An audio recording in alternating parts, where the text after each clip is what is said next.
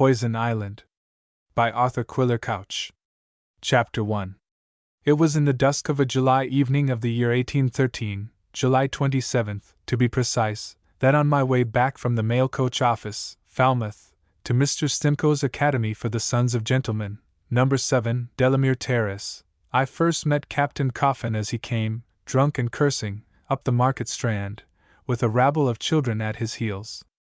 I have reason to remember the date and hour of this encounter, not only for its remarkable consequences, but because it befell on the very day and within an hour or two of my matriculation at Stimcoe's. That afternoon I had arrived at Falmouth by Royal Mail, in charge of Miss Plinlimmon, my father's housekeeper, and now but 10 minutes ago I had seen off that excellent lady and waved farewell to her, not without a sinking of the heart, on her return journey to Minden Cottage, which was my home. My name is Harry Brooks, and my age on this remembered evening was 14 and something over. My father, Major James Brooks, late of the 4th, King's Own, Regiment, had married twice, and at the time of his retirement from active service was for the second time a widower. Blindness, contracted by exposure and long marches over the snows of Galicia, had put an end to a career by no means undistinguished. In his last fight, at Corunna, he had not only earned a mention in dispatches from his Brigadier General, Lord William Bentinck, but by his alertness in handling his half-regiment at a critical moment, and refusing its right to an outflanking line of French, had been privileged to win almost the last word of praise uttered by his idolized commander. My father heard, and faced about, but his eyes were already failing him. They missed the friendly smile with which Sir John Moore turned, and cantered off along the brigade, to encourage the 50th and 42nd regiments, and to receive, a few minutes later, the fatal cannon shot. Every one has heard what miseries the returning transports endured in the bitter gale of January, 1809. The Londonderry, in which my father sailed, did indeed escape wreck, but at the cost of a week's beating about the mouth of the Channel. He was, by rights, an invalid, having taken a wound in the kneecap from a spent bullet, one of the last fired in the battle, but in the common peril he bore a hand with the best. For 3 days and 2 nights he never shifted his clothing, which the gale alternately soaked and froze. It was frozen stiff as a board when the Londonderry made the entrance of Plymouth Sound, and he was borne ashore in a rheumatic fever. From this, and from his wound, the doctors restored him at length, but meanwhile his eyesight had perished. His misfortunes did not end here. My stepsister Isabel, a beautiful girl of 17, the only child of his first marriage, had met him at Plymouth, nursed him to convalescence, and brought him home to Minden Cottage, to the garden which henceforward he tilled, but saw only through memory. Since then she had married a young officer in the 52nd Regiment, a Lieutenant Archibald Plinlimmon, but, her husband having to depart at once for the Peninsula, she had remained with her father and tended him as before, until death took her, as it had taken her mother, in childbirth. The babe did not survive her, and to complete the sad story, her husband fell a few weeks later before Badajoz, while assaulting the Picarina Gate with 50 axemen of the Light Division. Beneath these blows of fate my father did indeed bow his head, yet bravely.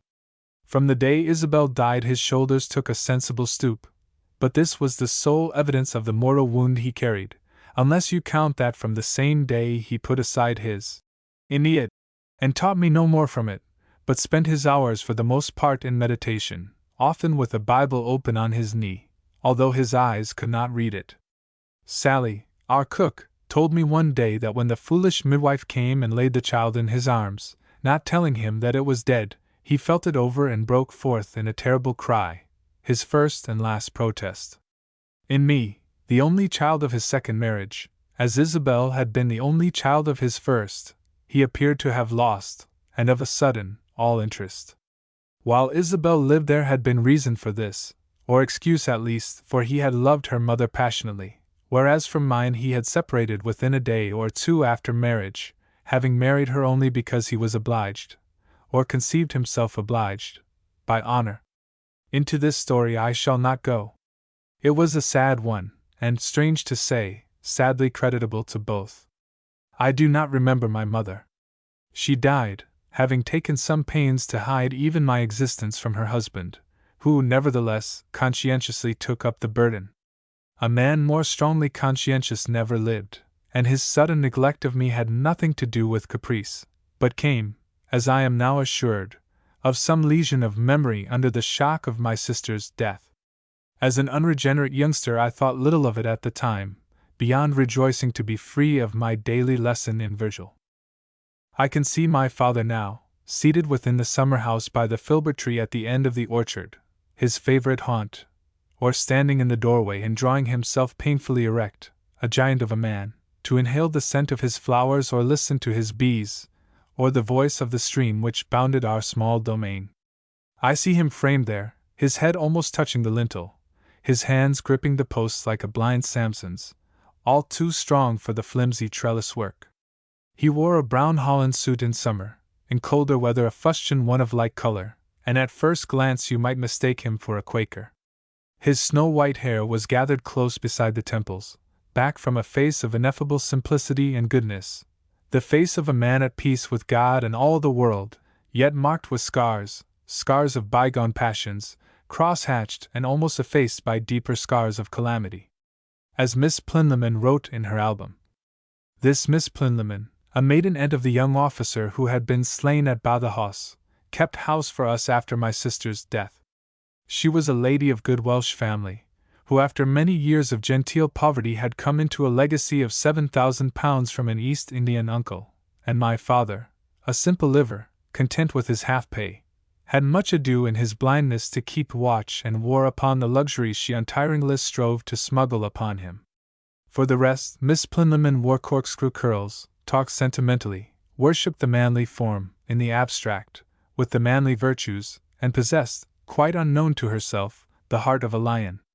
Upon this unsuspected courage, and upon the strength of her affection for me, she had drawn on the day when she stood up to my father, of whom, by the way, she was desperately afraid, and told him that his neglect of me was a sin and a shame and a scandal. And a good education, she wound up feebly, would render Harry so much more of a companion to you. My father rubbed his head vaguely. Yes, you are right. I have been neglecting the boy. But pray end as honestly as you began, and do not pretend to be consulting my future when you are really pleading for his. To begin with, I don't want a companion. Next, I should not immediately make a companion of Harry by sending him away to school. And lastly, you know as well as I, that long before he finished his schooling I should be in my grave. Well, then, consider what a classical education would do for Harry. I feel sure that had I, pardon the supposition, been born a man, and made conversant with the best thoughts of the ancients, Socrates, for example. What about him? My father demanded. So wise as I have always been given to understand, yet in his own age misunderstood, by his wife especially. And, to crown all, unless I err, drowned in a bud of hemlock. Dear madam, pardon me, but how many of these accidents to Socrates are you ascribing to his classical education? But it comes out in so many ways, Miss Plinlimmon persisted. And it does make such a difference. There's a je sais quoi. You can tell it even in the way they handle a knife and fork. That evening, after supper, Miss Plinlimmon declined her customary game of cards with me, on the pretense that she felt tired, and sat for a long while fumbling with a newspaper, which I recognized for a week-old copy of the Falmouth Packet. At length she rose abruptly, and crossing over to the table where I sat playing dominoes, right hand against left, thrust the paper before me, and pointed with a trembling finger. There, Harry! What would you say to that? I brushed my dominoes aside and read. The Reverend Philip Stimcoe, B.A., Oxon, of Copenhagen Academy 7. Delamere Terrace, begs to inform the nobility, clergy, and gentry of Falmouth and the neighborhood that he has vacancies for a limited number of pupils of good social standing. Education classical, on the lines of the best public schools, combined with home comforts under the personal supervision of Mrs. Stimcoe, niece of the late Hon. Sir Alexander O'Brien, R.N., Admiral of the White, and K.C.B. Backward and delicate boys a speciality. Separate beds. Commodious playground in a climate unrivaled for pulmonary ailments. Greenwich time kept. I did not criticize the advertisement. It sufficed me to read my release in it, and in the same instant I knew how lonely the last few months had been, and felt myself an ingrate. I that had longed unspeakably, if but half consciously, for the world beyond Minden Cottage, a world in which I could play the man, welcomed my liberty by laying my head on my arms and breaking into unmanly sobs. I will pass over a blissful week of preparation, including a journey by van to Torpoint and by ferry across to Plymouth, where Miss Plinlimmon bought me boots, shirts, collars, undergarments, a valise, a low-crowned beaver hat for Sunday wear, and for weekdays a cap shaped like a concertina, where I was measured for 2 suits after a pattern marked Boys Clarence, gentlemanly, and where I expended 2 and 6pence of my pocket money on a piratical jackknife and a book of patriotic songs. 2 articles indispensable, it seemed to me, to full-blooded manhood, and I will come to the day when the Royal Mail pulled up before Minden Cottage with a merry clash of bits and swingle bars, and, the scarlet-coated guard having received my box from Sally the cook, and hoisted it aboard in a jiffy, Miss Plinlimmon and I climbed up to a seat behind the coachman. My father stood at the door, and shook hands with me at parting. "Good luck, lad," said he. "And remember our motto, nil nisi rect. Good luck have thou with thine honor. And, by the way, here's half a sovereign for you. CLK. From the coachman, shortening up his enormous bunch of reins, tarare. From the guard's horn close behind my ear, and we were off. Oh, believe me, there never was such a ride. As we swept by the 2nd milestone, I stole a look at Miss Plinlimmon. She sat in an ecstasy, with closed eyes. She was, as she put it, indulging in mental composition. Chapter 2. Agreeable, too, as I found it to be whirled between the hedgerows behind 5 splendid horses, to catch the ostlers run out with the relays, to receive blue glimpses of the channel to southward, to dive across dingles and pass farm gates under which the cocks and hens flattened themselves in their haste to give us room, to gaze back over the luggage and along the road, and assure myself that the rival coach, the Self-Defense, was not overtaking us, yet Falmouth, when we reached it, was best of all. Falmouth, with its narrow streets and crowd of sailors, postmen, longshoremen, porters with wheelbarrows, and passengers hurrying to and from the packets, its smells of pitch and oakum and canvas, its shops full of seamen's outfits and instruments and marine curiosities, its upper windows where parrots screamed in cages, its alleys and quay doors giving peeps of the splendid harbor, thronged, to quote Miss Plinlimmon again, with varieties of gallant craft, between which the trained nautical eye may perchance distinguish, but mine doesn't. The residential part of Falmouth rises in neat terraces above the waterside, and of these Delamere Terrace was by no means the least respectable. The brass door-plate of No. 7, Copenhagen Academy for the Sons of Gentlemen, Principal, the Rev. Philip Stimcoe, B.A. Oxon, shone immaculate, and its window blinds did Mrs. Stimcoe credit, as Miss Plinlimmon remarked before ringing the bell. Mrs. Stimcoe herself opened the door to us, in a full lace cap and a maroon-colored gown of state. She was a gaunt, hard-eyed woman, tall as a grenadier, remarkable for a long upper lip decorated with 2 moles. She excused her condescension on the ground that the butler was out, taking the pupils for a walk, and conducted us to the parlor, where Mr. Stimcoe sat in an atmosphere which smelled faintly of sherry. Mr. Stimcoe rose and greeted us with a shaky hand. He was a thin, spectacled man, with a pendulous nose and cheeks disfigured by a purplish cutaneous disorder, which his wife, later on, attributed to his having slept between damp sheets while the honored guest of a nobleman, whose name I forget. He wore a seedy clerical suit. While shaking hands he observed that I was taller than he had expected, and this, absurdly enough, is all I remember of the interview, except that the room had 2 empty bookcases, one on either side of the chimney breast, that the fading of the wallpaper above the mantelpiece had left a patch recording where a clock had lately stood. I conjectured that it must be at Greenwich, undergoing repairs, that Mrs. Stimcoe produced a decanter of sherry, a wine which Miss Plinlimmon abominated, and poured her out a glassful, with the remark that it had been twice round the world, that Miss Plinlimmon supposed vaguely. The same happened to a lot of things in a seaport like Falmouth. and that somehow this led us on to Mr. Stimcoe's delicate health, and this again to the subject of damp sheets, and this finally to Mrs. Stimcoe's suggesting that Miss Plinlimmon might perhaps like to have a look at my bedroom. The bedroom assigned to me opened out of Mrs. Stimcoe's own. It would give him a sense of protection. A child feels the first few nights away from home. Though small, it was neat, and for a boy's wants, amply furnished. Nay, it contained at least one article of supererogation, in the shape of a razor case on the dressing table. Mrs. Stimcoe swept this into her pocket with a turn of the hand, and explained frankly that her husband, like most scholars, was absent-minded. Here she passed 2 fingers slowly across her forehead.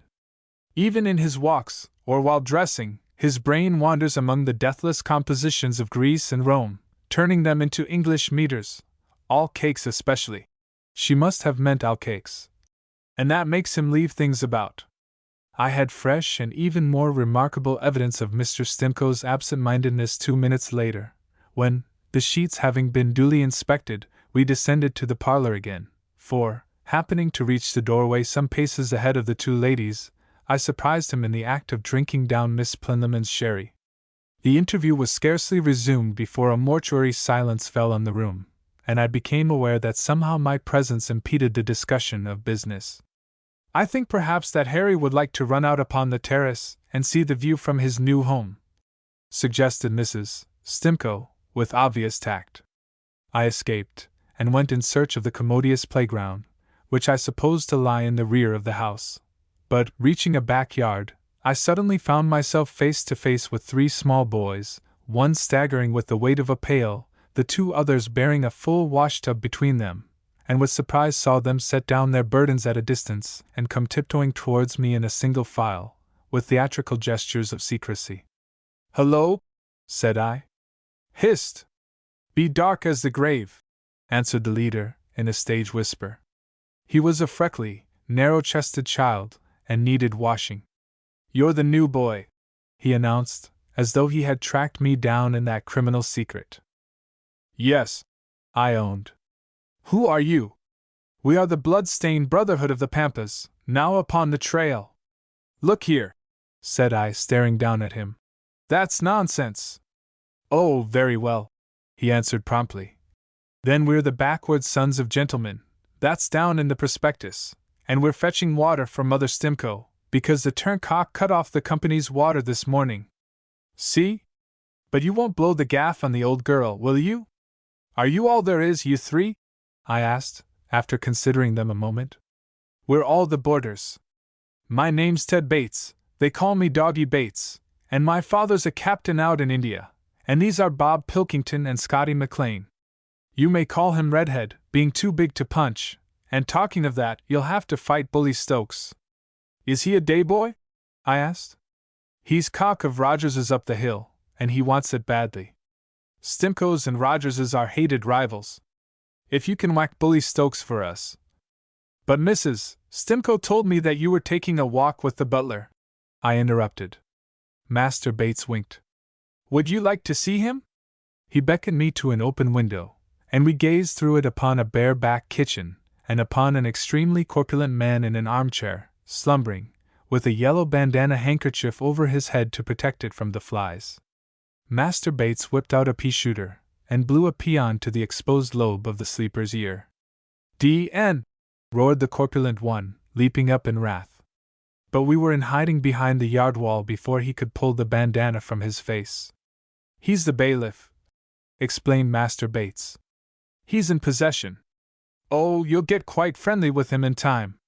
Down in the town they call him Mother Stimcoe's lodger, he comes so often.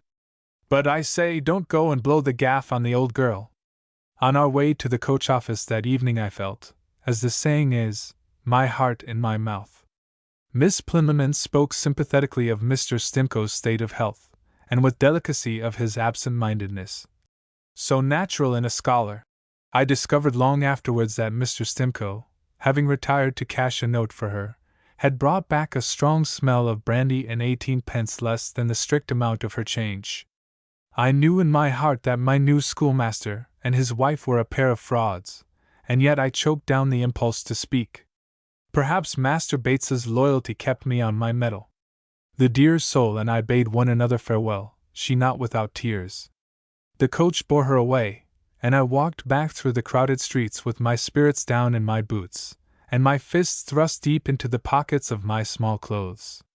In this dejected mood I reached the Market Strand just as Captain Coffin came up it from the Plume of Feathers public house, cursing and striking out with his stick at a mob of small boys. Chapter 3. He emerged upon the street which crosses the head of Market Strand, and dropping his arms, stood for a moment as if in doubt of his bearings. He was flagrantly drunk, but not aggressively. He reminded me of a purblind owl that, blundering into daylight, is set upon and mobbed by a crowd of small birds. The longshoremen and loafers grinned and winked at one another, but forbore to interfere. Plainly the spectacle was a familiar one. The man was not altogether repulsive, pitiable, rather, a small, lean fellow, with a gray-white face drawn into wrinkles about the jaw, and eyes that wandered timidly. He wore a suit of good sea-cloth, soiled, indeed, but neither ragged nor threadbare, and a blue and yellow spotted neckerchief, the bow of which had worked around towards his right ear. His hat, perched acock over his left eye, had made acquaintance with the tavern sawdust. Next to his drunkenness, perhaps, the most remarkable thing about him was his stick, of ebony, very curiously carved in rings from knob to ferrule, where it ended in an iron spike, an ugly weapon, of which his tormentors stood in dread, and small blame to them. While he stood hesitating, they swarmed close and began to bay him afresh. "Captain Coffin! Captain Coffin! Who killed the Portuguese? Who hid the treasure and got so drunk he couldn't find it? Where's your ship, Captain Danny?" These were some of the taunts flung, and as the urchins danced about him, yelling them, the passion blazed up again in his red-rimmed eyes. Amongst the crowd capered Ted Bates. "Hullo, Brooks!" he shouted, and catching at another boy's elbow, pointed towards me. Beyond noting that the other boy had a bullet-shaped head with ears that stood out from it at something like right angles, I had time to take very little stock of him, for just then, as Captain Coffin turned about to smite, a stone came flying and struck him smartly on the funny bone. His hand opened with the pain of it, but the stick hung by a loop to his wrist, and gripping it again, he charged among his tormentors, lashing out to right and left. So savagely he charged that I looked for nothing short of murder, and just then, while I stood at gaze, a boy stepped up to me, the same that Ted Bates had plucked by the arm. "Look here," said he, frowning, with his legs a-straddle. "Doggy Bates tells me that you told him you could whack me with one hand behind you." I replied that I had told Doggy Bates nothing of the sort. "That's all right," said he. "Then you take it back?" He had the air of one sure of his logic, but his under lip, not to mention his ears, protruded in a way that struck me as offensive, and I replied, "That depends. My name's Stokes," said he, still in the same reasonable tone. "And you'll have to take coward's blow." "Oh, indeed," said I. "It's the rule," said he, and gave it me with a light, backhanded smack across the bridge of the nose, whereupon I hit him on the point of the chin, and unconsciously imitating Captain Coffin's method of charging a crowd, lowered my head and butted him violently in the stomach. I make no doubt that my brain was tired and giddy with the day's experiences, but to this moment I cannot understand why we two suddenly found ourselves the focus of interest in a crowd which had wasted none on Captain Coffin. But so it was. In less time than it takes to write, a ring surrounded us, a ring of men staring and offering bets. The lamp at the street corner shone on their faces, and close under the light of it Master Stokes and I were hammering one another. We were fighting by rule, too. Someone, I cannot say who, had taken up the affair, and was imposing the right ceremonial upon us. It may have been the cheerful, blue-jerseyed Irishman, to whose knee I returned at the end of each round to be freshened up around the face and neck with a dripping boat sponge. He had an extraordinarily wide mouth, and it kept speaking encouragement and good advice to me. I feel sure he was a good fellow, but have never set eyes on him from that hour to this. Bully Stokes and I must have fought a good many rounds, for towards the end we were both panting hard, and our hands hung on every blow. But I remember yet more vividly the strangeness of it all, and the uncanny sensation that the fight itself, the street lamp, the crowd, and the dim houses around were unreal as a dream, that, and the unnatural hardness of my opponent's face, which seemed the one unmalleable part of him. A dreadful thought possessed me that if he could only contrive to hit me with his face, all would be over. My own was badly pounded, for we fought, or, at any rate, I fought, without the smallest science. It was blow for blow, plain give and take, from the start. But what distressed me was the extreme tenderness of my knuckles, and what chiefly irritated me was the behavior of Doggy Bates, dancing about and screaming, "Go it, Stimcoes! Stimcoes forever!" 5 times the onlookers flung him out by the scruff of his neck, and 5 times he worked himself back and screamed it between their legs. In the end, this enthusiasm proved the undoing of all his delight. Towards the end of an intolerably long round, finding that my arms began to hang like lead, I had rushed in and closed, and the 2 of us went to ground together. Then I lay panting, and my opponent under me, the pair of us too weary for the moment to strike a blow, and then, as breath came back, I was aware of a sudden hush in the din. A hand took me by the shirt collar, dragged me to my feet, and swung me round, and I stared, blinking, into the face of Mr. Stimcoe. "Dish grashful," said Mr. Stimcoe. He was accompanied by a constable, to whom he appealed for confirmation, pointing to my face. "Left immy charge only this evening, perf'ly dish grashful." "Boys will be boys, sir," said the constable. "And good fellow." Mr. Stimcoe comprehended the crowd with an unsteady wave of his hand. "That don't pply case of men. Any 2 puri temptrish anash, this juvenile. Then my advice is, sir, take the boy home and give him a wash." "He can't," came a taunting voice from the crowd. "'Cause why? The company v cut off his water." Mr. Stimcoe gazed around in sorrow rather than in anger. He cleared his throat for a public speech, but was forestalled by the constables dispersing the throng with a "Clear along now, like good fellows." The wide-mouthed man helped me into my jacket, shook hands with me, and said I had no science, but the devil's own pluck and lights. Then he, too, faded away into the night, and I found myself alongside of Doggy Bates, marching up the street after Mr. Stimcoe, who declaimed, as he went, upon the vulgarity of street fighting. By and by it became apparent that in the soothing flow of his eloquence he had forgotten us, and Doggy Bates, who understood his preceptor's habits to a hair, checked me with a knowing squeeze of the arm, and began, of set purpose, to lag in his steps. Mr. Stimcoe strode on, still audibly denouncing and exhorting. "It was all my fault." Master Bates pulled up and studied my mauled face by the light of a street lamp. "The beggar heard me shouting his own name, silly fool that I was." I begged him not to be distressed on my account. "What's the use of half a fight?" he groaned again. "My word, though, won't Stimcoe catch it from the missus? She sent him out to get change for your aunt's notes, fees payable in advance. I know the game, to pay off the bailey, and he's been soaking in a public house ever since. Hullo!" We turned together at the sound of footsteps approaching after us up the street. They broke into a run, then appeared to falter, and peering into the dark interval between us and the next lamp, I discerned Captain Coffin. He had come to a halt, and stood there mysteriously beckoning. "You, I want you," he called huskily. "Not the other boy. You." I obeyed, having a reputation to keep up in the eyes of Doggy Bates. But my courage was oozing as I walked towards the old man, and I came to a sudden stop about 5 yards from him. "Closer," he beckoned. "Good boy, don't be afraid. What's your name, good boy?" "Harry Brooks, sir." "Call me sir, do you?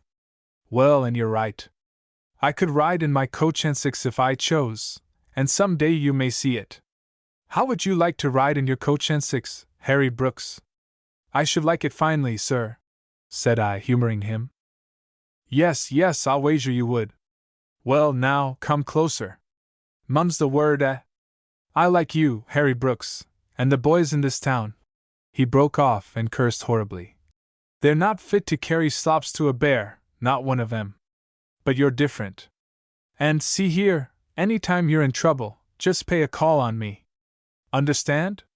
Mind you, I make no promises."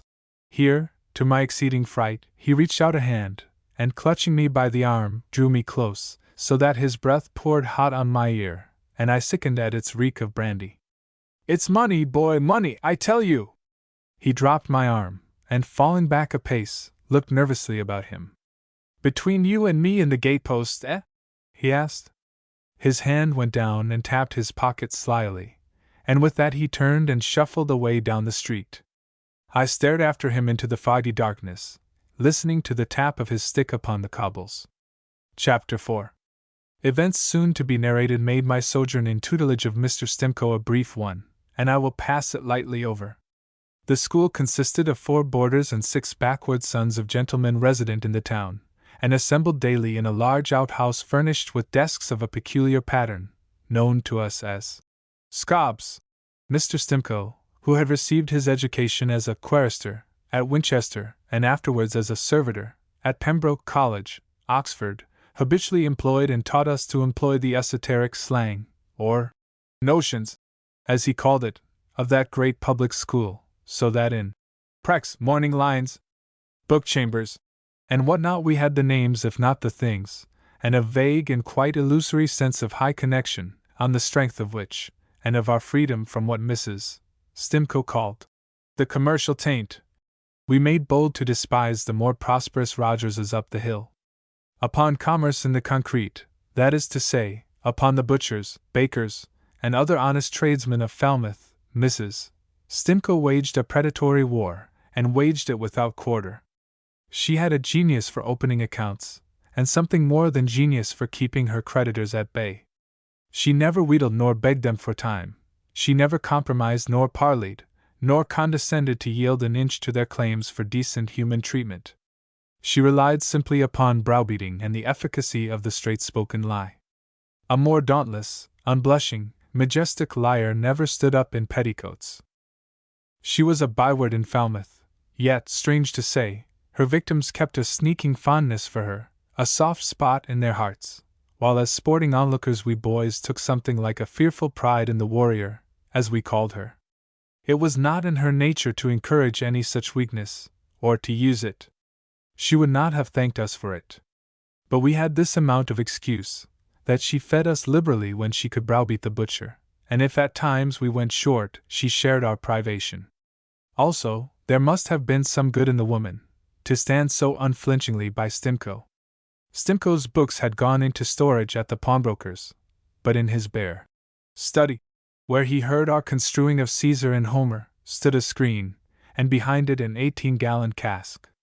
A green baize tablecloth covered the cask from sight, and partially muffled the sound of its running tap when Stimcoe withdrew behind the screen, to consult, as he put it, his lexicon. His one assistant, who figured in the prospectus as teacher of English, the mathematics, and navigation, was a retired packet captain, Branscombe by name, but known among us as Captain Gamey, by reason of an injured leg. He had taken the hurt, a splintered hip bone, while fighting his ship against a French privateer off Guadeloupe, and it had retired him from the service of my lords the Postmaster General upon a very small pension, and with the sword of honour subscribed for by the merchants of the city of London, whose mails he had gallantly saved. These resources being barely sufficient to maintain him, still less to permit his helping a widowed sister whom he had partly maintained during his days of service, he eked them out by schoolmastering, and a dreadful trade he must have found it. In person he was slight and wiry, of a clear, ruddy complexion, with grey hair, and a grave simplicity of manner. He wore a tightly buttoned, blue uniform coat, threadbare and frayed, but scrupulously brushed, noticeably clean linen, and white duck trousers in all weathers. He walked with the support of a Malacca cane, dragging his wounded leg after him, and had a trick of talking to himself as he went. I need scarcely say that we mimicked him, but in school he kept far better discipline than Stimcoe, for, with all his oddity, we knew him to be a brave man. Such mathematics as we needed he taught capably enough and very patiently. The navigation, so far as we were concerned, was a mere flourish of the prospectus, and his qualifications as a teacher of English began and ended with an enthusiasm for Dr. Johnson's Rasselas. Such was Captain Branscombe, and such as he was, he kept the school running on days when Stimco was merely drunk and incapable. He ever treated Mrs. Stimco with the finest courtesy, and alone among her creditors, was rewarded with that lady's respect. I knew, to be sure, we all knew, that she must be in arrears with Captain Branscome's pay, but we were unprepared for the morning when, on the stroke of the church clock, our Greenwich time, he walked up to the door, resolutely handed Mrs. Stimco a letter, and as resolutely walked away again. Stimco had been maudlin drunk for a week and could not appear. His wife heroically stepped into the breach, and gave us, as a geography lesson, some account of her uncle the Admiral and his career. Distinguished, but wandering, as she summarized it. I remember little of this lesson save that it dispensed, wisely, no doubt, with the use of the terrestrial globe, that it included a description of the Admiral's country seat in Roscommon, and an account of a ball given by him to celebrate Mrs. Stimcoe's arrival at a marriageable age, with a list of the notabilities assembled, and that it ended in her rapping Doggy Bates over the head with a ruler, for biting his nails. From that moment anarchy reigned. It reigned for a week. I have wondered since how our 6-day boys managed to refrain from carrying home a tale which must have brought their parents down upon us en masse. Great is schoolboy honor, great, and more than a trifle quaint.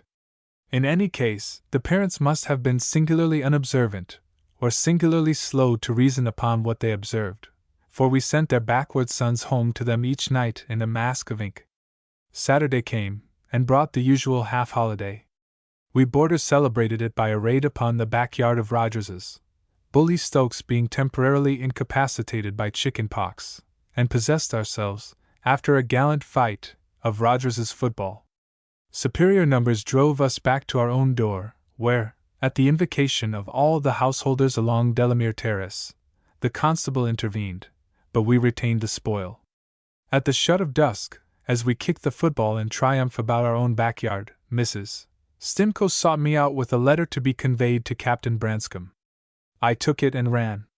The lamplighter, going his rounds, met me at the corner of Killigrew Street, and directed me to the alley in which the captain's lodgings lay. The alley was dark, but a little within the entrance my eyes caught the glimmer of a highly polished brass door-knocker, and upon this I rapped at a venture. Captain Branscome opened to me. The house had no passage. Its front door opened directly upon a whitewashed room, with a round table in the center, covered with charts. On the table, too, stood a lamp, the light of which dazzled me for a moment. On the walls hung the captain's sword of honor, above the mantelpiece, a couple of bookshelves, well stored, and a panel with a ship upon it, a brig in full sail, carved in high relief and painted. My eyes, however, were not for these, but for a man who sat at the table, poring over the charts, and lifted his head nervously to blink at me. It was Captain Coffin. While I stared at him, Captain Branscome took the letter from me. It contained some pieces of silver, as I knew from its weight and the feel of it, 5 shillings, as I judged, or perhaps 7 and 6pence.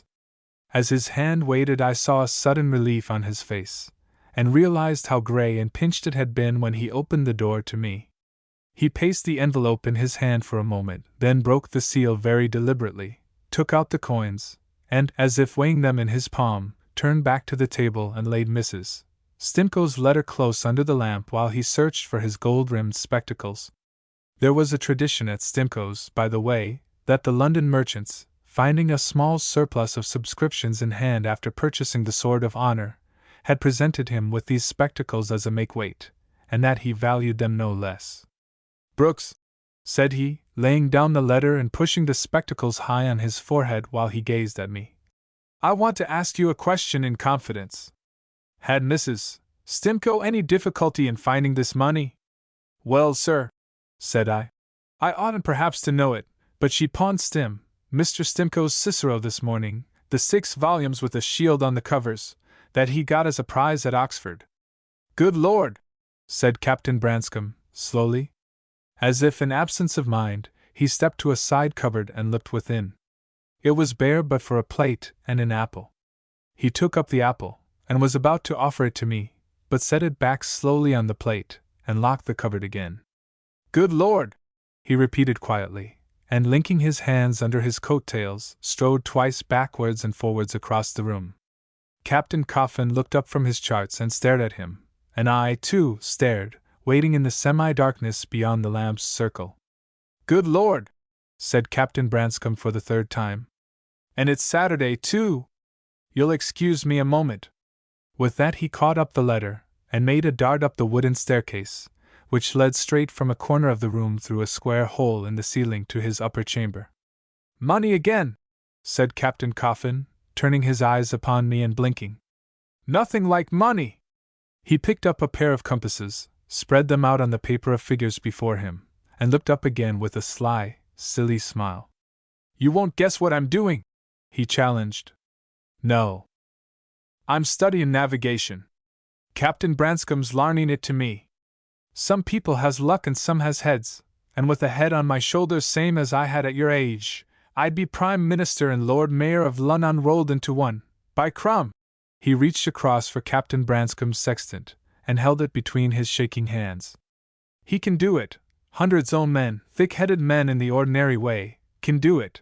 Take a vessel out o' Falmouth here, as you might say, and hold her cross the Atlantic, as you might put it, whip her along for 30 days, we'll say, and then, tomorrow, if the wind holds, and about 6 in the mornin', they'll say, there'll be an island with a 2-3 palm trees on a hill and a spit o' sand bearing nor by west.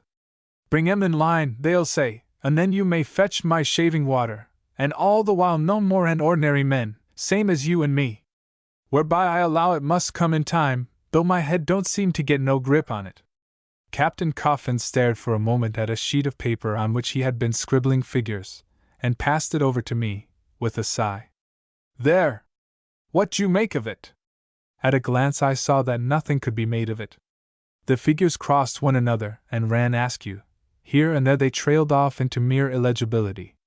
In the left-hand bottom corner I saw a 3 set under a 10, and beneath it the result, 17, underlined, which, as a sum, left much to be desired, whether you took it in addition, subtraction, multiplication, or division. "And yet," he went on plaintively, "there's hundreds can do it, even ordinary men." He reached out a hand and gripped me by the elbow, and again his brandy-laden breath sickened me as he drew me close. "I s'pose, now, you was to do this for me? You could, you know. And there's money in it, lashin's o' money." He winked at me, glanced around the room, and with an indescribable air of slyness dived a hand into his breast pocket. "It's here," he nodded, drawing out a small parcel wrapped about in what at first glance appeared to me an oilskin bag, tied about the neck with a tarry string. "Here. And enough to set you and me up for life." His fingers fumbled with the string for 2 or 3 seconds, but presently faltered. "You come to me tomorrow," he went on, with another mysterious wink, "and I'll show you something. Up the hill, past Market Strand, till you come to a signboard, G. Goodfellow. Funerals furnished, first turning to the right down the court, and knock 3 times. Here he whipped the parcel back into his pocket, picked up his compasses, and made transparent pretense to be occupied in measuring distances as Captain Branscome came down the stairs from the garret. Captain Branscome gave no sign of observing his confusion, but signaled to me to step outside with him into the alley, where he pressed an envelope into my hand. By the weight of it, I knew on the instant that he was returning Mrs. Stimcoe's money. "And tell her," said he, "that I will come on Monday morning at 9 o'clock as usual." "Yes, sir." I turned to go. I could not see his face in the gloom of the alley, but I had caught one glimpse of it by the lamplight within, and knew what had detained him upstairs. Honest man, he was starving, and had been praying up there to be delivered from temptation. "Brooks," said he as I turned, "they tell me your father was once a major in the army. Is he, by chance, the same Major Brooks, Major James Brooks, of the King's Own, I had the honor to bring home in the Londonderry, after Corunna? That must have been my father, sir. A good man and a brave one. I am glad to hear he is recovered." I told him in a word or two of my father's health and of his blindness. "And he lives not far from here?" I remembered afterwards that his voice shook upon the question. I described Minden Cottage and its position on the road towards Plymouth. He cut me short hurriedly, and remarked, with a nervous laugh, that he must be getting back to his pupil. Whereat I too laughed. "Do you think it wrong of me, boy?" he asked abruptly. "Wrong, sir? He insists upon coming, and he pays me. He will never learn anything. By the way, Brooks, I have been inhospitable. An apple, for instance?" I declared untruthfully that I never ate apples, and perhaps the lie was pardonable, since by it I escaped eating Captain Branscome's Sunday dinner. Chapter 5. A barber's pole protruded beside the oak leading to Captain Coffin's lodgings. It was painted in spirals of scarlet and blue, and at the end of it a cage containing a gray parrot dangled over the footway. "Drunk again!" screamed the parrot, as I hesitated before the entrance, for the directing marks just here were so numerous as to be perplexing. To the right of the alley the barber had affixed his signboard, close above the base of his pole. To the left, a flanking slop shop dangled a row of cast-off suits, while immediately overhead was nailed a board painted over with ornate flourishes and the legend, "Drunk again!" repeated the parrot. "Kiss me, kiss me, kiss me, kiss me! Oh, you nasty image! Kiss me, kiss me! Who killed the Portuguese? He don't mean you," explained the barber, reassuringly, emerging at that moment from his shop with a pannikin of water for the parrot's cage, which he lowered very deftly by means of a halyard reeved through a block at the end of the pole. "He means old Coffin. Nice bird, hey?" He slipped a hand through the cage door, and caressed him, scratching his head. "If you please, sir," said I, "it's Captain Coffin I'm looking for." "Drunk again!"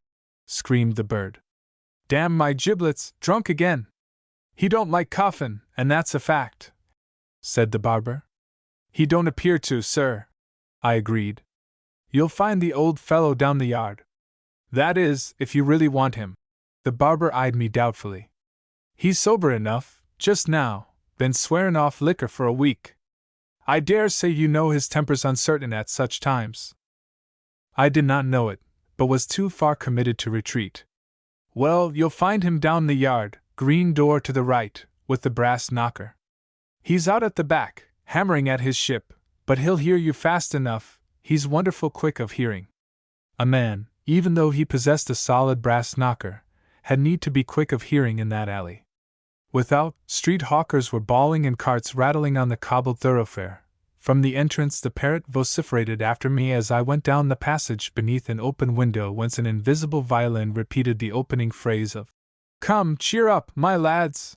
plaintively and persistently, while from the far end, somewhere between it and the harbor side, an irregular hammering punctuated the music. I knocked, and the hammering ceased. The rest of the din ceased not, nor abated. In about a minute the green door opened, a cautious inch or two at first, then wide enough to reveal Captain Coffin.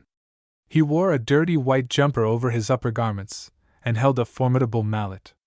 I observed that either his face was unnaturally white or the rims of his eyes were unnaturally red, and that sawdust besprinkled his hair and collar. I recalled the tavern sawdust which had bepowdered his hat on the night of our first meeting, and jumped to a wrong conclusion. "Eh? It's Brooks, the boy Brooks. Glad to see you, Brooks. Come inside." "Thank you, sir," said I, feeling a strong impulse to bolt as he shook me by the hand, so hot was his and so dry, and so feverishly it gripped me. "You're sure no one tracked ye here?" he asked, as he closed the door behind us. "There was a barber, sir, at the head of the passage. I stopped to ask him the way. He's all right, or would be but for that cursed bird of his." "How a man can keep such a bird," Captain Coffin broke off. "I had a 2-3 nails in my mouth when you knocked. Nearly made me swallow 'em, you did. They was copper nails, too." I suppose I must have stared at this, for he paused and peered at me, drawing me over to the window, through which, so thickly grimed it was, a very little light dribbled from the courtyard into the room. Yet the room itself was clean, almost spick and span, with a seaman-like tidiness in all its arrangements, a small room, crowded with foreign odds and ends, among which I remember a walking stick even more singular than the one Captain Coffin carried on his walks abroad. It was white in color, with lines of small gray indentations, and he afterwards told me it was a shark's backbone, a corner cupboard, too. painted over with green and yellow tulips. Copper nails, I tell you. Nothing but the best'll do for your friend Coffin. He leaned back, still eyeing me, and tapped me twice on the chest. You heard me say that? Your friend was my words. Thank you, sir. But you made me jump, you did, me being that way given when off the liquor. He hesitated a moment, with a glance over his shoulder at the tulip-painted cupboard.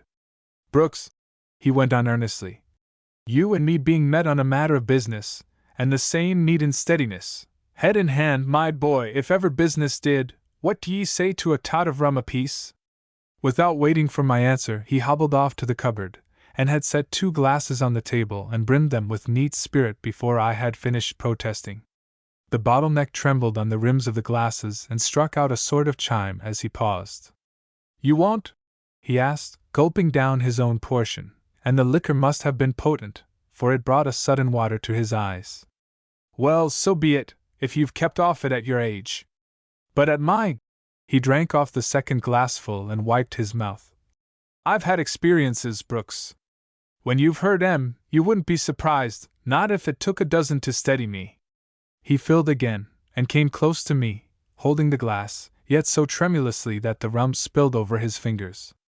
Ingots, lad, golden ingots! Bars and wedges of solid gold. Gems, too, and cathedral plate, with crucifixions and priests' vestments stiff with pearls and rubies as if they was frozen. I've seen 'em lying tossed in a heap like mullet in a ground net.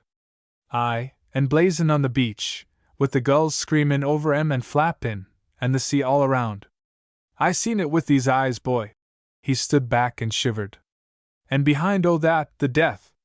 But it comes equal to all the death. Not if a man had learned every trick the devil can teach could he lay his course clear o' that. Could he, now?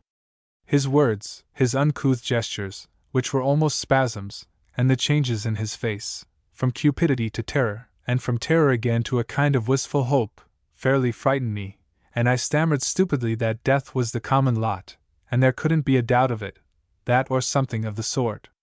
But what I said does not matter. He was not listening, and before I had done he drained and set down the glass and gripped my arm again. I seen all that, aye, and felt it. He drew away and stretched out both hands, crooking his fingers like talons. Aye, and I seen him. Him? I echoed. But you were talking of death, sir. You may call him that. There's men lying around in the sand, did ever you hear, boy, of a poison that kills a man and keeps him fresh as paint? No, sir. He nodded. No, I reckon you never did. Fresh as paint it keeps 'em, and white as a figurehead. The first heap as ever I dug, believin' it to be the treasure, my reckoning was out by a foot or 2, I came on one o' them. 3 foot beneath the sand I came on him, and the gulls chevoing all the while over my head. They knew. And the sea and the dreadful loneliness around us all the while. There was 3 of us, Brooks, I mention no names, you understand, 3 of us and him.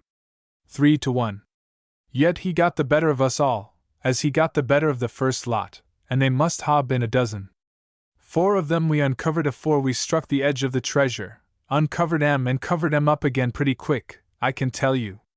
Fresh as paint they were, in a manner o' speaking, just as though they'd died yesterday, whereas by Bill's account they must ha' lain there for more'n a year. And the faces on 'em white and shirneen. Here Captain Coffin shivered, and glancing about him, poured out another go of rum. You wouldn't blame me for wanting it, Brooks, not if you'd seen 'em. That was on the Keys, as they're called, 1/2 dozen banks to north'ard of the island, and maybe from 1/2 mile to 3/4 off the shore, which shoals thereabout, sand, all the lot of 'em, and nothin' but sand and seabirds, and what I told you. But the bulk lies in the island itself, in 2 caches, and where the bigger cache lies he don't know, and nobody knows but only Dan Coffin. Captain Coffin winked, touched his breast, and wagged his forefinger at me impressively. That makes twice, he went on. Twice that devil has got the better of everyone. But the 3rd time's lucky, they say. He may be dead afore this. He'll be getting an oldish man, anyway, and life on that cursed island can't be good for his health. We won't go in a crowd this time, either, not a dozen, nor yet 4 of us, but only you and me, Brooks. It's the safer way, the only safe way, and there'll be the fatter Sharons. Now you know, hey, why Branscome's given me lessons in navigation. He chuckled, and was moving off mysteriously to a back doorway behind the dresser, but halted and came back to the table beside which I stood, making no motion to follow him. Looky here, Brooks, said B. If there's anything you don't get the hang of, anything that takes ye aback, so to speak, in what I'm tellin' you, you just hitch on and trust to old Dan Coffin, to old Dan, as'll do for you more than ever your godfathers and godmothers did at your baptism. You'll pick up a full breeze as you go on. Man, the treasure's there. Man, I've handled it, or enough of it to keep you in a coach and six, with nothing to do but loll on cushions for the rest o' your days and pick your teeth at the crowd. And look ye here. He waved a hand around the room. I'm old Danny Coffin, ain't I? Per old drunken Danny Coffin, eh? Yet cast an eye about ye. Nice fittin's, ben't they? Hitch down my coat off the peg there, feel the cloth of it, take it between finger and thumb. I don't live upon air, nor keep house and fixtures upon nothin' at all. There, if you want more proof. He dived a hand into his trouser pocket, and held out a golden coin under my nose. There! That very dollar came from the island, and I'm offerin' you the fellows to it by the thousand. Why? Says you. Because, says I, you're a good lad, and I've took a fancy to see you in Parliament. That's why. And it's no return I'm askin' you, but just to believe. He made for the back door again, and opened it, letting in the sunlight. But the sunlight fell in two slanting rays, one on either side of a dark object which all but filled the entrance, blocking out my view of the back court beyond. It was the stern of a tall boat. The boat, in fact, filled the small back court, leaving an alleyway scarcely more than 2 feet wide along either party wall. She rested on the stocks, about 3 parts finished, in shape very like a whaleboat, and in measurement, so Captain Coffin informed me, with a proprietary wave of the hand, some 26 feet over all, with a beam of 9 feet 6 inches amidships.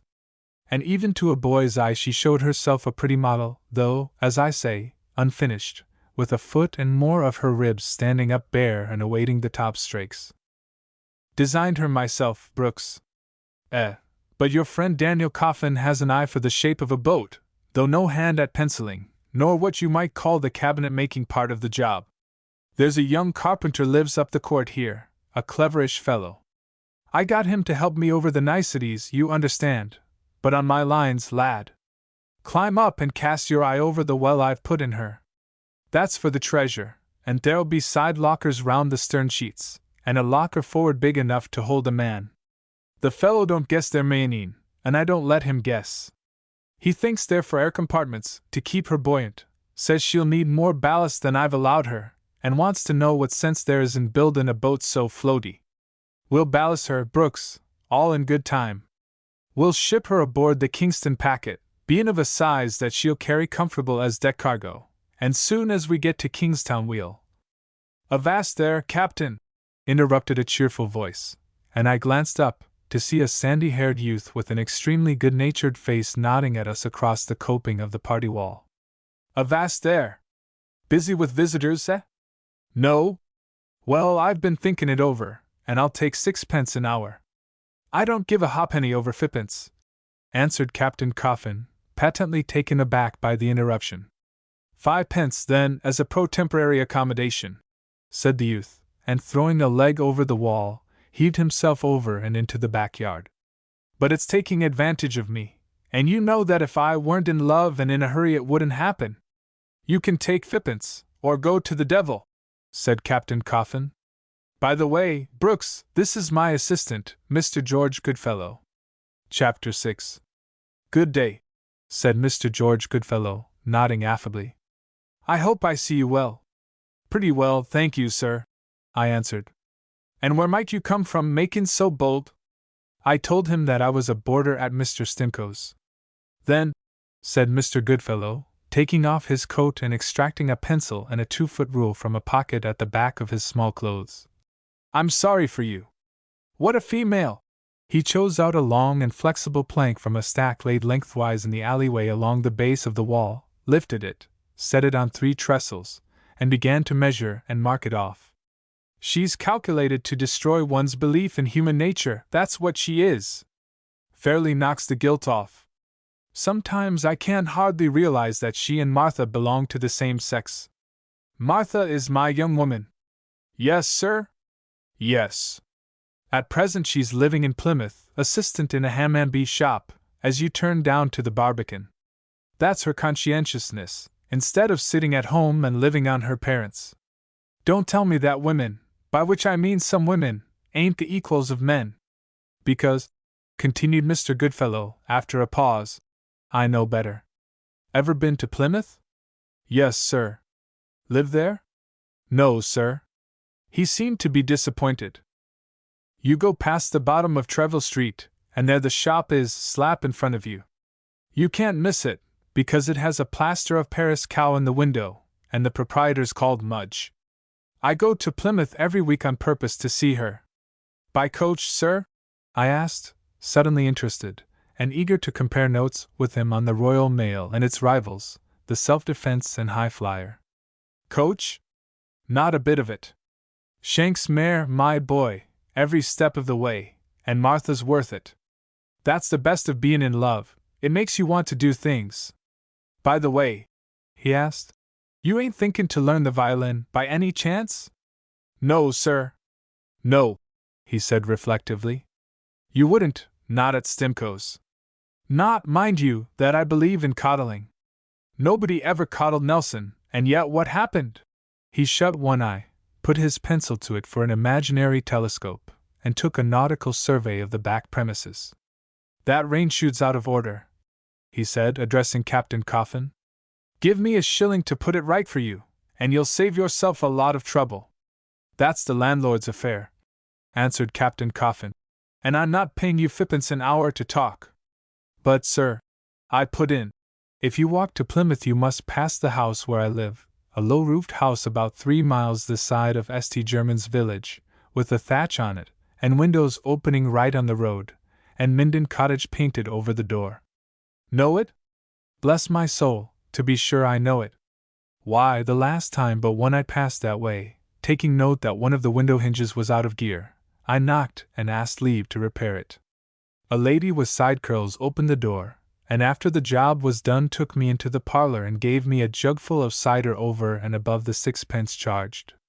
I believe she'd have made it a shillin', too, only when I told her she lived in a very pretty house, and asked if she owned it or rented it, she turned very stiff in her manner.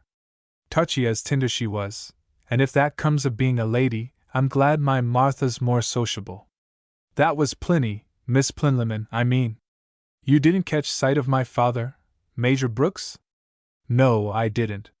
But I stopped to pass the time o' day with the landlord of the 7 Stars Inn, a mile along the road, and there I heard about him. So you're Major Brooks's son? Well, then, by all accounts you've got a thundering good father. Old English gentleman, straight as a ramrod, pays his way, fears God and honors the king, such was the landlord's words, and he told me the cottage, as you call it, was rented at £25 a year, with a walled garden and a paddock thrown in, which I called dirt cheap. I don't see that it's any business of yours what my father pays for his house, said I, my flush of pleasure changing to one of annoyance. I glanced round for Captain Coffin's support, but he had walked indoors, no doubt in despair of Mr. Goodfellow's loquacity. No? queried Mr. Goodfellow. No, I dare say not, but you just wait till you fall in love. It's a most curious feelin'. First of all it makes you want to pull off your coat and turn a hand to anything, from breaking stones to playing the fiddle, it don't matter what, so long as you sweat and feel your earning money. Why, just take a look at my business card. He stepped to his coat, pulled one from his pocket, and glanced over it proudly. George Goodfellow, carpenter and decorator, cabinet making in all its branches, repairs neatly executed, funerals and shipping supplied, practical valuer, and for probate, fire office claims prepared and adjusted, good berths booked on all the packets, and guaranteed by personal inspection, boats built and designed. Instruction in the violin, old instruments cleaned and repaired, or taken in exchange, rowboat for hire. There, put it in your pocket and take it away with you. I've plenty more in my desk. That's what it feels like, bein' in love," continued Mr. Goodfellow. "And next thing, it makes you take a tremendous interest in houses and furniture and the price o' things, right down to butter, as you might say. I never see a house, now, leastways a house that takes my fancy, but I want to be measuring it and planning out the furniture, and the rent, and where to stow the firewood, and sitting down cozy in it along with Martha, in the mind's eyes, as you may say, one on each side o' the fire, and making two ends meet. I pity any man that ends a bachelor." He glanced towards the house. "By the way, how do you get along with Coffin? He seems very kind. 'Tis his way with boys as a rule." Mr. Goodfellow tapped his forehand with the end of his 2-foot rule. "Upper story," he announced. "You think so?" "Sure of it. Cracked as a bell." "Not," said Mr. Goodfellow, picking up a saw and making ready to cut the plank lengthwise to his measurements. "Not that there's any harm in the man, until he gets foul of the drink. The tale is he gets his money out o' government, a sort of pension. Was mixed up in the Spithead Mutiny, by one account, and turned informer. But there's another tale he earned it by some hanky-panky over in Lisbon, when the royal family there packed up traps from the Brazils, and that's the story I favor, for, between you and me, I've seen Portugal money in his possession." So, indeed, had I. But Captain Coffin himself cut short the talk at this point by appearing and announcing from the back doorstep that he had a treat for me if I would come inside. The treat consisted in a dish of tea, a luxury in those times, rarely afforded even at Minden Cottage, and a pot of guava jelly, with Cornish cream and a loaf of white wheaten bread. Such bread, I need scarcely say, with wheat at 140 shillings a quarter, or thereabouts, never graced the table of Copenhagen Academy. But the dulcet, peculiar taste of guava jelly is what I associate in memory with that delectable meal, and to this day I cannot taste the flavor of guava, but I find myself back in Captain Coffin's sitting room, cutting a third slice from the wheaten loaf, with the corals and shells of mother of pearl winking at me from among the china on the dresser, and Captain Coffin seated opposite, with the silver rings in his ears, and his eyes very white in the dusk and distinct within their inflamed rims. "Nothing like tea," he was saying. "Nothing like tea to pull a man round from the drink and cock him back like a trigger." His right hand was at his breast as he spoke. It came out swiftly, as upon a sudden impulse. His left hand closed upon it, and partly covered it for a moment. Then the two hands spread apart, and disclosed an oilskin case. "Brooks," he whispered hoarsely. "Brooks, look at this."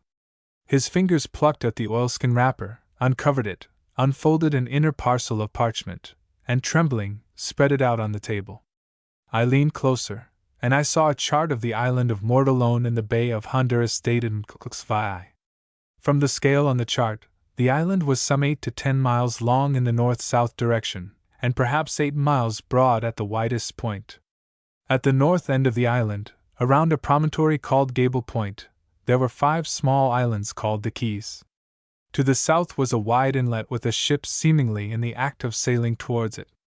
The eastward edge of this inlet was labeled Cape Fea, and just around from this, in an easterly direction, was a small cove called Trygan Inlet. In the sea to the west of the island was drawn a mythical sea monster. Twice, while I leaned across and stared at it, Captain Coffin's fingers all but closed over the parchment to hide it from me. The afternoon light was falling dim, and I stood up to walk around the edge of the table for a better look. As I pushed back my chair, he clutched his treasure away, and hid it away again in the breast of his jumper, at the same moment falling back and passing a hand over his damp forehead. "No, no, Brooks! You mustn't think, only you took me sudden. But my promise I've passed, and my promise I'll stand by. Come tomorrow, lad." Outside in the backyard I could hear Mr. Goodfellow, the slave of love, sighing for dear life and Martha. Chapter 7. Strange to say, although I paid 6 or 8 visits after this to Captain Coffin, and by invitation, and watched his whaleboat building, and ate more of his delectable guava jelly, I saw nothing more of the chart for several months. On each occasion he treated me kindly, and made no secret of his having chosen me for his favorite and particular friend. But somehow, without any words, he contrived to set up an understanding that further talk about the chart and the treasure must wait until the boat should be ready for launching. In truth, I believe, a kind of superstitious terror restricted him. He trusted me, yet was afraid of overt signs of trust. You may put it that during this while he was testing, watching me. I can only answer that I had no suspicion of being watched, and that in discussing the boat's fittings with me, her tanks, wells, and general storage capacity, he took it for granted that I followed and understood her purpose. If indeed he was testing me, in my innocence I took the best way to reassure him, for I honestly looked upon the whole business as moonshine, and made no doubt that he was cracked as a fiddle. Christmas came, and the holidays with it. As Miss Plinlimmon sang. Dear soul, she had been waiting at the door, so Sally, the cook, informed me, for about an hour, listening for the coach, and greeted me with a tremulous joy between laughter and tears. Before leading me to my father, however, she warned me that I should find him changed, and changed he was, less perhaps in appearance than in the perceptible withdrawal of his mind from all earthly concerns. He seldom spoke, but sat all day immobile, with the lids of his blind eyes half lowered, so that it was hard to tell whether he brooded or merely dozed. On Christmas Day he excused himself from walking to church with us, and upon top of his excuse looked up with a sudden happy smile, as though his eyes really saw us, and quoted Waller's famous lines. To me it seemed rather that, as its home broke up, the soul withdrew little by little, and contracted itself like the pupil of an eye, to shrink to a pinpoint and vanish in the full admitted ray. This our last Christmas at Minden Cottage was a quiet yet a singularly happy one. It was good to be at home, yet the end of the holidays and the return to Stimcoe's cast no anticipatory gloom on my spirits. To tell the truth, I had a sneaking affection for Stimcoe's, and to Miss Plinlimmon's cross-examination upon its internal economies I opposed a careless manly assurance as hardly fraudulent as Mr. Stimcoe's brazen door plate, or his lady's front window curtains. The careful mending of my linen, too, for Mrs. Stimcoe with all her faults was a needlewoman, helped to disarm suspicion. When we talked of my studies I sang the praises of Captain Branscome, and told of his past heroism and his sword of honor. Branscome? Branscome of the Londonderry? Said my father. Aye, to be sure, I remember Branscome, a God-fearing fellow and a good seaman. You may take him back my compliments, Harry, my compliments and remembrances, and say that if heaven permitted us to meet again in this world, nothing would give me greater pleasure than to crack a bottle with him. I duly reported this to Captain Branscome, and was taken aback by his reception of it. He began in a sudden flurry to ask a dozen questions concerning my father. He keeps good health, I trust? It would be an honor to call and chat with the Major. At what hour would he be most accessible to visitors? I stared, for in truth he seemed ready to take me at my word and start off at once, and at my patent surprise he grew yet more nervous and confused. I have kept a regard for your father, Brooks, a veneration, I might almost call it. Sailors and soldiers, if I may say it, are not apt to think too well of one another, but the Major from the first fulfilled my conception of all a soldier should be: a gentleman fearless and modest, a true Christian hero. Minden Cottage, you say? And fronting the road a little this side of St. Germans? Tell me, pray, and excuse the impertinence, what household does he keep? It is hard to write down Captain Branscome's questions on paper, and divest them, as his gentle face and hesitating kindly manner divested them, of all offensiveness. I did not resent them at the time or consider them impertinent. But they were certainly close a minute, and I had reason before long to recall every detail of his catechism. Captain Coffin, on the other hand, welcomed me back to Falmouth with a carelessness which disappointed if it did not nettle me. He fetched out the tea and guava jelly, to be sure, but appeared to take no interest in my doings during the holidays, and was uncommunicative on his own. This seemed the stranger because he had important news to tell me. During my absence he and Mr. Goodfellow between them had finished the whaleboat. The truth was, though I did not at once perceive it, that upon its completion the old man had begun to drink hard. Drink invariably made him morose, suspicious. His real goodwill to me had not changed, as I was to learn. He had paid a visit to Captain Branscombe, and give him special instructions to teach me the art of navigation, the intricacies of which eluded his own fuddled brain. But for the present he could only talk of trivialities, and especially of the barber's parrot, for which he had conceived a ferocious hate. "I'll wring his neck, I will!" he kept repeating. "I'll wring his neck one o' these days, blast me if I don't!" I took my leave that evening in no wise eager to repeat the visit, and in fact I repeated it but twice, and each time to find him in the same sullen humor. Between then and May 11th, the day when the Wellingborough transport cast anchor in Falmouth Roads with 250 returned prisoners of war. She had sailed from Bordeaux on April 20th, in company with 5 other transports bound for Plymouth, and her putting into Falmouth to repair her steering gear came as a surprise to the town, which at once hung out all its bunting and prepared to welcome her poor passengers home to England with open arm. A sorry crew they looked, ragged, wild-eyed, and emaciated, as the boats brought them ashore at the market stairs to the strains of the Falmouth Artillery Band. The homes of the most of them lay far away, but England was England, and a many wept, and the crowd wept with them at sight of their tatters, for I doubt if they mustered a complete suit of good English cloth between them. Stimcoe, I need scarcely say, had given us a whole holiday, and Stimcoe's and Rogers's met in amity for once, and cheered in the throng that carried the homecomers shoulder high to the town hall, where the mayor had arrayed a public banquet. There were speeches at the banquet, and alcoholic liquors, both effecting an operation upon his worship's guests. Poor fellows, they came to it after long abstinence, with stomachs sadly out of training, and the streets of Falmouth that evening were a panoramic commentary upon the danger of undiscriminating kindness. Now at about 5 o'clock I happened to be standing at the edge of the market stairs, watching the efforts of a boat's crew to take a dozen of these inebriates on board for the transport, when I heard my name called, and turned to see Mr. George Goodfellow beckoning to me from the doorway of the Plume of Feathers public house. "It's Coffin," he explained.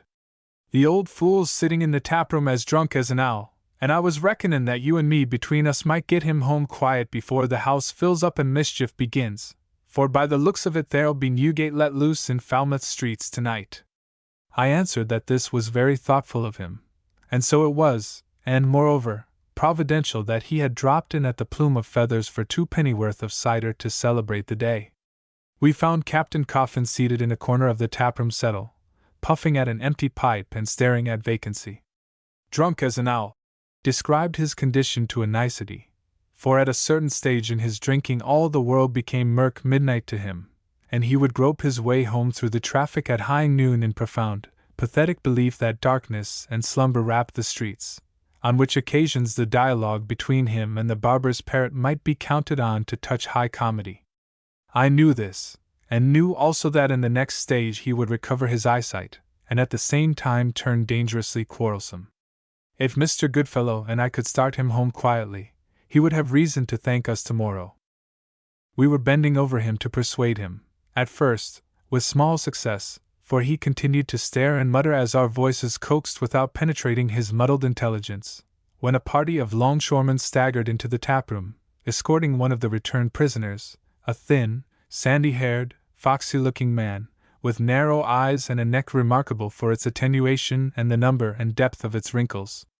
This neck showed above the greasy collar of a red infantry coat, from which the badges and buttons had long since vanished, and for the rest the fellow wore a pair of dirty white drill trousers of French cut, French shoes, and a round japanned hat, but so far as a glance could discover, neither shirt nor underclothing.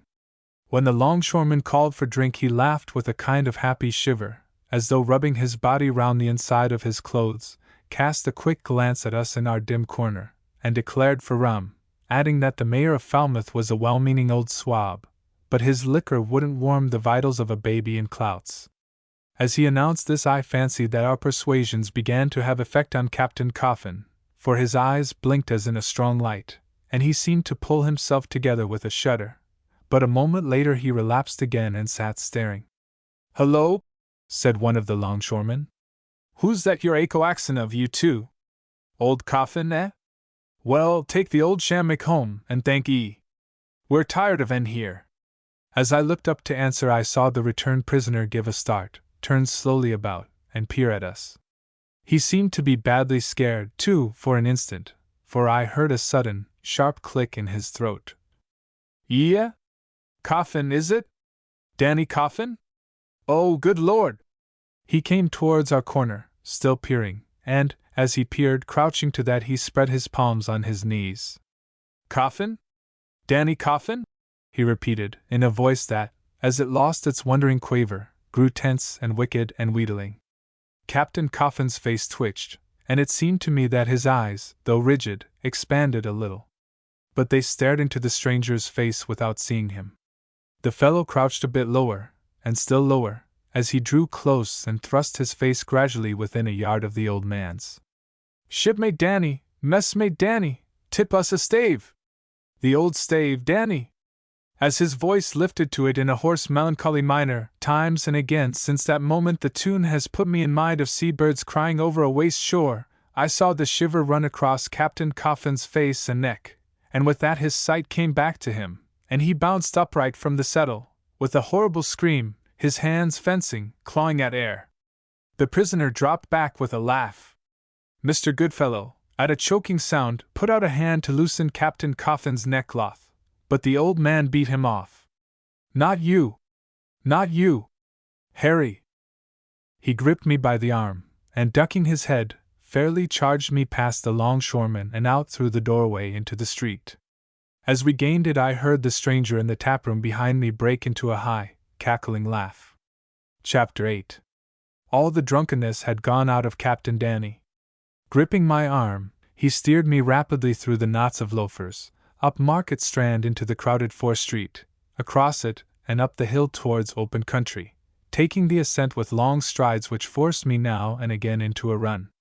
Twice or thrice I glanced up at his face, for I was scared, and badly scared. His mouth worked, and I observed small beads of sweat on his shaven upper lip, but he kept his eyes fastened straight ahead, and paid no heed to me. At the head of the street the town melted off into a suburb of scattered houses, modest domiciles of £25 or £30 rentals, detached, each with its garden and narrow garden door, for Falmouth in those days boasted few carriage folk. He paused once hereabouts, in the roadway between two walls, and stood listening, while his right hand trembled on his stick, but presently gripped my arm again and hurried me forward, nor halted until we reached the summit, and the open country lay before us, with the channel and its long horizon on our left. Here, in a cornfield on the very nap of the hill, and some 200 yards back from the road, stood the shell of an old windmill, overlooking the sea, deserted, ruinous, without sails, a building many hundreds of years older than the oldest house in Falmouth, serving now but as a landmark for fishermen, and on Sundays a rendezvous for courting couples.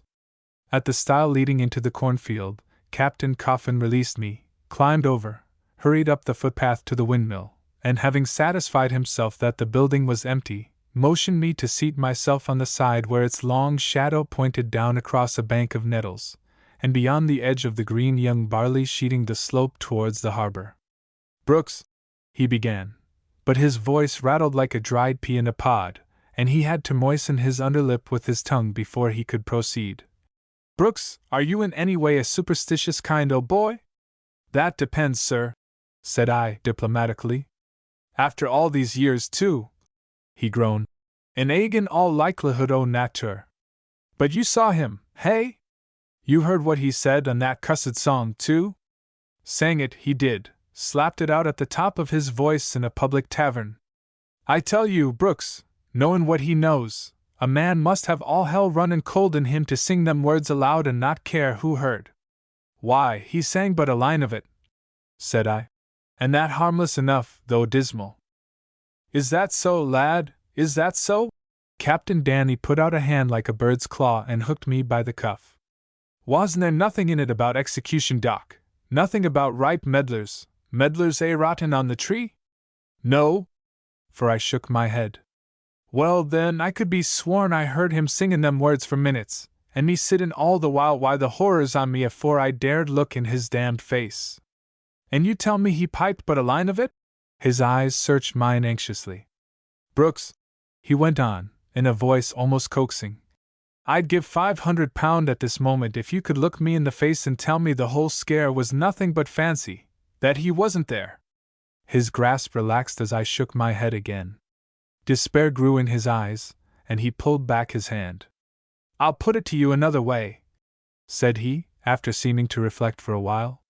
"Suppose there was a couple o' men mixed up in an ugly job, by which I don't mean to say there was any real harm in the business, leastways not to start with. But, as it went on, these two men were forced to do something that brought them within reach o' the law. We'll put it that, when the thing was done, the one o' this pair felt it heavy upon his mind, but t'other didn't care no more than a brass button, and the one that took it serious, as you might say, lost sight o' the other for years, and meantime picked up with a little religion, and made oath with hisself that all the profits o' the job, for there were profits, should come into innocent hands. You catch on to this?" I nodded. "Well then," he leant forward, his palm resting amid a bed of nettles. He did not appear to feel their sting, although, while he spoke, I saw the bark of his hand whiten slowly with blisters. "Well then, you can't go for to argue with me that the Amighty would go for to strike the chap that repented by means o' the chap that didn't. 'Tisn't reasonable nor religious to think such a thing, is it now? He might punish the one first," said I judicially, "and keep the other, the wicked man, for a worse punishment in the end. A great deal," I added, "might depend on what sort of crime they'd committed. If 'twas a murder, now—" "Murder?" He caught me up sharply, and his eyes turned from watching me, to throw a quick glance back along the footpath, then fasten themselves on the horizon. "Who's talking of any such thing? I was putting a case, sir, putting it as bad as possible. Murder will out, they say, but with smaller crimes it may be different." "Murder?" He sprang up and began to pace to and fro. "How came that in your head, eh?" He threw me a furtive sidelong look, and halted before me mopping his forehead. "I'll tell you what, though, murder there'll be if you don't help me give that devil the slip. But, sir, he never offered to follow you. Because he reckoned I couldn't run, or wouldn't, as I've never run from him yet. But with you in the secret I must give him leg bail, no matter what it costs me. And see here, Brooks, you're clever for your age, and I want your advice. In the first place, I daren't go home. That's where he'll be watchin' for me sooner or later. Next, our plans ain't laid for startin' straight off, here as we be, and givin' him the go-by. Third and last, I daren't go carryin' the secret about with me. He might happen on me any moment, and I'm not in trainin'. The drink's done for me, boy, whereas he've been farin' hard and livin' clean." Captain Coffin, with his hands deep in his pockets, stared down at the transport at anchor below, and bent his brows. "I can't turn it over to you either," he mused. "That might ha' done well enough if he hadn't seen you in my company, but now we can't trust to it." He took another dozen paces forth and back, and halted before me again. "Brooks," he said, "how about your father?" "The very man, sir," I answered. "That is, if you would trust him. Captain Branscombe tells me he's 1 in 1,000. I thought first o' Branscombe, but there's folks as know about my going to him for navigation lessons, and if Glass got hold o' that, 'twould be a hot scent." "Glass?" I echoed. "That's his name, lad, Aaron Glass, though he've passed under others, and plenty of 'em, in his time. Well, now, if I can slip out o' Falmouth unbeknownst to him, and win to your father, on the Plymouth road, I've heard you sayin' a little this side of St. Germans. You might walk over to Penryn and pick up the night coach." Captain Coffin shook his head as he turned out his pockets. "1 shilling, lad, and 2 halfpennies. It won't carry me. And I daren't go home to refit, and I daren't send you." "I could take a message to Captain Branscombe," I suggested. "And he might fetch you the money, if you tell him where to look for it." "That's an idea," decided Captain Coffin, after a moment's thought. He unbuttoned his waistcoat, dived a hand within the breast of his shirt, and pulled forth a key loop through with a tarry string. This string he severed with his pocket knife. "Run you down to the Captain's lodgings," said he, handing me the key, "and tell him to go straight and unlock the cupboard in the corner, the one wi' the tulips painted over the door. You know it? Well, say that on the second shelf he'll find a small bag full o' money, He needn't stay to count it, and pawn the same shelf, right back in the corner, a roll o' papers. Tell him to keep the papers till he hears from me, but the bag he's to give to you, and you're to bring it along quick, with the key. Mind, you're not to go with him on any account, and if you should run against this glass on your way, give him a wide berth, go straight home to Stimcoe's, do anything but lay him on to my trail by coming back to tell me. Understand? There, now, hark to the town clock chime in below there. 6 o'clock it is for bells. If you're not back again by 7 I shall know what's happened and take steps accordin'.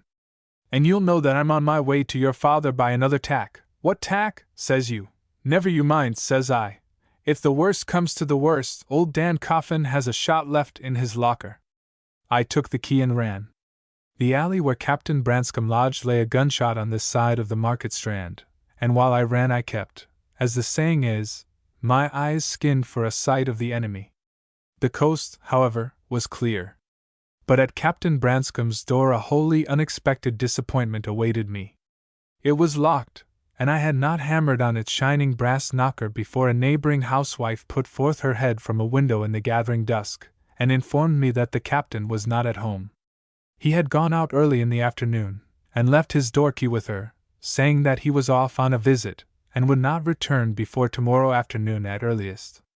For a moment I was tempted to disobey Captain Danny's injunctions, and fetch the money myself, or at least make a bold attempt for it. But, recollecting how earnestly he had charged me, and how cheerfully at the last he had assured me that he had still a shot in his locker, I turned and mounted the hill again, albeit dejectedly. The moon was rising as I climbed over the stile into the footpath, and recognizing my footstep, the old man came forward to meet me, out of the shadow on the western side of the windmill, to which he had shifted his watch. My ill success, depressing enough to me, he took very cheerfully. I was afraid, said he, you might be fooling off for the money on your own account. Gone on a visit, has he? Well, you can hand him the key tomorrow, with my message. And now I'll tell you my next notion. The St. Mawes packet. This was the facetious name given to a small cutter which plied in those days between Falmouth and the small village of St. Mawes across the harbour. The St. Mawes packet is due to start at 7:30. I won't risk boarding her at Market Strand, but pick up a boat at Arwenack and row out to hail her as she's crossin'. She'll pick me up easy, why this wind, but if she don't, I'll get the waterman to pull me right across. Bogue, the landlord of the lugger over there, knows me well enough to lend me 10 shillin', and why that I can follow the road through Tregony to St. Austell, and hire a lift maybe. I could not but applaud the plan. The route he proposed cut off a corner, led straight to Minden Cottage, and was at the same time the one on which he was least likely to be tracked. We descended the hill together, keeping to the dark side of the road. At the foot of the hill we parted, with the understanding that I was to run straight home to Stimcoe's, and explain my absence at locking up, or, as Mr. Stimcoe preferred to term it, names calling, as best I might. Thereupon I did an incredibly foolish thing, which, as it proved, defeated all our plans and gave rise to unnumbered woes. I was already late for names calling, but for this I cared little. Stimcoe had not the courage to flog me, the day had been a holiday, and of a sort to excuse indiscipline, and anyway, one might as well suffer for a sheep as for a lamb. The St. Mawes packet would be lying alongside the Market Strand. The moon was up, a round, full moon, and directly over St. Mawes, so that her rays fell, as near as might be, in the line of the cutter's course, which, with a steady breeze down the harbour, would be a straight one. From the edge of Market Strand I might be able to spy Captain Coffin's boat as he boarded. Let me, without extenuating, be brief over my act of folly. Instead of making at once for Stimcoe's, I bent my steps towards Market Strand. The St. Mawes packet lay there, and I stood on the edge of the quay, watching her preparations for casting off, the skipper clearing the gangway and politely helping aboard, between the warning notes of his whistle, belated marketers who came running with their bundles. While I stood there, a man sauntered out and stood for a moment on the threshold of the Plume of Feathers. It was the man Aaron Glass, and recognizing him, I, that had been standing directly under the light of the quay lamp, drew back from the edge into the darkness. I had done better, perhaps, to stand where I was. How long he had been observing me, if, indeed, he had observed me, I could not tell. But as I drew back, he advanced and strolled nonchalantly past me, at 5 yards' distance, down to the quay steps. "All aboard for St. Mawes!" called the skipper, drawing in his plank. "All but one, Captain!" answered Glass, and disdaining it, without removing his hands from his pockets, put a foot upon the bulwark and sprang lightly on to her deck. Chapter 9. I leave you to guess what were my feelings as foot by foot the packet's quarter fell away wider of the quay. If, as the skipper thrust off, I had found presence of mind to jump for her, who knows what mischief might have been prevented? I could at least, whatever the consequences, have called a warning to Captain Coffin to give his enemy a wide berth. But I was unnerved, the impulse came too late, and as the foresail filled and she picked up steerage way, I stood helpless under the lamp at the quay head, stood and stared after her, alone with the sense of my incredible folly. Somewhere out yonder Captain Coffin was waiting in his shore boat. I listened, minute after minute, on the chance of hearing his hail. A heavy bank of cloud had overcast the moon, and the packet melted from sight in a blur of darkness. Worst of all, worse even than the sting of self-reproach, was the prospect of returning to Stimcoe's and wearing through the night, while out there in the darkness the two men would meet, and all that followed their meeting must happen unseen by me. This ordeal appeared so dreadful to me in prospect that I began to cast about among all manner of impracticable plans for escaping it. Of these the most promising, although I had no money, was to give the Stimcoe's leg bail and run home. The most alluring, too, since it offered to deaden the torment of uncertainty by keeping me employed, mind and body. I must follow the coach road. In imagination I measured back the distance. If George Goodfellow walked to Plymouth and back once a week, why might not I succeed in walking to Minden Cottage? Home was home. I should get counsel and comfort there, counsel from my father and comfort most assuredly from Pliny. I needed both, and in Falmouth just now there was none of either. Even Captain Branscombe, who might have helped me. At this point a sudden thought fetched me up with a jerk. The enemy, by pursuing after Captain Danny, had at least left me a clear coast. I was safe for a while against his spying, and consequently the embargo was off. I had no need to wait for morning. I could go myself to the old man's lodgings, unlock the corner cupboard, and bring away the roll of papers. I dived my hand into my breech pocket for the forgotten key. It was small, and of a curious, intricate pattern. Almost before my fingers closed upon it my mind was made up. Stimcoe's, that is, if I decided to return to Stimcoe's, might wait. I might yet decide to break ship, as Captain Danny would have put it, and make a push for home, but that decision, too, must wait. Meanwhile, here was an urgent errand, and a clear coast for it. Here was occupation and inexpressible relief. It's an ill wind that blows nobody some good. I set off at a run. On my way I met and passed half a dozen gangs of hilarious ex-prisoners and equally hilarious townsmen escorting them to the waterside, where the coxswains of the transport's boats were by this time blowing impatient calls on their whistles. But the upper end of the street was well nigh deserted. A dingy oil lantern overhung the pavement a few yards from the ope, and above the ope the barber's parrot hung silent, with a shawl flung over its cage. I dived into the dark passage, and stumbling my way to Captain Danny's door, found that it gave easily to my hand. For a moment I paused on the threshold, striving to remember where he kept his tinderbox and matches. But the room was small. I knew the geography of it, and could easily, I told myself, grope my way to the corner, find the cupboard, and, feeling for the keyhole, insert the key. I was about to essay this when the thought occurred to me that, as Captain Danny had left the door on the latch, so very likely with equal foresight he had placed his tinderbox handy, on the table, it might be. I put out my hand in the direction where, as I recollected, the table stood. It reached into empty darkness. I took another step and groped for the table with both hands. Still darkness, nothing but darkness. I took yet another step and struck my foot against a hard object on the floor, and, as I bent to examine this, something sharp and exceeding painful thrust itself into my groin, a table leg, upturned. Recovering myself, I passed a hand over it. Yes, undoubtedly it was a table leg, and the table lay topsy-turvy. But how came it so? Who had upset it, and why?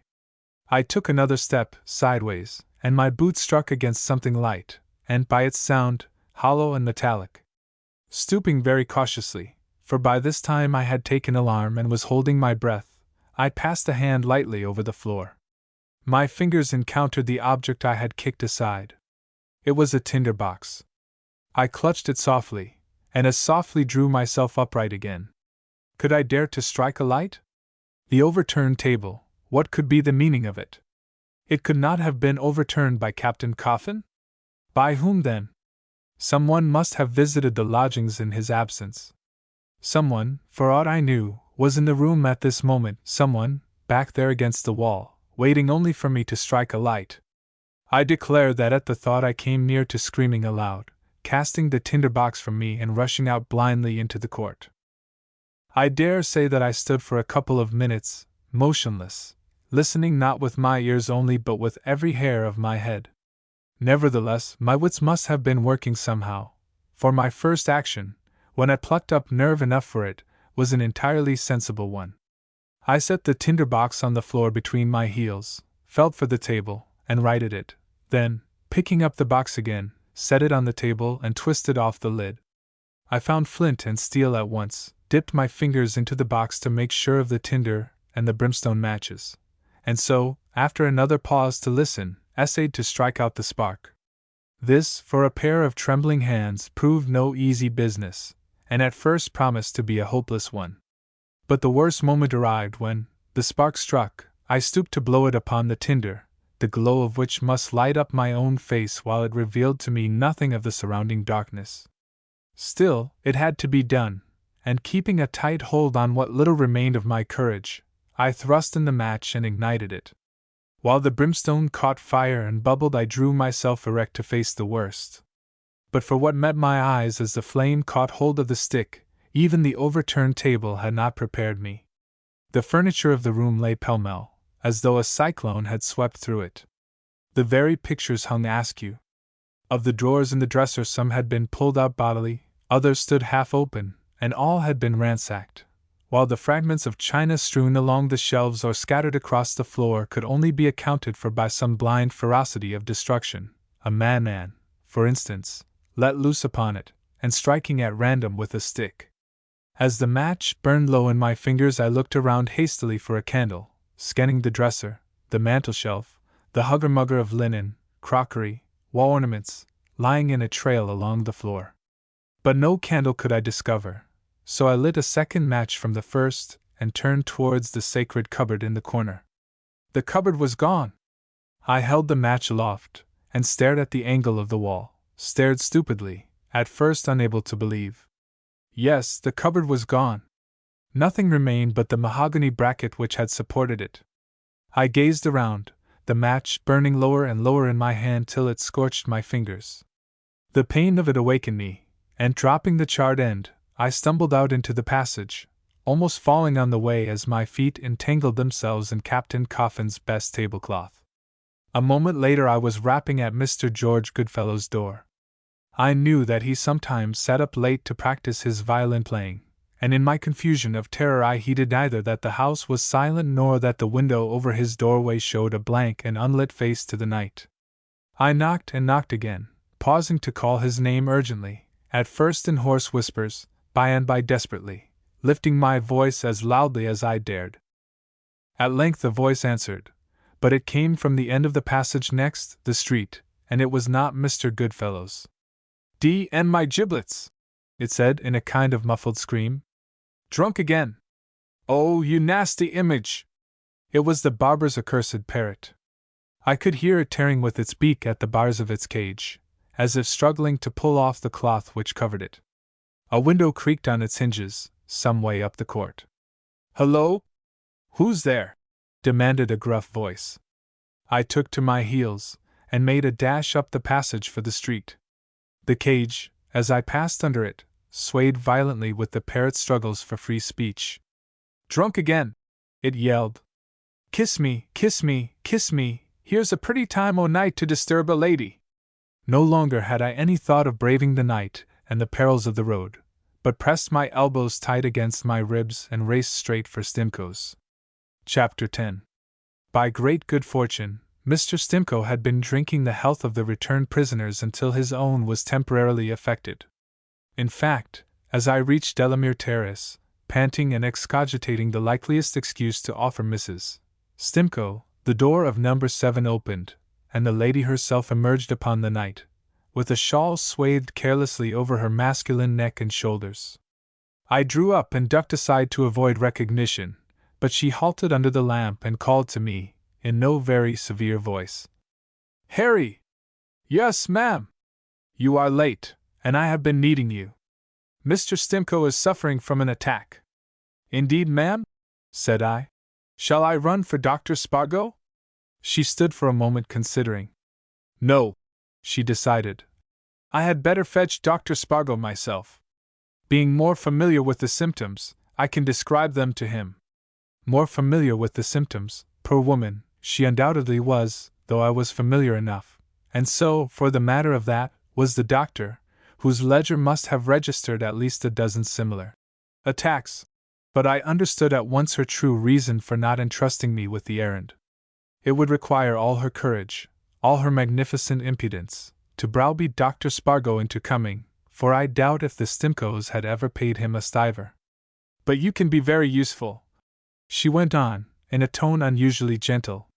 "You will find Mr. Stimcoe in his bedroom. At least, I hope so, for he suffers from a hallucination that some person or persons unknown have incarcerated him in a French war prison, such being the effect of today's, proceedings upon his highly strung nature. The illusion being granted, one can hardly be surprised at his resenting it." I nodded, and promised to do my best. "You are a very good boy, Harry," said Mrs. Stimcoe, a verdict so different from that which I had arrived expecting, or with any right to expect, that I stood for some 20 seconds gaping after her, as she pulled her shawl closer and went on her heroic way. I found Mr. Stimcoe in dishabille, on the first-floor landing, under the derisive surveillance of Masters Doggy Bates, Bob Pilkington, and Scotty McLean, whose graceless mirth echoed down to me from the stair-rail immediately overhead. Ignoring my preceptor's invitation to bide a wee and take a cup of kindness yet for auld lang syne, I ran up and knocked their heads together, kicked them into the dormitory, turned the key on their reproaches, and these preliminaries over, descended to grapple with the situation. Mr. Stimcoe, in night garments, was conducting a dialogue in which he figured alternately as the tyrant and the victim of oppression. In the character of Napoleon Bonaparte, he had filled a footbath with cold water, and was commanding the Rev. Philip Stimcoe to strip, as he put it, to the teeth, and immerse himself forthwith. As the Rev. Philip Stimcoe, patriot and martyr, he was obstinately, and with even more passion, refusing to do anything of the kind, and for the equally cogent reasons that he was a Protestant of the Protestants, and that the water had cockroaches in it.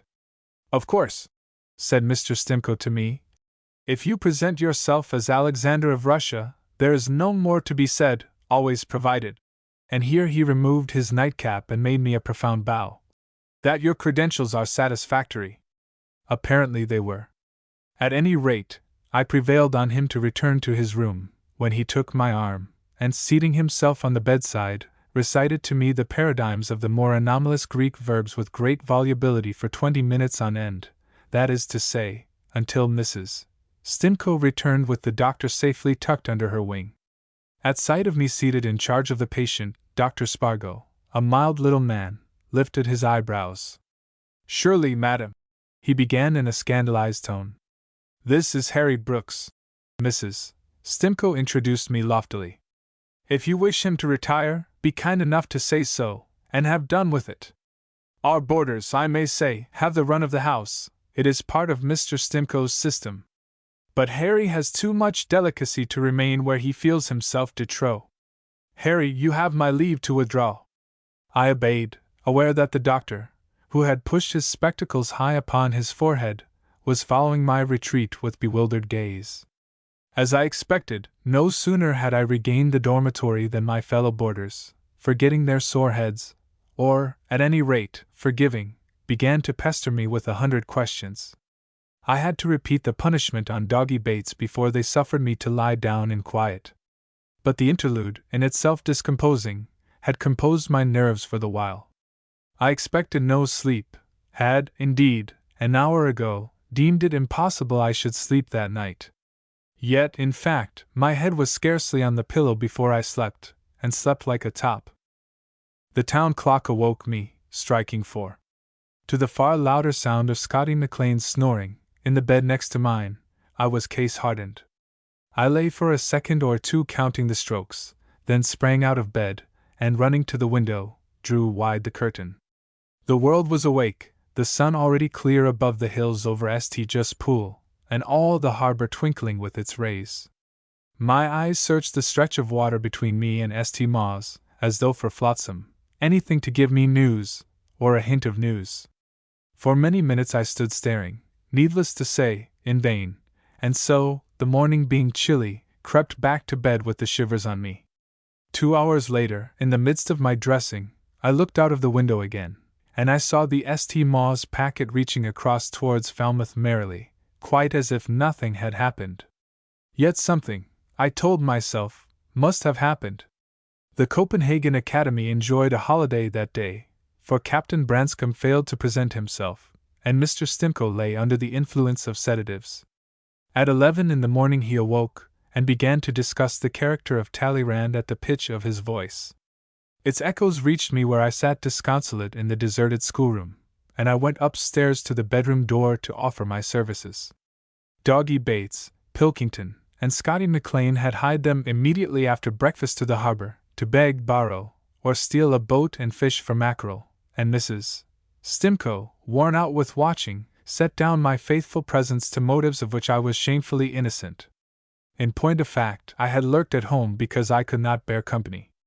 I preferred the deserted schoolroom, though heaven knows what I would not have given for the dull distraction of work, an hour of Rule of 3 with Captain Branscome, or Caesar's Commentaries with Mr. Stimcoe. But Mr. Stimcoe lay upstairs chattering, and Captain Branscome appeared to be taking a protracted holiday. It hardly occurred to me to wonder why.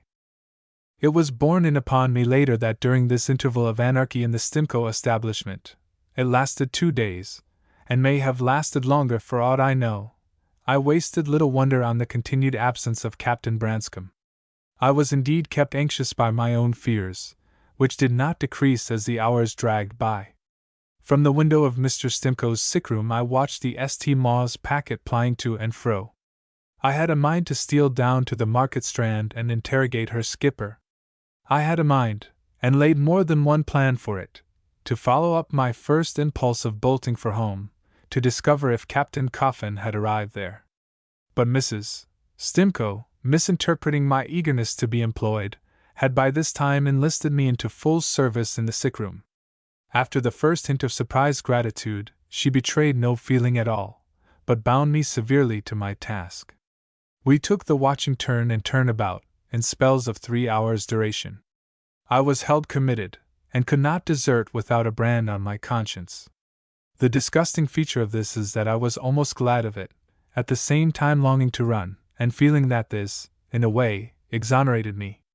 At about 7 o'clock on the evening of the second day, while I sat by Mr. Stimcoe's bedside, there came a knock at the front door, and, looking out of the window, for Mrs. Stimcoe had gone to bully another sedative out of the doctor, and there was no one in the house to admit a visitor, I saw Captain Branscome below me on the doorstep. "Hello?" said I, as cheerfully as I might, for Mr. Stimcoe was awake and listening. Is that Harry Brooks?" asked Captain Branscome, stepping back and feeling for his gold-rimmed glasses. But by some chance he was not wearing them. After fumbling for a moment, he gazed up towards the window, blinking. Folk who habitually wear glasses look unnatural without them. Captain Branscome's face looked unnatural somehow. It was pale, and for the moment it seemed to me to be almost a face of fright. But a moment later I set down its pallor to weariness. "Mrs. Stimcoe has gone off to the doctor," said I. "And Mr. Stimcoe is sick, and I am up here nursing him. There is no one to open, but you can give me a message. I just came up to make sure you were all right. If you mean Stim, Mr. Stimcoe, he's better, though the doctor says he won't be able to leave his bed for days. How did you come to hear about it?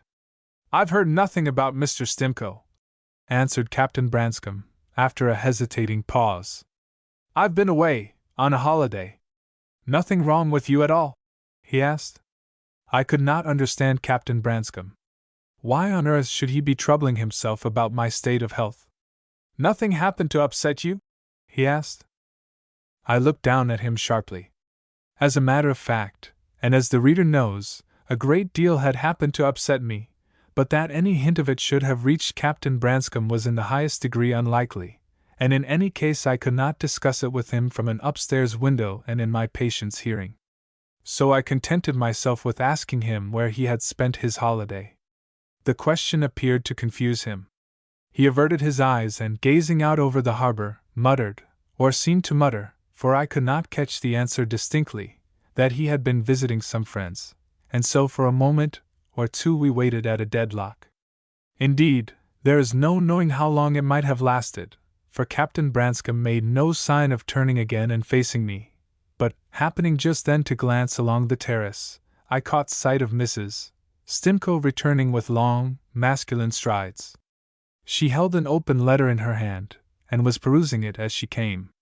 It's for you, she announced, coming to a standstill under the window and speaking up to me after a curt nod towards Captain Branscome.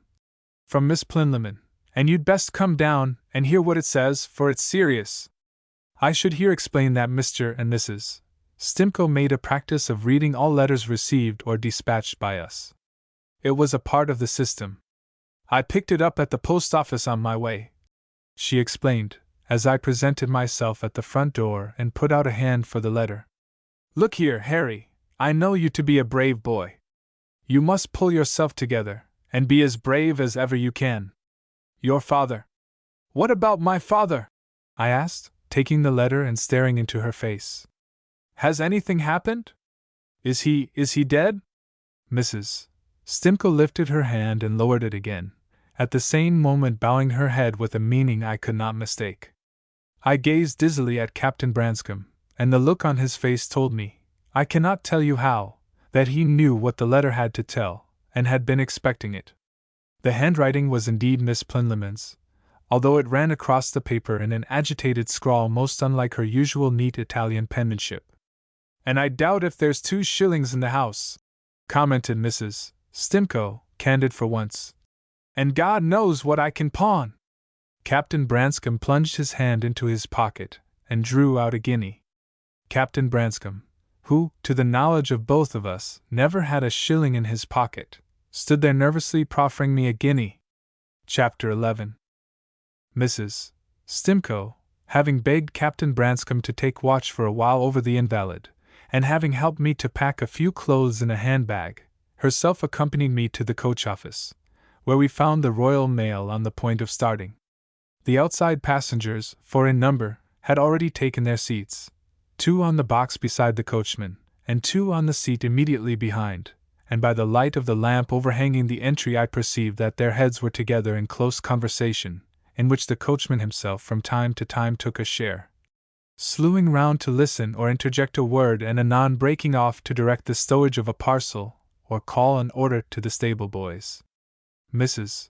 Stimcoe had stepped into the office to book my place, and while I waited for her, watching the preparations for departure, my curiosity led me forward to take a look at the horses. There, under the lamp, the coachman caught sight of me. "Whew!" I heard him whistle. "Here's the boy himself. Going along why us, sonny?" he asked, looking down on me and speaking down in a voice which seemed to me unnaturally gentle, for I remembered him as a gruff fellow and irascible. The outside passengers at once broke off their talk to lean over and take stock of me, and this again struck me as queer. "Jim!" called the coachman. Jim was the guard. "Jim!" "Aye!" answered Jim, from the back of the roof, where he was arranging the mail bags. "Here's an outside extry." He lowered his voice, so that I caught only these words. "The youngster, Minden Cottage. I reckon they'd be sending. Hey?" Jim the guard bent over for a look at me, and scrambled down by the steps of his dickey, just as Mrs. Stimco emerged from the office. She was pale and agitated, and stood for a moment gazing about her distractedly, when Jim blundered against her, whereat she put out a hand and spoke to him. I saw Jim fall back a step and touch his hat. He was listening, with a very serious face. I could not hear what she said. "Certain a why, ma'am," he answered. "Certain a why, under the circumstances, you may depend on me." He mounted the coach again, and climbing forward whispered in the back of the coachman's ear. The passengers bent their heads to listen. They nodded, the coachman nodded too, and stretched down a hand. "Can you climb, sonny, or shall we fetch the steps for you? There, I reckoned you was more of a man than to need 'em." Mrs. Stimco detained me for a moment to fold me in a masculine hug. But her bosom might have been encased in an iron corselet for all the tenderness it conveyed. "God bless you, Harry Brooks, and try to be a man!" Her embrace relaxed, and with a dry-sounding sob she let me go as I caught the coachman's hand and was swung up to my seat, and with that we were off and up the cobble-paved street at a rattle. I do not know the names of my fellow passengers. Now and then one would bend forward and whisper to his neighbor, who answered with a grunt or a motion of his head, but for the most part, and for mile after mile, we all sat silent, listening only to the horse's gallop, the chime of the swingle bars, the hum of the night wind in our ears. The motion and the strong breeze together lulled me little by little into a doze. My neighbor on the right wore around his shoulders a woolen shawl, against which after a while I found my cheek resting, and begged his pardon. He entreated me not to mention it, but to make myself comfortable, and thereupon I must have fallen fast asleep. I awoke as the coach came to a standstill. Were we pulling up to change teams? No, we were on the dark high road between hedges. Straight ahead of us blazed two carriage lamps, and a man's voice was hailing. I recognized the voice at once. It belonged to a Mr. Jack Rogers, a rory-tory young squire and justice of the peace of our neighborhood, and the lamps must be those of his famous light tilbury. "Hullo!" he was shouting. "Royal Mail, ahoy!" "Royal Mail it is!" shouted back the coachman and Jim the guard together. "Got the boy Brooks aboard?" "Aye, Mr. Rogers." "Do you want him?" "No, you'll take him along quicker. My mare's faggied, and I drove along in case the letter missed fire." He came forward at a foot's pace, and pulled up under the light of our lamps. "Hullo! Is that you, Harry Brooks?" He peered up at me out of the night. "Yes, sir," I answered, my teeth chattering between apprehension and the chill of the night. I longed desperately to ask what had happened at home, but the words would not come. "Right you are, my lad, and the first thing when you get home, tell Miss Plinlimmon from me to fill you up with victuals and a glass of hot brandy and water.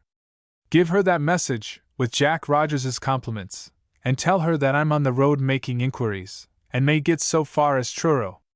By the way," he turned to Jim the guard, "you haven't met anything that looks suspicious, eh?" "Nothing on the road at all," answered Jim. "Well, so long. Mustn't delay His Majesty's mails or waste time of my own. Good night, Harry Brooks, and remember to give my message. Good night, gentlemen all." He flicked at his mare. Our coachman gathered up his reins, and away we went once more at a gallop towards the dawn. The dawn lay cold about Minden Cottage as we came in sight of it, and at first, noting that all the blinds were drawn, I thought the household must be asleep. Then I remembered, and shivered as I rose from my seat, cramped and stiff from the long journey, and so numb that Jim the guard had to lift me down to the porch. Miss Plinlimmon, red-eyed and tremulous, opened the door to me, embraced me, and led me to the little parlor. Is my father dead?" I asked, staring vacantly around the room, and upon the table where she had set out a breakfast. She bent over the urn for a moment, and then, coming to me, took my hand and drew me to the sofa. "You must be brave, Harry. But what has happened? And how did it happen? Was it sudden? Please tell me, Pliny." She stroked my hand and shivered slightly, turning her face away towards the window. "We found him in the summer house, dear. He was lying face downward, across the step of the doorway, and at first we supposed he had fallen forward in a fit. And made the discovery, and came running to me in the kitchen, when she had only time to cry out the news before she was overtaken with hysterics. I left her to them, went on Miss Plinlimmon simply, and ran out to the summer house, when by and by, having pulled herself together, she followed me. By this time it had fallen dusk, nay, it was almost dark, which accounts for one not seeing at once what dreadful thing had happened. Your poor father, Harry, as you know, used often to sit in the summer house until quite a late hour, but he had never before dallied quite so late, and in the end I had sent and out to remind him that supper was waiting. Well, as you may suppose, he was heavy to lift, and we two women being alone in the house, I told Anne to run up to the vicarage or to Miss Belcher's, and get word sent for a doctor, and also to bring a couple of men, if possible, to carry him into the house. I had scarcely bidden her to do this when she cried out, screaming, that her hand was damp, and with blood. You silly woman, said I, though trembling myself from head to foot. But when we fetched a candle, we saw blood running down the step, and your father, my poor Harry, lying in a pool of it, a veritable pool of it. Ah, Harry, Harry! Exclaimed Miss Plinlimmon, relapsing into that literary manner which was second nature with her. Such a moment occurring in the pages of fiction may stimulate a sympathetic thrill not entirely disagreeable to the reader, but in real life I wouldn't go through it again if you offered me a fortune. Pliny! I cried. Pliny, what is this you are telling me about blood? Your poor father, Harry, but be sure their sins will find them out. Mr. Rogers is setting the runners on track, he is most kind. Already he has had 200 handbills printed. We are offering £100 reward, more if necessary, and the whole country is up. Pliny dear, I tried to steady my voice as I stood and faced her. Are you trying to tell me that my father has been murdered? She bowed her head and cast her apron over it, sobbing. Excuse me, Harry, but in such moments, and they have found the cash-box. It had been battered open, presumably by a stone, and flung into the brook 100 yards below Miss Belcher's lodge gate. The cash-box? My brain whirled. The key was in your father's pocket. He had fetched the box from his room, it appears, about 2 hours before, and carried it out to the summer house. I cannot tell you with what purpose he carried it out there, but it was quite contrary to his routine. She poured out a cup of tea, and passed it to me with shaking hands. She pressed me to eat, and all the time she kept talking, sometimes lucidly, sometimes quite incoherently, and I listened in a kind of dream. My father had been well-nigh a stranger to me, and I divined that I should never sorrow for his loss as those sorrow who have genuinely loved. But his death, and the manner of it, shocked me dreadfully, and from the shock my brain kept harking away to Captain Coffin and his pursuer. Could they have reached Minden Cottage? And if so, had their visit any connection with this crime? Captain Danny had started for Minden Cottage. Had he arrived? And if so? I heard Miss Plinlimmon asking, would you care to see him, that is, dear, if you feel strong enough? His expression is wonderfully tranquil. She led me upstairs and opened the door for me. A sheet covered my father from feet to chin, and above it his head lay back on the pillow, his features, clear-cut and aquiline, keeping that massive repose which, though it might seem to be deeper now in the shade of the darkened room, had always cowed me while he lived. It seemed to me that my father's death, though I ought to feel it more keenly, made strangely little difference to him. You will need sleep, said Pliny, who had been waiting for me on the landing. I told her that she might get my bed ready, but I would first take a turn in the garden. I tiptoed downstairs. The floor of the summer house had been washed. The vane on its conical roof sparkled in the sunlight. I stood before it, attempting to picture the tragedy of which, here in the clear morning, it told nothing to help me. My thoughts were still running on Captain Coffin and the French prisoner. Pliny, for I had questioned her cautiously, plainly knew nothing of any such man. They might, however, have entered by the side gate. I stepped back under the apple tree by the flagstaff, measuring with my eye the distance between this side gate and the summer house. As I did so, my foot struck against something in the tall grass under the tree, and I stooped and picked it up, a pair of gold-rimmed eyeglasses. Chapter 12. My father, in erecting a flagstaff before his summer house, had chosen to plant it on a granite millstone, or rather, had sunk its base through the stone's central hole, which Miss Plinlimmon regularly filled with salt to keep the wood from rotting. Upon this mossed and weather-worn bench I sat myself down to examine my find. Yet it needed no examination to tell me that the eyeglasses were Captain Branscome's. I recognized the delicate cable pattern of their gold rims, glinting in the sunlight. I recognized the ring and the frayed scrap of black ribbon attached to it. I remembered the guinea with which Captain Branscome had paid my fare on the coach. I remembered Miss Plinlimmon's account of the stolen cash-box. The more my suspicions grew, the more they were incredible.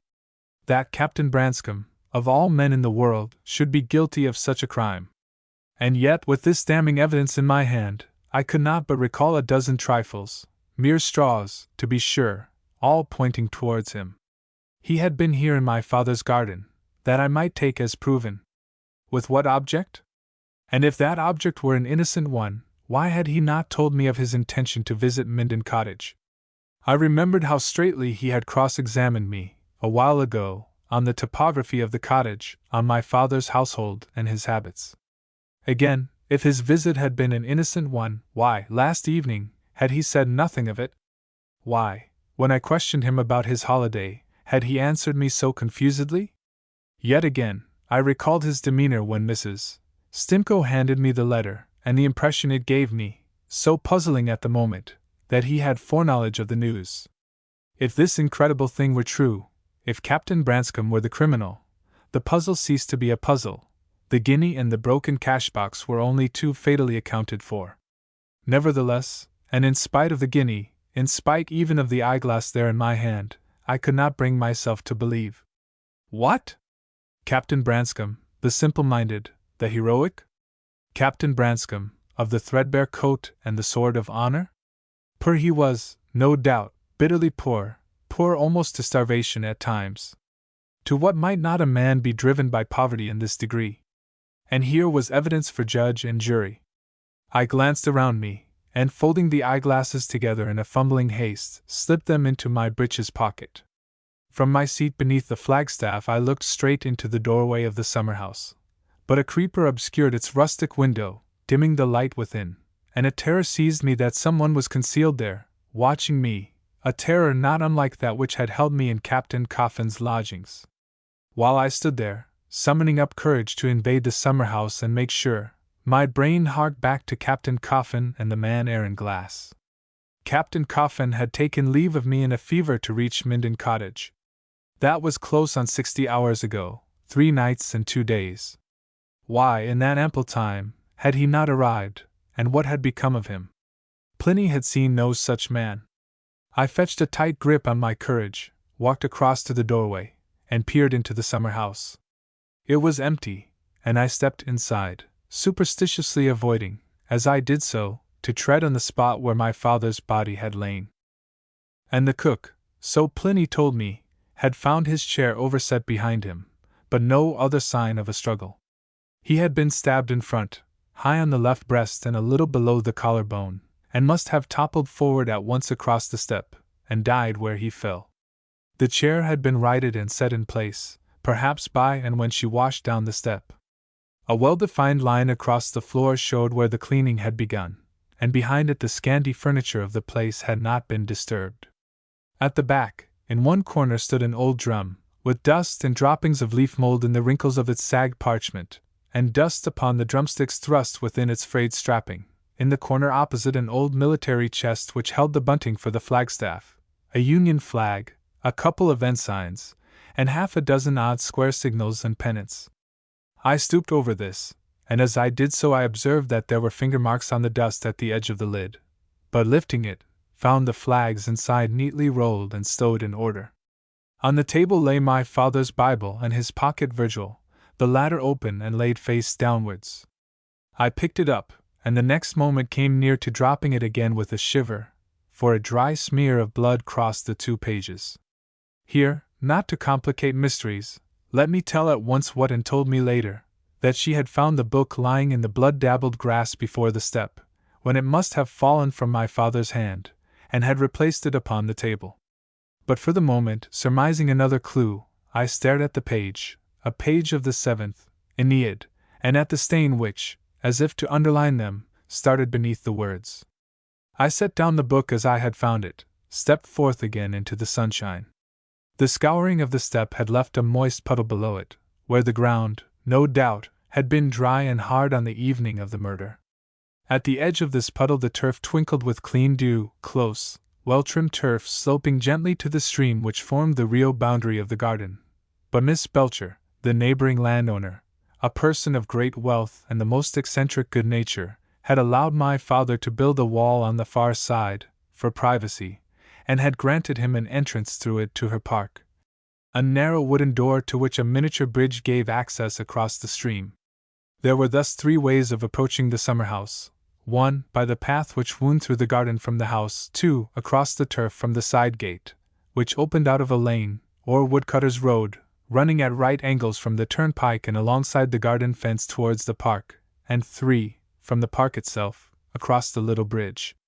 From the bridge a straight line to the summer-house would lie behind the angle of sight of any one seated within, so that a visitor, stepping with caution, might present himself at the doorway without any warning. You may say that, my father being blind, it need not have entered into my calculations whether his assailant had approached in full view of the doorway or from the rear. But the assailant, let us suppose for a moment, was someone ignorant of my father's blindness. This granted, as it was at least possible, he would be likeliest to steal upon the summer-house from the rear.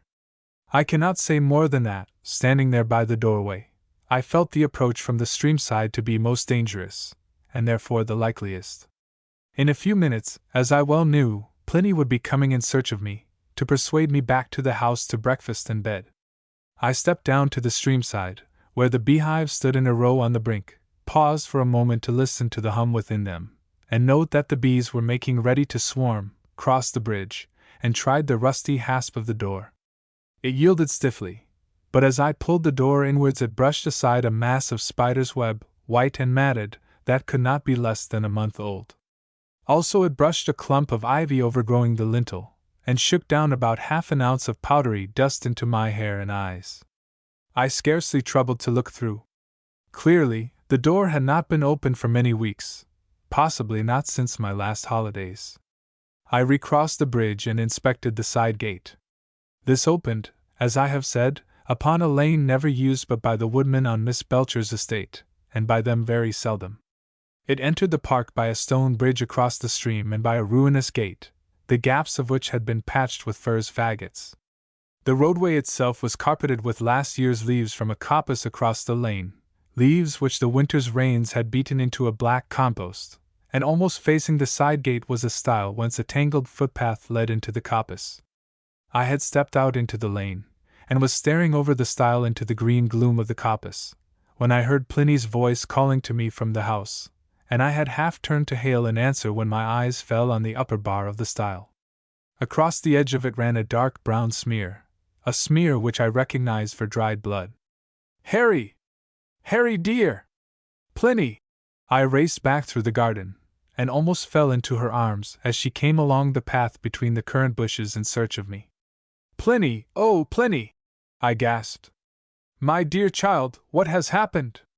Before I could answer there came wafted to our ears from eastward a sound of distant shouting, and almost simultaneously, from the high road near at hand, the trit-trot of hoofs approaching at great speed from westward, and the whoop of a man's voice, lusty on the morning air.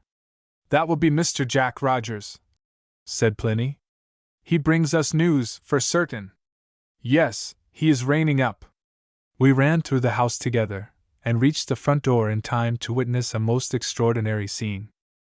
Mr. Jack Rogers' tilbury had run past the house and come to a halt a short gunshot beyond, where it stood driverless, for Mr. Jack Rogers had dismounted, and was gesticulating with both arms to stop a man racing down the road to meet him. A moment later, as this runner came on, a second hove in sight over the rise of the road behind him, a short figure, so stout and round that in the distance it resembled not so much a man as a ball rolling in pursuit. "Hi! Stop, you there!" shouted Mr. Rogers, but the first runner might have been deaf, for all the attention he paid. "Good Lord!" said I, catching my breath. It's Mr. George Goodfellow. In the King's name! Mr. Rogers shouted, making a dash to intercept him. And a moment later the two had collided, and were rolling in the dust together. I ran towards them, with Pliny, brave soul, at my heels, and arrived to find Mr. Rogers, hatless and exceedingly disheveled, kneeling with both hands around the neck of his prostrate antagonist, and holding his face down in the dust. "You'd best stand up and come along quietly," Mr. Rogers adjured him. "Gug gug, how the devil's sea can I stand up if you won't let me?" protested Mr. Goodfellow, reasonably enough. "Very well then." Mr. Rogers relaxed his grip. "Stand up. But you're my prisoner, so let's have no more nonsense. I'd like to know what's taken ye to pitch into a man like this?" demanded Mr. Goodfellow in a tone of great umbrage, as he shook the dust out of his coat and hair. "A fellow I never seen before, not to my knowledge." "Why, hullo!" said he, looking up and catching sight of me. "Hullo?" said I. "Hullo?" said Mr. Rogers in his turn. "Do you two know each other?" "Why, of course we do," said Mr. Goodfellow. "I don't know where of course comes in." Mr. Rogers eyed him with stern suspicion. "Why were you running away from the constable?" Mr. Goodfellow glanced towards the stout, round man, who by this time had drawn near, mopping, as he came, a face as red as the red waistcoat he wore. "Him a constable? Why, I took him for a lunatic. They put the lunatics into them colored waistcoats, don't they?" "Nothing of the sort. You're thinking of the warders," Mr. Rogers answered. "Oh? Then I made a mistake," said Mr. Goodfellow, cheerfully. "Look here, my friend, if you're thinking to play this off as a joke, you'll find it no joking matter. Madam," he turned to Miss Plinlimmon, "is this the man who called at the cottage 2 days ago?" "Yes," answered Pliny. "And once before, as I remember. And on each occasion did you observe something strange in his manner?" "Very strange indeed. He kept asking questions about the house and garden, and the position of the rooms, and about poor Major Brooks, and what rent he paid, and if he was well-to-do. And he took out a measure from his pocket and began to calculate." "Quite so." Mr. Rogers turned next to the constable. "Hoskin," he asked, "you have been making inquiries about this man?" "I have, sir, all along the road, so far as Torpoint Ferry." "And you learned enough to justify you in arresting him?" "Ample, why your worship. There wasn't a public house along the road but thought his behavior highly peculiar. He's a well-known character, and the questions he asks you would be surprised. He plies between Falmouth and Plymouth, sir, once a week regular. So, acting on information that he might be expected along early this morning, I concealed myself in the hedge, sir, the best part of 2 miles back." "You didn't," interrupted Mr. Goodfellow. "I saw your red stomach between the bushes 30 yards before ever I came to it, and wondered what mischief you was up to. I'm wondering still. At any rate, you are detained, sir, upon suspicion," said Mr. Rogers sharply, "and will come with us to the cottage and submit to be searched." "Brooks?" asked Mr. Goodfellow feebly. "What's wrong with them? And what are you doing here?" "Mr. Rogers," I broke in, "I know this man. His name is Goodfellow. He lives at Falmouth, and you are wrong, quite wrong, in suspecting him. But what is more, Mr. Rogers, you are wasting time. There's blood on the stile down the lane. Whoever broke into the garden must have escaped that way, by the path through the plantation." "Eh?" Mr. Rogers jumped at me and caught me by the arm. "Why the devil, you'll excuse me, Miss Plinlimmon, but why on earth, child, if you have news, couldn't you have told it at once? Blood on the stile, you say? What stile?" "The stile down the lane, sir," I answered, pointing. "And I couldn't tell you before because you didn't give me time. Show us the way, quick!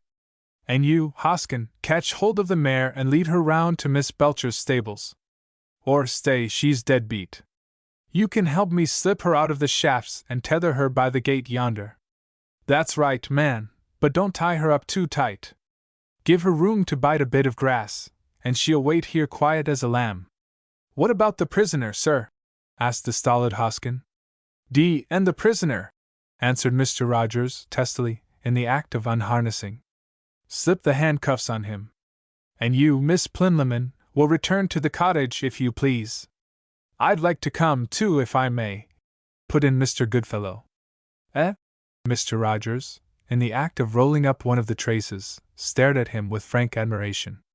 "Well, you're a sportsman, anyhow. Catch hold of his arm, Hoskin, and run him along with us."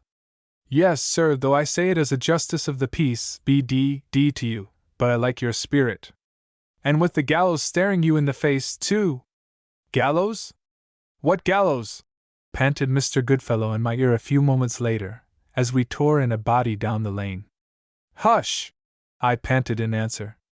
"It's all a mistake." "It ought to be." We drew up by the stile, where I pointed to the smear of blood, and Mr. Rogers, calling to Hoskin to follow him, dashed into the coppice and down the path into the rank undergrowth. I, too, was lifting a leg to throw it over the bar, when Mr. Goodfellow plucked me by the arm. "Terribly hasty friends you keep in these parts, Brooks," he said plaintively. "What's it all about?" "Why, murder," said I. "Haven't you heard, man? Not a syllable." "Good Lord, you don't mean—" He passed a shaky hand over his forehead as a cry rang back to us through the coppice. "Here, Hoskin, this way!" "Oh, by the Almighty, be quick, man!" I vaulted over the stile, Mr. Goodfellow close after me. For 200 yards and more, 300 maybe, we blundered and crashed through the low-growing hazels, and came suddenly to a horrified stand. A little to the left of the path, between it and the stream, Mr. Rogers and the constable knelt together over the body of a man half hidden in a tangle of brambles. The corpse's feet pointed towards the path, and I recognized the shoes, as also the ceecloth trousers, before Mr. Rogers, cursing in his hurry rather than at the pain of his lacerated hands, tore the brambles aside and revealed its face, the face of Captain Coffin, blue cold in death, and staring up from its pillow of rotted leaves. I felt myself reeling. But it was Mr. Goodfellow who reeled against me, and would have fallen if Hoskin the constable had not sprung upon one knee and caught him.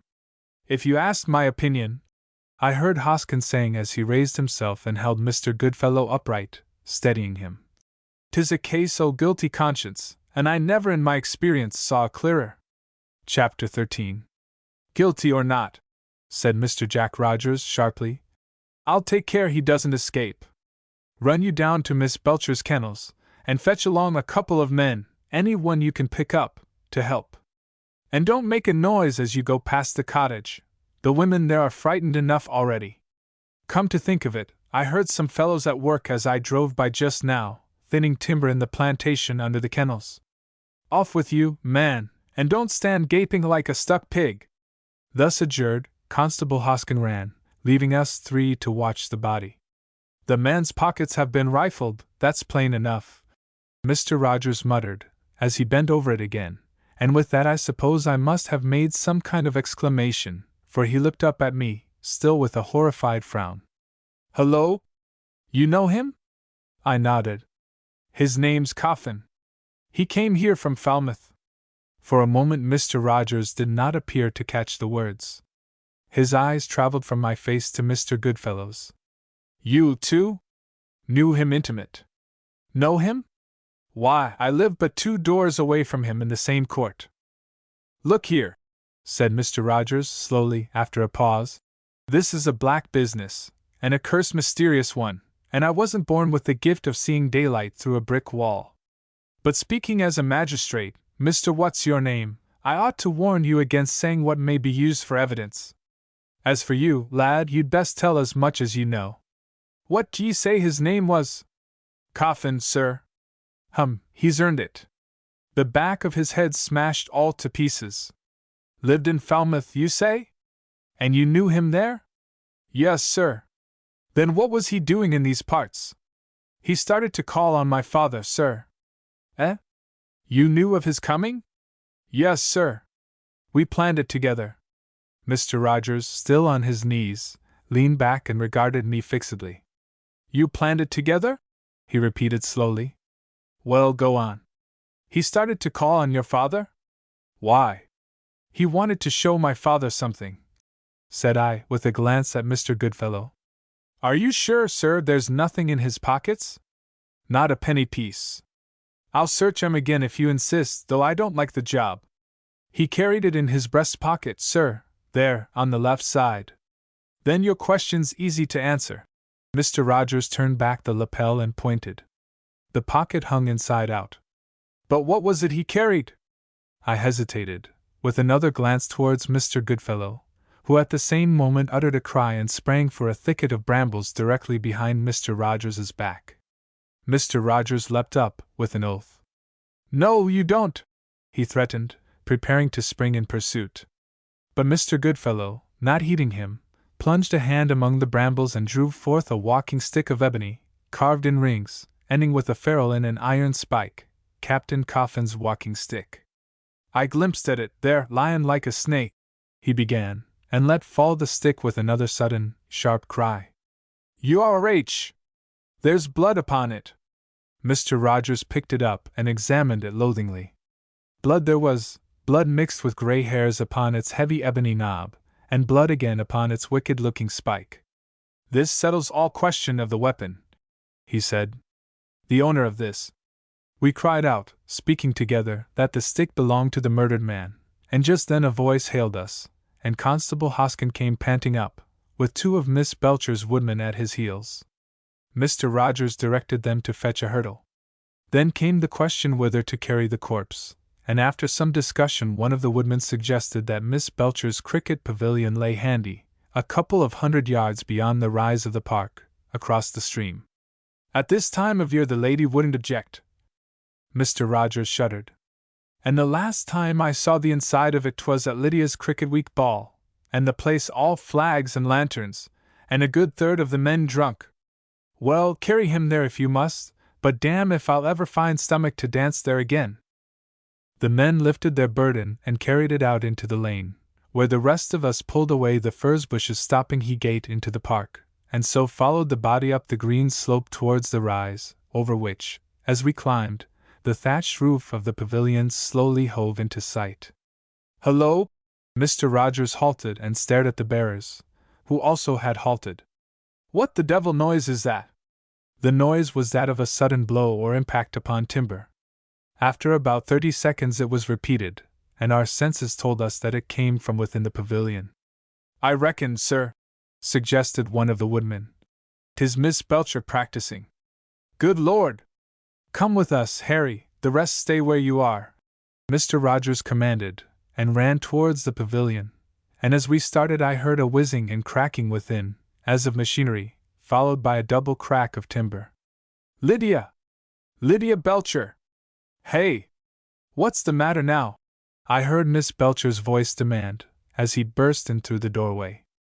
Take care, the catapult's loaded! A whiz, and again a crack. There now! Oh, well fielded indeed! Well fiel, eh? Caught you on the ankle, did it? Well, and you're lucky it didn't find your skull, blundering in upon a body in this fashion.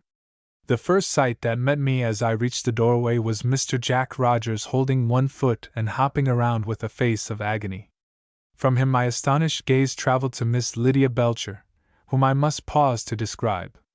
I have hinted before that Miss Belcher was an eccentric, but I certainly cannot have prepared the reader, as I was certainly unprepared myself, for Miss Belcher as we surprised her. She wore top boots, but this is a trifle, for she habitually wore top boots. Upon them, and beneath the short skirt of a red flannel petticoat, she had endued a pair of cricket guards. Above the red flannel petticoat came, frank and unashamed, an ample pair of stays. Above them, the front of a yet ampler chemise and a yellow bandana kerchief tied in a sailor's knot. Above these, a middle-aged face full of character and not without a touch of mustache on the upper lip, an aquiline nose, grey eyes that apologized to nobody, a broad brow to balance a broad, square jaw, and, on the top of all, a square-topped beaver hat. So stood Miss Belcher, with a cricket bat under her arm, an Englishwoman, owner of one of England's stately homes, a lady amenable to few laws save of her own making, and to no man save, remotely, the king, whose health she drank sometimes in port and sometimes in gin and water. Good morning, Jack! Sorry to cut you over with that off drive, but you shouldn't have come in without knocking. Eh? Is that Harry Brooks? Her face grew grave for a moment before she turned upon Mr. Rogers that smile which, if usually latent and at the best not entirely feminine, was her least dubitable charm. Now, upon my word, Jack, you have more thoughtfulness than ever I gave you credit for. Mr. Rogers stared at her. An hour's knockabout with me will do the child more good than moping in the house, and I ought to have thought of it myself. Come along, Harry Brooks, and play me a match at single wicket. Help me push away the catapult there into the corner. Will you take first innings, or shall we toss? The catapult indicated by Miss Belcher was a formidable-looking engine with an iron arm or rod terminating in a spoon-shaped socket, and worked by a contrivance of crank and chain. You placed your cricket ball in the socket, and then, having wound up the crank and drawn a pin which released the machinery, had just time to run back and defend your wicket as the iron rod revolved and discharged the ball with a jerk. The rod itself worked on a slide, and could be shortened or extended to vary the trajectory, and the exercise it entailed in one way and another had given Miss Belcher's cheeks a fine healthy glow. "Phew!" she exclaimed, tucking the bat under her arm and wiping her forehead with a loose end of her yellow bandana.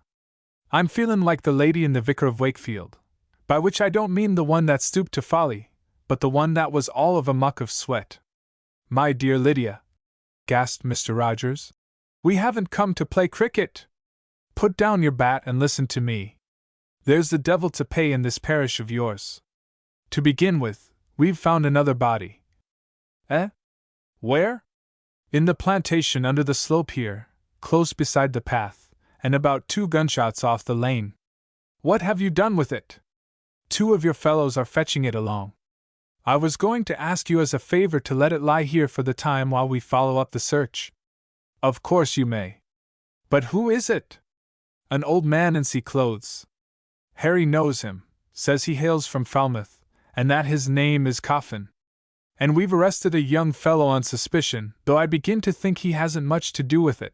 But, as it happens, he comes from Falmouth too, and knows the deceased."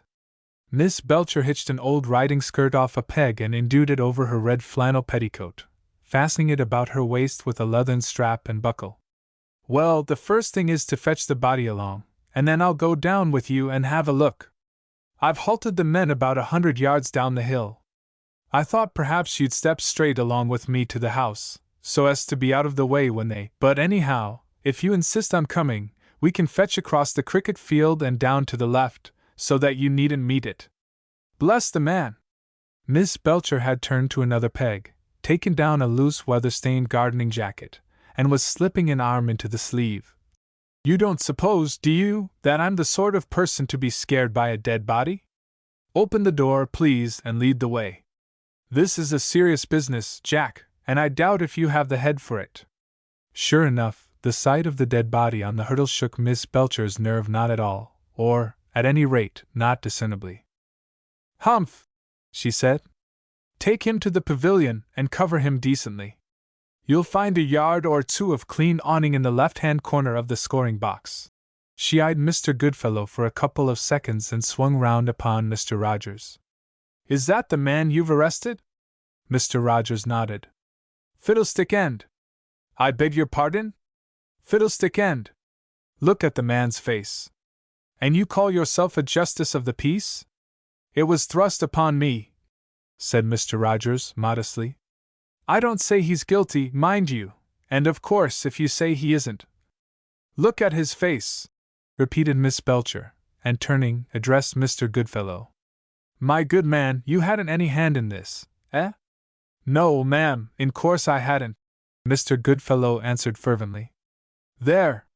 You hear what he says? Lydia, Lydia! I've the highest possible respect for your judgment, but isn't this what you might call a trifle, summary?" "It saves time," said Miss Belcher. "And if you're going to catch the real culprit, time is precious. Now take me to see the spot." But at this point Mr. Goodfellow's emotions overmastered him, and he broke forth into the language of rhapsody. "Oh, woman, woman!" exclaimed Mr. Goodfellow. "Whatever would the world do without your wondrous instinct? Bless the man!" Miss Belcher drew back a pace. "Is he talking of me?" No, ma'am, generally, or, as you might say, of the sex as a whole.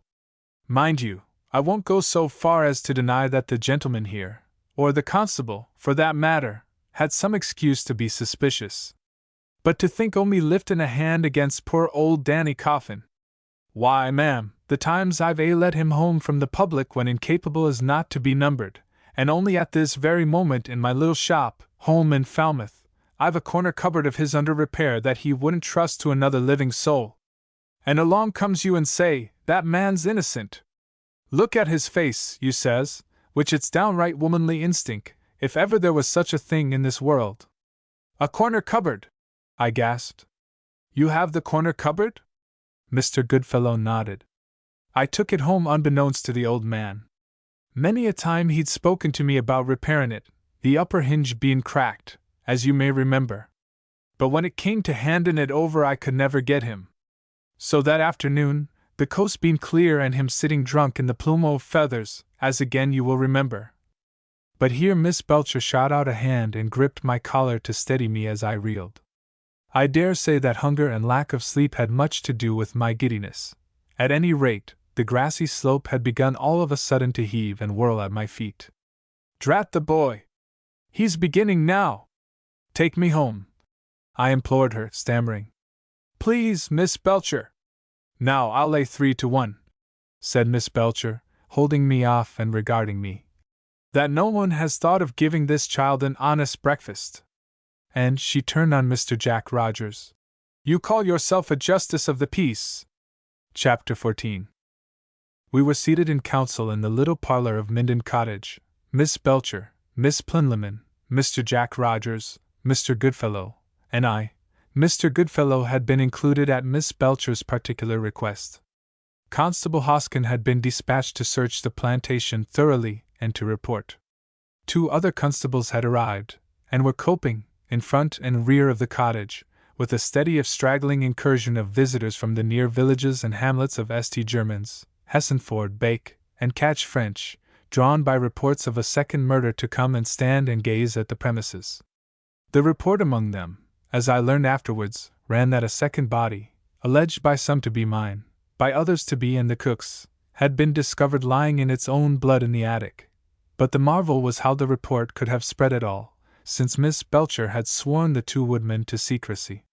Whoever spread it could have known very little, for the sightseers wasted all their curiosity on the house and concerned themselves not at all with the plantation. From the plantation Miss Belcher had led me straight to the house, and there in the darkened parlor I had told my story, corroborated here and there by Mr. Goodfellow. In the intervals of my narrative Miss Belcher insisted on my swallowing great spoonfuls of hot bread and milk, against which, faint though I was and famished, my gorge rose. Also the ordeal of gulping it under 4 pairs of eyes was not a light one. But Miss Belcher insisted, and Miss Belcher stood no nonsense. I told them of my acquaintance with Captain Coffin, how he had invited me to his lodgings and promised me wealth, of his studying navigation, of his reference to the island and the treasure hidden on it, and of the one occasion when he vouchsafed me a glimpse of the chart, of the French prisoner, Glass, and how we escaped from him, and of the plan we arranged together at the old windmill. How Captain Danny had taken boat to board the St. Mawes packet, how the man Glass had followed, how I had visited the lodgings, and of the confusion I found there. I described the ex-prisoner's appearance and clothing in detail, and here I had Mr. Goodfellow to confirm me under cross-examination. And the captain, said he, was afraid of him. I give you my word, ladies and gentlemen, I never saw a man worse scared in my life. Put up his hands he did, and fairly screeched, and bolted out o' the door with his arm linked in the lad's. 3 or 4 times in the course of my narrative I happened to thrust my hands into my breeches pocket, and was reminded of the gold eyeglass concealed there. I had managed very artfully to keep Captain Branscombe entirely out of the story, but twice under examination I was forced to mention him, and each time, curiously enough, in answer to a question of Miss Belcher's. You are sure this Captain Coffin showed the chart to no one but yourself? She asked. I am pretty sure, ma'am. There was always a tale about Falmouth that Captain Danny had struck a buried treasure, said Mr. Goodfellow. 'Twas a joke in the publics, and with the street boys, but I never heard tell till now that any one took it serious. He was learning navigation, mused Miss Belcher. What was the name of his teacher? A Captain Branscombe, ma'am. He's a teacher at Stimcoe's. Lives in the house, does he? No, ma'am. A Captain Branscombe, you say? Yes, ma'am. He's a retired packet captain, and lame of one leg. Every one in Falmouth knows Captain Branscombe. Hum! Wouldn't this Captain Branscombe wonder a little that a man of your friend's age, and we'll say, a bit wrong in his head, should want to learn navigation? He might, ma'am. He certainly would, snapped Miss Belcher. And wouldn't this Captain Branscombe know it was perfectly useless to teach such a man? I dare say he would, ma'am, I answered, guiltily recalling Captain Branscome's own words to me on this subject. Then why did he take the man's money, eh? Well, go on with your story. I breathed more easily for a while, but by and by, when I came to tell of the discussion by the old windmill, I felt her eyes upon me again. Wait a moment. Captain Coffin gave you a key, and this key was to open the corner cupboard in his lodgings. Wasn't it rather foolish of him to send you, seeing that this Aaron Glass had seen you in his company, and would recognize you if he were watching the premises, which was just what you both feared? He didn't count on me to go, I admitted. At least, not first along. On whom, then? On Captain Branscombe, ma'am. Oh.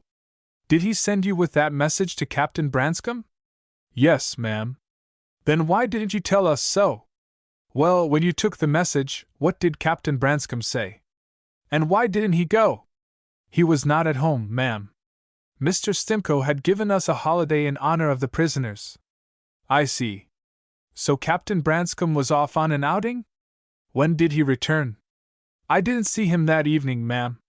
That's not an answer to my question. I asked, when did he return? Not until yesterday afternoon. I had to think before giving this answer, so long a stretch of time seemed to lie between me and yesterday afternoon. Where had he been spending his holiday meanwhile? He didn't tell me, ma'am. At all events, he didn't turn up for school next day, nor the next again, until the afternoon. Queer sort of academy, Stimcoe's. Did Mr. Stimcoe make any remark on his under-teacher's absence? No, ma'am. The school went on just as usual? No, ma'am. I hesitated. Not quite just as usual. Mr. Stimcoe was unwell. Drunk? My dear Miss Belcher, put in the scandalized Pliny. A scholar, and such a gentleman. Fiddlestick end, snapped the unconscionable lady, not removing her eyes from mine. Was this man Stimcoe drunk, eh? No, I beg your pardon, she corrected herself. I oughtn't to be asking a boy to tell tales out of school. Thou shalt not say anything to get another fellow into trouble. That's the first and last commandment. Harry Brooks? But, my good soul, she turned on Pliny, if drunk and incapable isn't written over the whole of that seminary, you may call me a Dutchwoman. There's a point or so clear enough, she announced, after a pause, when I had finished my story. We must placard the whole country with a description of that prisoner chap Glass, said Mr. Jack Rogers. And I'd best be off to Falmouth and get the bills printed at once. Indeed? Said Miss Belcher dryly. And pray how are you proposing to describe him? Why, as for that, I should have thought Harry's description here, backed up by Mr. Goodfellow's, was enough to lay a trail upon any man. My dear Lydia, a fellow roaming the country in a red coat, drill trousers, and a Japan hat. It would obviously excite remark, so obviously that the likelihood might even occur to the man himself. Mr. Rogers looked crestfallen for a moment. You suggest that by this time he has changed his rig? I suggest rather that he started by changing it, say, as far back as St. Mawes. Someone must ride to St. Mawes at once and make inquiries. Miss Belcher drummed her fingers on the table. But the man, she said thoughtfully, will have reached Plymouth long before this. You don't think it possible he went back the same way he came? In a world, Jack, where you find yourself a magistrate, all things are possible. But I don't think it at all likely. It's a rum story altogether, mused Mr. Rogers. A couple of murders in this part of the world, and mixed up with an island full of treasure. Why, damn, 'tis almost like Shakespeare. For my part, observed Miss Plinlimmon, with great simplicity, though sometimes accused of leaning unduly toward the romantic, I should be inclined to set down this story of Captain Coffin's to hallucination, or even to stigmatize it as what I believe is called in nautical parlance a yarn. And small blame to you, my dear, agreed Miss Belcher. Only, you see, when folks go about killing one another, the hallucination begins to look disastrously as if there were something in it. Yet I still fail to see, urged Pliny, why our dear Major should have fallen a victim. It's plain as a pikestaff, if you'll excuse me, Mr. Rogers answered her. This Coffin carried the chart on him, meaning to deliver it into the Major's keeping.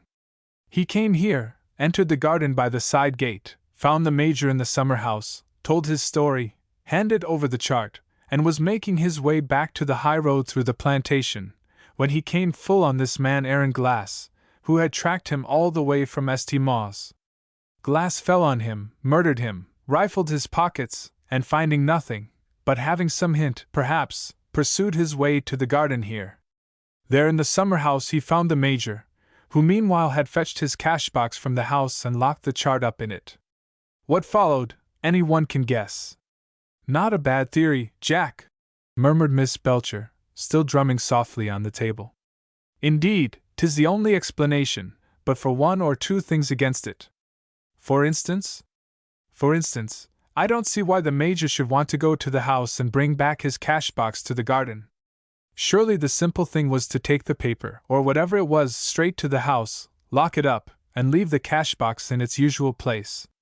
I don't see either what that box was doing, later on, in the brook below my lodge gate, for, by every chance that I can reckon, the murderer, supposing him to be this man Glass, would have pushed on in haste for Plymouth, whereas my lodge gate lies half a mile in the opposite direction. Are those all your objections? Asked Mr. Rogers. Because, if so, I must say they don't amount to much. They don't amount to much, Miss Belcher agreed. But they don't, on the other hand, quite cover all my doubts. However, there's less doubt, luckily, about the next step to be taken. You send Hoskin or someone to Torpoint Ferry to inquire what strangers have crossed for Plymouth during these 48 hours. You meanwhile borrow my roan filly, your own mare is dead-beat, clap her in the tilbury, and off you go to St. Mawes, and find out how this man Glass got hold of a change of clothes. Take Mr. Goodfellow with you, and while you are playing detective at St. Mawes, he can cross over to Falmouth and fetch along the corner cupboard. Harry has the key, and we'll open it here and read what the captain has to say in this famous roll of paper. It won't do more than tantalize us, I very much fear, seeing that the chart has disappeared, and likely enough forever. But it had not. It so happened that while I stood by my father's bedside that morning I had noticed a flag, rolled in a bundle and laid upon the chest of drawers beside his dressing-table. I concluded at once that Pliny had fetched it from the summer-house to spread over his coffin. Women know nothing about flags. This one was a red ensign, in those days a purely naval flag, carried, since Trafalgar, by the highest rank of admirals. Ashore any one could hoist it, but the flag to cover a soldier's body was the flag of Union. This had crossed my mind when I caught sight of the red ensign on the chest of drawers, and again in the summer-house. As I lifted the lid of the flag locker and noted the finger marks in the dust upon it, I guessed that Pliny had visited it with pious purpose, and womanlike, chosen the first flag handy. I had meant to repair her mistake, and again had forgotten my intention. Mr. Jack Rogers had driven off for St. Mawes, with Mr. Goodfellow in the tilbury beside him. Constable Hoskin was on his way to Torpoint. Miss Belcher had withdrawn to her great house, after insisting that I must be fed once more and packed straight off to bed, and fed I duly was, and tucked between sheets, to sleep, exhausted, very nearly the round of the clock. Footsteps awoke me, footsteps on the landing outside my bedroom. I sat up, guessing at once that they were the footsteps of the carpenter and his men, arrived in the dawn with the shell of my father's coffin. Almost at once I remembered the red ensign, and waiting until the footsteps withdrew, stole across, half-dressed, to my father's room to change it. The faint rays of dawn drifted in through the closed blinds. The coffin shell lay the length of the bed, and in it his body. The carpenter's men had left it uncovered. In the dim light, no doubt, they had overlooked the flag, which I felt for and found. Tucking it under my arm, I closed the door and tiptoed downstairs, let myself out at the back, and stole out to the summer house. There was light enough within to help me in selecting the Union flag from the half-dozen within the locker. I was about to stow the red ensign in its place when I bethought me that, day being so near, I might as well bend a flag upon the flagstaff halyards and half-mast it. So, with the Union flag under one arm, I carried out the red ensign, bent it carefully, still in a roll, and hoisted it to the truck. In half-masting a flag, you first hoist it in a bundle to the masthead, break it out there, and thence lower it to the position at which you make fast. I felt the flag's toggle jam chock-a-block against the truck of the staff, and gave a tug, shaking out the flag to the still morning breeze. A second later something thudded on the turf close at my feet. I stared at it, but the halyards were in my hand, and before picking it up I must wait and make them fast on the cleat. Still I stared at it, there where it lay on the dim turf. And still I stared at it. Either I was dreaming yet, or this thing that had fallen from heaven, was the oilskin bag that had wrapped Captain Coffin's chart. I stooped to pick it up. At that instant the side gate rattled, and with a start I faced, in the half-light, Captain Branscombe. Chapter 15. He opened the gate and came across the turf to me. I observed that his hand trembled on his walking cane, and that he dragged his injured leg with a worse limp than usual, also, but the uncertain light may have had something to do with this. His face seemed of one color with the gray dust that powdered his shoes. "Good morning, Harry!" "Good morning, sir," I answered, crushing the oilskin into my pocket and waiting for his explanation. "You are surprised to see me? The fact is, I have something to tell you, and could not rest easy till it was off my mind. I have traveled here by Russell's wagon, but have trudged a good part of the way, as you see." He glanced down at his shoes. "The pace was too slow for my impatience. I could get no sleep. Though it brought me here no faster, I had to vent my energies in walking." His sentences followed one another by jerks, in a nervous flurry. "You are surprised to see me?" he repeated. "Why, as to that, sir, partly I am and partly I am not. It took me aback just now to see you standing there by the gate, and," said I more boldly, "it puzzles me yet how you came there and not to the front door, for you couldn't have expected to find me here in the garden at this time in the morning." "True, Harry, I did not." He paused for a moment, and went on. "It is truth, lad, that I meant to knock at your front door by and by, and ask for you. But the hour being over early for calling, I had a mind, before rousing you out of bed, to walk down the lane and have a look over your garden gate. Nay," he corrected himself, "I do not put it quite honestly even yet. I came in search of something. I can save you the trouble, perhaps," said I, and diving a hand into my breech pocket, I pulled out the gold-rimmed eyeglasses. He made no offer to take them, though I held them out to him on my open palm, but fell back a step, and, after a glance at them, lifted his eyes and met mine honestly, albeit with a trouble in his face. "You found them?" "Yes." "To whom have you shown them?" "To nobody." "Yet there has been some inquiry?" I nodded. "At which you were present?" I nodded again. "And you said nothing of this piece of evidence?" "Why?" "Because." I hesitated for a couple of seconds and then gulped hesitation down. "Because I could not believe that you were really." "Thank you, Harry. All the same, sir, your name was mentioned." "Eh?" He was plainly astonished. "My name mentioned? But why? How?" "Since no one saw me here, and if, as you say, you hid this only evidence. It came up, sir, when they examined me about Captain Danny. You know, do you not, that they have found his body too? I heard the news being cried in Truro streets as we came through. Poor old Coffin. It is all mystery to me, mystery on mystery. But how on earth should my name have come up in connection with him?" "Why, about your teaching him navigation, sir." Captain Branscome passed a hand over his forehead. Navigation? Yes, to be sure, I taught him navigation, or rather tried to. But what of that? Well, sir, Miss Belcher seemed to think it suspicious. He reached out a hand, and taking the glasses from me, sat down upon the stone base of the flagstaff and began feebly to polish them. Impossible, he said faintly, as if to himself, then aloud. The man was a friend of yours, too, wasn't he? Yes, sir, if you mean Captain Coffin, he was a friend of mine. And of mine, and, as you say, he came to me to learn navigation. Now, what connection there can be between that and his being murdered a dozen miles inland? But here he broke off, and we both looked up and across the stream as, with a click of the latch, the door there creaked and opened, and Miss Belcher entered the garden. She wore an orange-colored dressing gown, top boots to guard her ankles from the morning dew, a red kerchief tied over her brow to keep her iron-gray locks in place, and over it her customary beaver hat, et vera incessa patet die.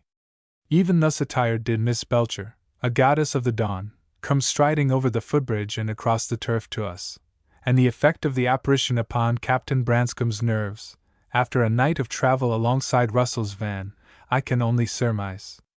I did not observe it, having for the moment no eyes for him. "Hello!"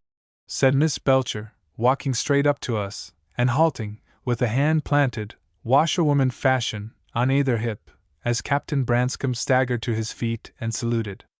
"Hello? Who's this?" "Captain Branscome, ma'am," stammered I. "I thought as much. And what is Captain Branscome doing here?" "By your leave, ma'am," said Captain Branscome. I was just dropping in for a talk here with my friend Harry Brooks." "Hum!" sniffed Miss Belcher, and eyed him up and down for a full 10 seconds with an uncompromising stare. "As an explanation, sir, you will allow that to be a trifle unsatisfactory. What have you been eating lately?" "Madam?" Captain Branscome stared at her in weak bewilderment, and indeed, the snort which accompanied Miss Belcher's question seemed to accuse him of impregnating the morning air with a scent of onions. "You can answer a plain question, I hope?" said she. "When did you eat last, and what was it?" "To be precise, ma'am, though I don't understand you, it was an apple, and about, let me see, 7 hours ago." Miss Belcher turned to me and nodded. "In other words, the man's starving. I don't blame you, Harry Brooks. One can't look for old heads on young shoulders. But for goodness sake, take him into the house and give him something to eat." "Madam," again began Captain Branscome, still a prey to that mental paralysis which Mrs. Belcher's costume and appearance ever produced upon strangers, and for which she never made the smallest allowance. "Don't tell me," she snapped. "I breed stock and I buy 'em. I know the signs. I was about to suggest, ma'am, that, travel-stained as I am, a wash and a shave would be even more refreshing." "Hum! You're one of those people, that study appearances?" In the art of disconcerting by simple interrogation I knew Miss Belcher's peer, whether for swiftness, range, or variety. "Brought a razor with you?" "Yes, ma'am." "Take him to the house, Harry, but first show me where the hens have been laying." Half an hour later, as Captain Branscome, washed, brushed, and freshly shaven, descended to the breakfast parlor, Miss Belcher entered the house by the back door, with her hat full of new-laid eggs. "Nothing like a raw egg to start the day upon," she announced. "I suck 'em for my part, but some prefer 'em beaten up in a dish of tea." She suited the action to the word, and beat up one in the captain's teacup while Pliny carved him a slice of ham. "Ladies," he protested, "I am ashamed. I do not deserve this hospitality. If you would allow me first to tell my story—" "You're all right," said Miss Belcher. "Couldn't hurt a fly if you wanted to. There! Eat up your breakfast, and then you can tell us all about it." The two ladies had, each in her way, a knack of making her meaning clear without subservience to the strict forms of speech. "It will be a weight off one's mind," declared Pliny, "even if it should prove to be the last straw." "There's one thing to be thankful for," chimed in Miss Belcher, "and that is, Jack Rogers has gone to St. Mawes." When there's serious business to be discussed, I always thank a providence that clears the men out of the way. I glanced at Captain Branscome. Assuredly, he had come with no intention at all of unbosoming himself before a couple of ladies. He desired desperately, I felt sure, to confide in me alone. But Miss Belcher's offhandish air of authority completely nonplussed him. He sat helplessly fidgeting with his breakfast plate. "To tell you the truth, ladies," he began, "I had not expected this audience. It finds me, in a manner of speaking, unprepared." He ran a finger around the edge of his saucer after the manner of one performing on the musical glasses, and threw a hunted glance at the window, as though for a way of escape. "My name, ladies, is Branscome. I was once well-to-do, and commanded a packet in the service of His Majesty's Postmasters General. But times have altered with me, and I am now an usher in a school, and a very poor man." He paused, looked up at Miss Belcher, who had squared her elbows on the table in very unladylike fashion, and cleared his throat before proceeding. "You will excuse me for mentioning this, but it is an essential part of my story." "The Stimcoes," suggested Miss Belcher, "didn't pay up, eh? Mr. Stimcoe, though a scholar, ma'am, has suffered from time to time from pecuniary embarrassment." "Traceable to drink," interpolated Miss Belcher, with a nod towards Pliny. "No, sir, you need not look at Harry, he has told us nothing. I formed my own conclusions. Mrs. Stimcoe, ma'am, for I should tell you she keeps the purse, is too often unable to make two ends meet, as the saying is. I believe she paid when she could, but somehow my salary has always been in arrear. I have used remonstrance with her, before now, to a degree which it shames me to remember, yet, in spite of it, I have sometimes found myself on a Saturday, after a week's work, without a loaf of bread in the cupboard.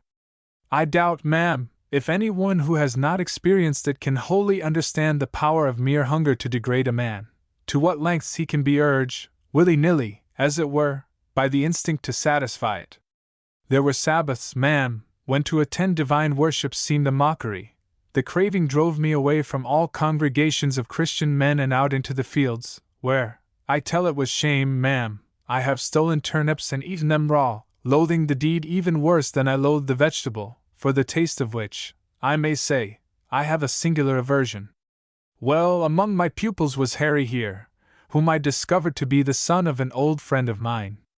I dare to call the late Major James Brooks a friend in spite of the difference between our stations in life, a difference he himself was good enough to forget. Our acquaintance began on the Londonderry transport, which I commanded, and in which I brought him home from Corunna to Plymouth in the January of 1809. It ended with the conclusion of that short and anxious passage. But I had always remembered Major Brooks as one who approached, if ever man did, the ideal of an officer and a gentleman. Now at first, ladies, the discovery suggested no thought to me beyond the pleasure of knowing that my old friend was alive and hale, and the hope of seeing Harry grow up to be as good a man as his father. But by and by I found a thought waking and growing, and awake again and itching after I had done my best to kill it, that the Major might be moved by the story of an old shipmate brought so low. God forgive me, ladies! Captain Branscome put up a hand to cover his brow. The very telling of it degrades me over again, but I came here to make a clean breast, and there is no other way. I had cross-examined Harry about the Major and his habits, not always allowing to myself why I asked him many trivial questions. And then suddenly the temptation came to a head. Certain Englishmen discharged from the French war prisons were landed at Plymouth. The town turned out to welcome the poor fellows home, and the mayor entertained them at a banquet, to which also he invited some 200 townsmen. Among the guests he was good enough to include me, for it has been a consolation to me, ladies, and a source of pride, that my friends in Falmouth have not withdrawn in adversity the respect which in old days my uniform commanded. Captain Branscome is not telling you the half of it, I broke in eagerly. Every one in Falmouth knows him to be a hero. Why, he has a sword of honor at home, given him for one of the bravest battles ever fought. Gently, boy, gently, Captain Branscome corrected me, with a smile, albeit a sad one. Youth is generous, ladies. It sees these things through a haze which colors and magnifies them, and it's a very poor kind of hero you'll consider me before I have done. Where was I? Ah, yes, to be sure, the banquet. His worship can little have guessed what his invitation meant to me, or that, while others thanked him for a compliment, to me it offered a satisfying meal such as I had not eaten for months. Mr. Stimcoe had given the school a holiday. In short, I attended. I fear, ladies, that the food and the generous wine together must have turned my head. There is no other explanation, for when the meal was over and I sat listening to the speeches, but fumbling with a glass of port before me, scarcely with the half-crown in my pocket which must carry me over another week's housekeeping, all of a sudden the man inside me rose in revolt. I felt such poverty as mine to be unendurable, and that I was a slave, a spiritless fool, to put up with it. There must be hundreds of good, Christian folk in the world who had only to know to stretch out a hand of help and gladly, as I would have helped such a case in the days of my own prosperity. Remember, I am not putting this forward as a sober plea. I know it now to be false, self-cheating, the apology that every beggar makes for himself, the specious argument that every poor man must resist who would hold fast by his manhood. But there, with the wine in me and the juices of good meat, the temptation took me at unawares and mastered me as I had never allowed it to master me while I hungered. I saw the world in a sudden rosy light. I felt that my past sufferings had been unnecessary. I thought of Major Brooks. Bless the man, interjected Miss Belcher. He's coming to the point at last. Your pardon, ma'am. I will be briefer. I thought of Major Brooks. I took a resolve there and then to extend my holiday, to walk hither to Minden Cottage, and lay my case before him. The banquet had no sooner broken up than I started. I reached Truro at nightfall, and hired a bed there for 6d. Early next morning I set forward again. By this time the impulse had died out of me, but I still walked forward, playing with my intention, always telling myself that I could relinquish it and turn back to Falmouth, cheating, yes, I fear deliberately cheating, myself with the assurance until more than half the journey lay behind me, and to turn back would be worse than pusillanimous. At St. Austell a carrier offered me a lift, and brought me to Liskeard. Thence I walked forward again, and in the late afternoon came in sight of Minden Cottage. I recognized it at once from Harry's description, and at first I was minded to walk up and knock boldly at the front door. But remembering also the lad's account of the garden and how the Major would spend the best part of his day there, and partly, I fancy, being nervous and uncertain with what form of words to present myself, I pulled up at the angle of the house, where the lane comes up alongside the garden wall to join the road, and halted, to collect myself and study my bearings. The time was about 20 minutes after 5, and the light pretty good. But the lane is pretty well overgrown, as you know. I looked down and along it, and it appeared to end in a tangle or brambles. I turned my attention to the house, and was studying it through my glasses, taking stock of its windows and chimneys, and generally, as you might say, reckoning it up, along with the extent of its garden, when, happening to take another glance down the lane, to run a measure of the garden wall, or perhaps a movement caught my eye, I saw a man step across the path between the brambles, out of the garden, as you might say, and into the plantation opposite. The path being so narrow, I glimpsed him for half a second only. But the glimpse of him gave me a start, for, if to suppose it had been anywise possible, I could have sworn the man was one I had known in Falmouth and left behind there. "Captain Coffin!" I exclaimed. "Aye, lad, Captain Coffin, Captain Danny Coffin. But what should he be doing at Minden Cottage?" "The quicker you proceed, sir," said Miss Belcher, rapping the table, "the sooner we are likely to discover." Chapter 16. "Well, ma'am," resumed Captain Branscombe, so strong was the likeness to old Coffin, and yet so incredible was it he should be in these parts, that, almost without stopping to consider, I turned down the lane on the chance of another glimpse of the man. This brought me, of course, to the stile leading into the plantation, but the path there, as you know, takes a turn among the trees almost as soon as it starts, and runs, moreover, through a pretty thick undergrowth.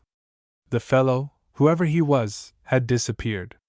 I can't say but what I was still puzzled, though the likeliest explanation, indeed, the only likely one, seemed to be that my eyes had played me a trick. I had pretty well made up my mind to this when I turned away from the stile to have a look at the garden gate on the other side of the lane, and over it, across the little stretch of turf, I caught sight of the summer house and of Major Brooks standing there in the doorway with a bundle between his hands, a bundle of something red, which he seemed to be wrapping round with a piece of cord.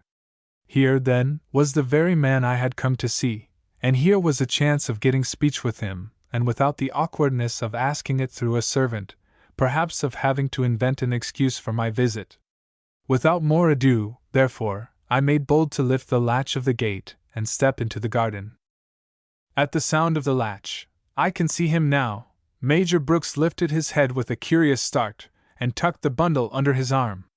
The movement was like that of a man taken at unawares, and straightening himself up to meet an attack. I cannot describe it precisely, but that was just the impression it made on me, and it took me aback for a moment, so that I paused as the gate fell to and latched itself behind me. "Halt there," the Major commanded, facing me full across the turf. "Halt, and tell me, please, why you have come back." This puzzled me worse for a moment, for the light was good, though drawing towards sunset, and it seemed impossible that, looking straight at me, he could mistake me for the man who had just left the garden. Then I remembered what Harry had told me of his father's blindness. My silence naturally made him more suspicious. "Who is it there?" "Your name, please," he demanded sharply. "Sir," I answered, "I beg your pardon for coming thus unannounced, but my name is Branscombe, and I had once the honor to be shipmate with you on board the Londonderry transport." For a while he continued to stare at me in his blind way. "Yes," he said slowly at length, "yes, I remember your voice, sir. But what in the name of wonder brings you to my garden just now?" "Your son Harry, sir," said I, "some time ago gave me a message from you. If ever," he said, "I found myself in the neighborhood of Minden Cottage, you would be pleased to receive a visit from me." "Yes," said he, but still with a something in his voice between wonder and suspicion, "that's true enough. I have always retained the highest respect for Captain Branscombe, and by your voice you are he. But, he hesitated, and fired another question point blank at me. "You come from Falmouth?" "I do, sir." "Alone?" "Yes, sir. I have walked all the way from Falmouth, and without a companion."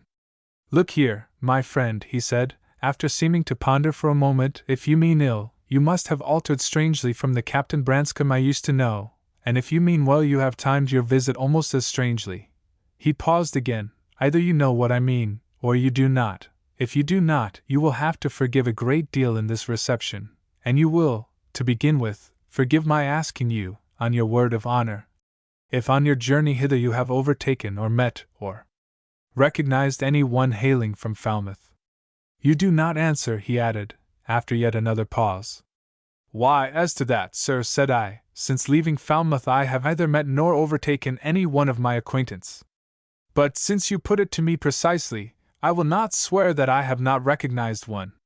A few minutes ago, standing at the head of the lane here, I saw a man cross it, presumably from this garden, and take the path leading through the plantation yonder. It certainly strikes me that I knew the man, and I followed him down the lane here to make sure." "Why?" the Major asked me. "Because, sir," said I, "it did not seem possible to me that the man I mean could have any business here. Besides which, an hour or two before leaving Falmouth I had passed him in the street, and though he had, indeed, the use of his legs, he was too far gone in liquor to recognize me." "His name?" the Major asked. "Coffin, sir," said I, "usually known as Captain Coffin, or Captain Danny." "A drunkard?" he asked. "A man given to liquor," said I, "by fits and starts, but mild enough in an ordinary way. You might call him the least bit touched in the upper story, of a loose, rambling head, at all events, as I can testify, who have taught him navigation, or tried to." The Major, though he could not see me, seemed to study me with his blind eyes. He stood erect, with the bundle clipped under his left arm, and the bundle I made out to be a flag, rolled up and strapped about with its own lanyard. "One more question, Captain Branscombe," said he. "This Captain Coffin, as you call him, is he, to the best of your knowledge, an honest man?" I answered that I had heard question of Coffin's sanity, but never of his honesty. His sanity, said the Major, and I could see he was hung in stays, but he picked up his wind after a second or two, and paid off on another tack. Well, well, he said, we'll drop talking of this coffin, and turn to the business that brings you here. What is it? For I take it you've walked all the way from Falmouth for something more than the sake of a chat over old times. I remember, ladies, the words he used, though not the tone of them. To tell the truth, though my ears received I was not listening. I stood there, wishing myself 100 miles away, but his manner gave me no chance to fob him off with an excuse, or pretend I had dropped in for a passing call. There was nothing for it but to out with my story, and into it I plunged somehow, my tongue stammering with shame. He listened, to be sure, but without offering to help me over the hard places. Indeed, at the first mention of my poverty, I saw all his first suspicions, whatever they had been, return and show themselves in his blind eyes. His mouth was set like a closed trap. Yet he heard me out, and when I had done, his suspicions seemed to have faded again, for he answered me considerately enough, though not cordially.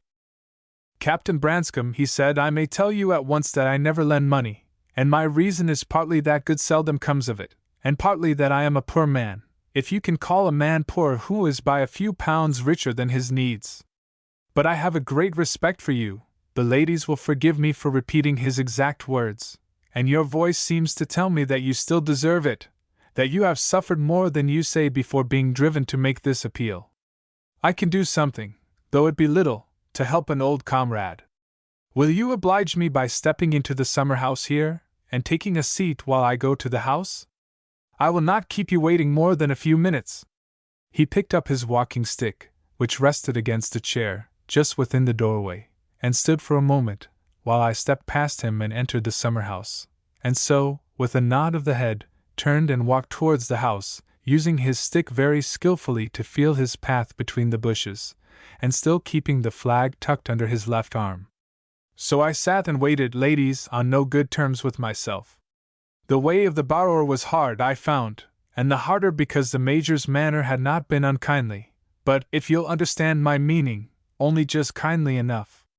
In short, I don't know but that I must have out and run rather than endure his charity, had not my thoughts been distracted by this mystery over Captain Coffin. For the Major had said too much, and yet not enough. The man I had seen crossing the lane was certainly Coffin, but to connect him with Minden Cottage I had no clue at all beyond the faint one, Harry, that you and he were acquaintances. Besides, I had seen him, the morning before, in the crowd around the prisoners, and could have sworn he was then, saving your presence, ladies, as drunk as a fiddler. If vehicle had brought him, it could not be any that had passed me on the road, or for certain I should have recognized him. Well, here was a riddle, and I had come no nearer to guessing it when the Major returned. He had left his bundle in the house, and in place of it he carried a cash-box, which he set on the table between us, but did not at once open. Instead, he turned to me with a complete change of manner, and held out his hand very frankly. I owe you an apology, Captain, said he. To be plain with you, at the moment you appeared I was half expecting a different kind of visitor, and I fear you received some of the welcome prepared for him. Overlook it, please, and shake hands. And to get our business over, he unlocked the cash-box. Here are 10 guineas, which I will ask you to accept from me. We won't call it a gift, we will call it an acknowledgement for the extra pains you have put into teaching my son. Tut, man, said he, as I protested. Harry has told us all about that. I assure you the youngster came near to wearying us, last holiday, with praise of you. And so he did. Pliny here interrupted. That is to say, sir, I mean we were only too glad to listen to him. I thank you, ma'am. Captain Branscombe bowed to her gravely. I will not deny that the Major's words gave me pleasure for the moment. He, for his part, appeared to be quite another man. 'Twas as if between leaving me and returning to the summer house a load had been lifted from his mind. He counted out the guineas, locked the cash-box again, lit his pipe, and then, seeming to recollect himself, reached down a clean one from a stack above the doorway, and insisted upon my filling and smoking with him. 'Twas a long while since I had tasted the luxury of tobacco. We talked of old days on the Londonderry, of Sir John Moore's last campaign, of Falmouth and the packets, of the peace and the overthrow of Bonaparte's ambitions, or rather, 'twas he that talked and questioned, while for me 'twas pleasure enough, and a pleasure long denied me, to sit on terms with a well-read gentleman and listen to talk of a quality which differed from that of the Rev. Philip Stimcoe's, suggested Miss Belcher, as he hesitated. Proceed, sir. I shall add, madam, that the Major very kindly invited me to sleep that night under his roof. I could pick up the coach in the morning, he said. But this I declined, professing that I preferred the night for traveling, and maybe, before tiring myself, would overtake one of Russell's wagons and obtain a lift, the fact being that, grateful though I found it to sit and converse with him, my conscience was accusing me all the while.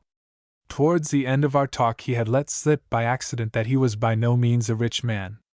The money from that moment began to burn in my pockets, and I had scarcely shaken hands with him and taken my leave, which I did just as the sun was sinking behind the plantation across the lane, before his guineas fairly scorched me. I held on my way for a mile or more. You may have observed, ladies, that I limp in my walk? It is the effect of an old wound. But I declare to you, my limp was nothing to the thought I dragged with me, the recollection of the Major's face and the expression that had come over it when I had first confessed my errand. All his subsequent kindness, his sympathy, his hospitality, his frank and easy talk, could not wipe out that recollection. I had sold something which for years it had been my pride to keep. I had forced it on an unwilling buyer. I had taken the money of a poor man, and had given him in exchange, what? You remember, ladies, those words of Shakespeare, good words, although he puts them into the mouth of a villain, that no one had filched my honor, I had sold it to a good man, but yet without enriching him, while in the loss of it I knew myself poor indeed. At the second milestone I turned back, more eager now to find the Major and get rid of the money than ever I had been to obtain it. My face was no sooner turned again towards the cottage than I broke into a run, and so good pace I made between running and walking that it cannot have been more than an hour from my leaving the garden before I arrived back at the head of the lane.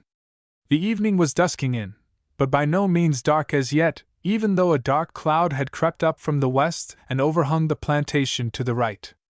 I looked down the lane as I entered it, and again, yes, ladies, as surely as before, I saw a man cross it from the garden gate and step into the plantation. Who the man was I could not tell, the light being so uncertain. Although he crossed the lane just where Coffin had crossed it, and disappeared in just the same manner, I had an impression that he was not Coffin, and that his gait, for one thing, differed from Coffin's. But I tell you this for what it is worth, I was startled, you may be sure, and hurried down the lane after him even quicker than I had hurried after the first man. But when I came to the stile, he, like the first man, had vanished, and within the plantation it was impossible by this time to see more than 20 yards deep. Again I turned and crossed the lane to the garden gate. A sort of twilight lay over the turf between me and the summer house, and beneath the apple trees skirting my path to it on the left you might say that it was night, but the water at the foot of the garden threw up a sort of glimmer, and there was a glimmer, too, on the vane above the flagstaff. I noted this and that, though my eyes were searching for Major Brooks in the dark shadow under the pent of the summer house. Towards this I stepped, but in the dark I must have walked a few feet wide of the straight line, for I remember brushing against a low-growing branch of one of the apple trees, and this must have caught in my eyeglass ribbon and torn it, for when I came to fumble for them a few seconds later to help my sight, the glasses were gone. By this time I had reached the summer house and come to a halt, 3 paces, maybe, from the doorstep. Major Brooks, I called softly, and then again, but a thought louder, Major Brooks. There was no answer, ladies, and I turned myself half about, uncertain whether to go back up the lane and knock at the front door or to seek my way to the house through the garden. Just then my boot touched something soft, and I bent and saw the Major's body stretched across the step close beside my ankles. I stooped lower and put down a hand. It touched his shoulder, and then the ground beneath his shoulder, and the ground was moist. I drew my hand back with a shiver, and just at that moment, as I stared at my fingers, the heavy cloud beyond the plantation lifted itself clear of the trees and let the last of the daylight through, enough to show me a dark stain running from my fingertips and trickling towards the palm. And then, Ladies, at first I thought of no danger to myself, but ran for the gate, still groping as I went for my eyeglasses, stumbled across the lane somehow, and over the stile in vain chase of the man I had glimpsed 2 minutes before. I say a vain chase, for I had not plunged 20 yards into the plantation before, short-sighted mole that I am, I had lost the track. I pulled up, on the point of shouting for help, and with that there flashed on me the thought of the Major's guineas in my pocket. If I called for help I called down suspicion on myself, and suspicion enough to damn me. How could I explain my presence in the garden? How could I account for the money, straight from the Major's cash-box? Captain Branscome paused and gazed around upon us as if caught once more in that terrible moment of choice. Miss Belcher met his gaze and nodded. So the upshot was that you ran for it? Well, I can't say that I blame you. But as it happens, if you had stood still the cash-box might have helped to clear you, for it was found next morning, half a mile away in the brook, below my lodge gate. And there's one thing, said Pliny, we may thank God for, if it is possible to be thankful for anything in this dreadful business. The murderer, whoever he was, got little profit from his crime, for I know pretty well the state of your poor father's finances, Harry, and if, as Captain Branscome tells us, he had taken 10 guineas from the box, there must have been very few left in it. My good soul, said Miss Belcher, the man wasn't after money. He wanted the map this Captain Coffin had left in the Major's keeping. That's as plain as the nose on your good dear face. If the map happened to be in the cash box, and I'll bet 10 to 1 it wasn't. You may bet 10,000 to 1, I cried. It was never in the cash box at all. It was wrapped up in the flag my father carried into the house. Bless the boy, said Miss Belcher. He's not half a fool after all. Yes, where is the flag? On the flagstaff, said I. I hoisted it there this morning. Eh? And here, I panted, jumping up in my excitement. Here is Captain Coffin's map. I heard Miss Belcher breathing hard as I lugged out the oilskin packet, tore open the knotted string which bound it, and drawing forth the parchment, spread it, with shaking fingers, on the table. Chapter 17. While the others drew their chairs closer, and while I spread flat the parchment, which was crinkled, by the action of salt water, maybe, I had time to assure myself that this was the selfsame chart of which Captain Coffin had once vouchsafed me a glimpse. I remembered the shape of the island, the point marked Cape Alderman, the strange, whiskered heraldical monster depicted in the act of rising from the waves off the northwestern coast, the equally impossible ship, decorated with a sprit topmast and a flag upon it, and charging up under full sail for the southern entry, the name of which, Gow's Gulf, I must have missed to read in the short perusal Captain Coffin had allowed me. At any rate, I could not recall it. But I recalled the 3 crosses which showed, so he had told me, where the treasure lay. They were marked in red ink, and I explained their meaning to Miss Belcher, who had pounced upon them at once. Fiddlestick end, said that lady, falling back on her favorite ejaculation. Great clumsy crosses of that size! How in the world could anyone find a treasure by such marks, unless it happened to be 2 miles long? She pointed to the scale at the head of the chart, which, to be sure, gave 6 miles to the inch. By the same measurement the crosses covered, each way, from half a mile to 3/4.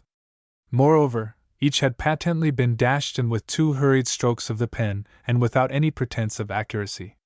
The first cross covered a quay, or sandbank off the northern shore of the island. The second sprawled athwart what appeared to be the second height in a range of hills running southward from Cape Alderman, and down along the entire eastern coast at a mean distance of a mile, or a little over, from the sea, while the third was planted full across a grove of trees at the head of the great inlet, Gow's Gulf, to the south, and, moreover, spanned the chief river of the island, which, running almost due south from the back of the hills or mountains, their size was not indicated, below Cape Alderman, discharged itself into the apex of the gulf. Without bearings of some sort, said Miss Belcher. These marks are merely ridiculous. You may well say so, ma'am, Captain Branscome answered, but inattentively. Mortallone, he went on, muttering the word over as if to himself. It is curious, all the same. What is curious? Demanded Miss Belcher. Why, ma'am, I have never myself visited the Gulf of Honduras, but among seamen there are always 100 stories floating about. In a manner of speaking, there is no such shop for gossip as the sea. In every port you meet in taverns where sailors drink and brag, the liquor being in them, and one man talks and the rest listen, not troubling themselves to believe. It is good to find oneself ashore, you understand?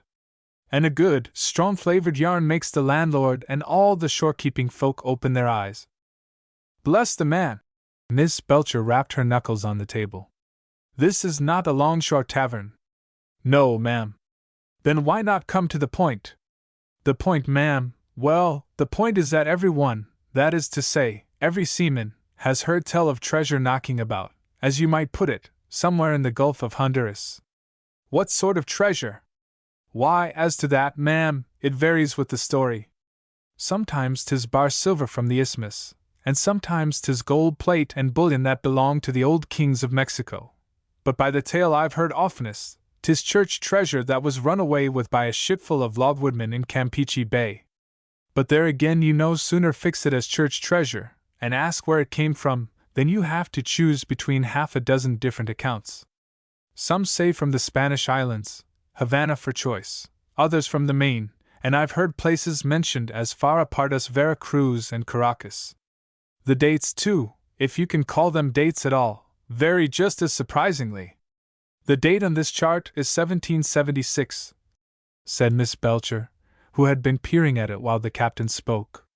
Then, supposing there's something in poor Coffin's secret, that gives you the year to start from. We'll suppose this is the very chart used by the man who hid the treasure. Then it follows the treasure wasn't hidden before 1776, and that rules out all the yarns about Hornigold, Teach, Bat Roberts, and such like pirates, the last of whom must have been hanged a good 50 years before, though here's evidence. Captain Branscombe laid a forefinger on the chart. That these gentry had dealings with the island in their day. Gow's Gulf, Cape Fea. Gow was a pirate and a hard nut at that, and Fea, if I remember, his lieutenant or something of the sort, but they had gone their ways before ever this was printed, and consequently before ever these crosses came to be written on it.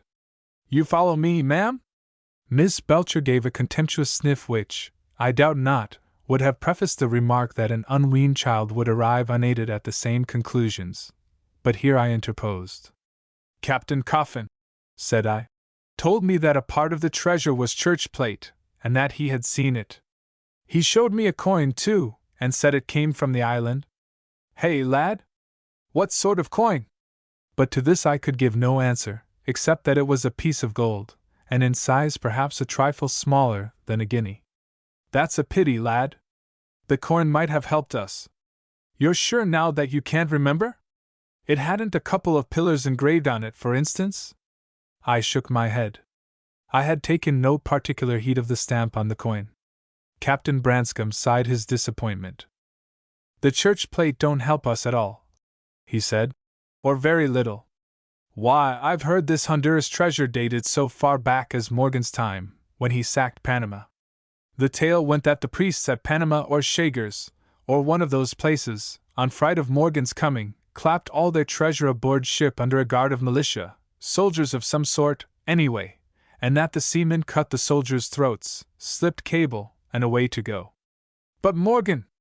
He must have died before Queen Anne was born. Well, not so far back as that maybe, but then or thenabouts. I tell you, ma'am, this story hangs around every port and every room where seamen gather and drink and take their ways again. 'Tis for all the world like the smell of tobacco smoke, that tells you someone has come and gone, but leaves you nothing to get hold of. Hello? As the exclamation escaped him, Captain Branscombe, who had casually picked up a corner of the parchment between finger and thumb, with a nervous jerk drew the whole chart from under my outspread palms and turned it over face downwards. Eh? But see here! He fumbled with his glasses, while Miss Belcher and I, snatching at the chart, almost knocked our heads together as we bent over a corner of it, the left-hand upper corner, and a dozen lines of writing scrawled there in faded ink. They ran thus. That was all, except two short entries. The first scribbled aslant under number 1, and in Captain Coffin's own handwriting, so Captain Branscome, who knew it, assured us. The second entry appeared to have been penned by the same hand as the original, but more neatly, and somewhat later. The ink, at any rate, was blacker and fresher. It ran.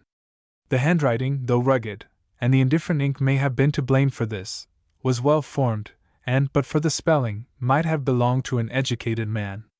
The reader, if he choose, may follow our example and discuss the above directions for half an hour. I will warrant with as little result. Miss Belcher ended by harking back to the summer house and to the latest crime, if we might guess, the latest of many, for which this document had been responsible. What puzzles me is this: since the Major had pockets in his coat, why should he have hidden the parcel as he did? So small a parcel, too. Captain Coffin, I suggested, may have known that he was being followed. Well? And in handing it over he may have warned my father that there was danger. I believe the boy is right, said Captain Branscome. Now I recall the Major's face at the moment when I rattled the latch. I feel sure he was on his guard. Yes, he had been warned against carrying this on his person. He was wrapping it away for the time. Why, what ails the man? Demanded Miss Belcher, as Captain Branscome stopped short with a groan. I was thinking, ma'am, that but for my visit he might never have relaxed his guard, that it was I who helped the murderer to take him at unawares. Nay, worse, ma'am, worse. His last thought may have been that I was the traitor, that the blow he took was from the hand he had filled with gold, that I had returned to kill him in his blindness. Captain Branscome bowed his head upon his hands. I saw Pliny, who all this while had sat silent, content to listen, rise, her face twitching, and put out a hand to touch the captain's shoulder. I saw her hand hesitate as her sense of decorum overtook her pity and seemed to reason with it. And with that I heard the noise of wheels on the road. Hullo! Miss Belcher pricked up her ears. Here's that nuisance Jack Rogers turning up again. Chapter 18. Mr. Jack Rogers, as he pulled up by the porch and directed me to stand by the young mare's head, wore a look of extreme self-satisfaction. Beside him, also beaming, sat Mr. Goodfellow, with the corner cupboard nurse between his knees. Capital news, lad! Announced Mr. Rogers, climbing down from the tilbury. The filly's pretty near deadbeat, though. Must see to her and cool her down before telling it. Now then, Mr. Goodfellow, if you'll hand out the cupboard. By the way, Sonny, I hope Miss Plinlimmon can give us breakfast. I'm as hungry as a hunter, for my part, and deserve it, too, after a good night's work. With my falderole diddledy. He started to hum, but checked himself shamefacedly. There I go again, and I beg your pardon. 'Tis the most difficult thing in the world to me to behave myself in a house of mourning. Mr. Goodfellow by this time had clambered down, and was embracing the corner cupboard as though he had parted from it for an age, instead of for 50 seconds at the farthest. Carry it indoors, but don't open it till I'm ready, commanded Mr. Rogers, stooping under the filly to loosen her belly band. I'm a magistrate, remember, and these things must be done in order. You come along with me, Harry, that is, if you have the key in your pocket. I have, sir. Right. Then come along with me, and you'll be out of harm's way. So, while Mr. Goodfellow carried the cupboard into the house, Mr. Rogers and I attended to the filly. This took, maybe, 20 minutes, but Mr. Rogers was a sportsman, and thought of his horse before himself. Not till all was done, and well done, did he announce again that he was devilish peckish, nor did I take the measure of his meaning until, returning to the breakfast-room where Mr. Goodfellow sat before a plate of bread and cream, he helped himself to a mass of veal pie fit for a giant, and before attacking it drained a tankard of cider at a single pull, while he nodded over the rim to Captain Branscome, to whom Pliny introduced him. Jack, said Miss Belcher, with a jerk of her thumb towards the captain, I'll lay you 2 to 1 in guineas, that our news is more important than yours. I take you, said Mr. Rogers. It will save time if we tell it while you're eating, and will save you the trouble of talking with your mouth full. Once or twice, while she abridged Captain Branscome's narrative, Mr. Rogers set down knife and fork, and stared at her with round eyes, his jaws slowly chewing. And I reckon, concluded Miss Belcher, That you won't dispute your owing me a guinea. Wait a bit. Mr. Rogers pushed his empty plate away, selected a clean one, and helped himself to 6 slices of ham. To begin with, I've found scent and laid on the hounds. Where? At St. Mawes. Captain Coffin, the murdered man, landed there from the ferry on the night of the 11th, at a few minutes before 9, and walked straight to the Lugger Inn, above the quay.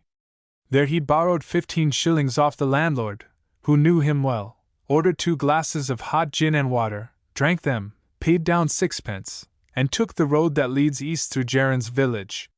His tale was that he had a relative to visit at Plymouth Dock, and meant to push on that night so far as Probus, and there sleep and wait for Russell's wagon. But his road, I objected, wouldn't lie through Gerrans village unless he went by the short cut through the field beyond St. Mawes, and took the ferry at Percule. Right, lad, and that is precisely what he did, for, to push ahead a bit, we overran his track on the main road, and learning of that same short cut drove back along the other side of the creek to Percule, and had a talk with the ferryman. The ferryman told us that at 10 o'clock, or thereabouts, he was going to bed having closed the ferry, when a voice on the other shore began bawling over. He slipped on his boots again, rowed across, and took over a man who was certainly Captain Coffin. He was alone? I asked. He came across the ferry alone, said Mr. Rogers, and I dare say he had no idea of being followed. But back at St. Mawes, while he was drinking gin and water in the taproom, another man came to the door of the Lugger. This man sent for the landlord, Bogue by name, and asked to be shown into a private room. He was dressed in odds and ends of garments, including a soiled regimental coat and dirty linen trousers. The French prisoner, said I.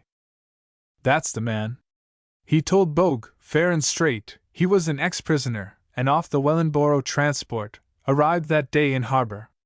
He had money in his pocket. In Bogue's presence he pulled out a fistful of gold, and he pitched a tale that he was bound for his home, a little this side of Saltash, but couldn't face the road in the clothes he wore. You'll admit that this was reasonable when you've seen him, for I brought the suit along in the tail of the Tilbury. For £1 Bogue fitted him up with an old suit of his own, coat and waistcoat of blue sea-cloth, not much the worse for wear, duck trousers, a tarpaulin hat, and a flannel shirt marked J. B. Bogue's Christian name is Jeremiah. The fellow had no shirt when he presented himself, nothing between the bare buff and the uniform coat that he wore buttoned across his chest.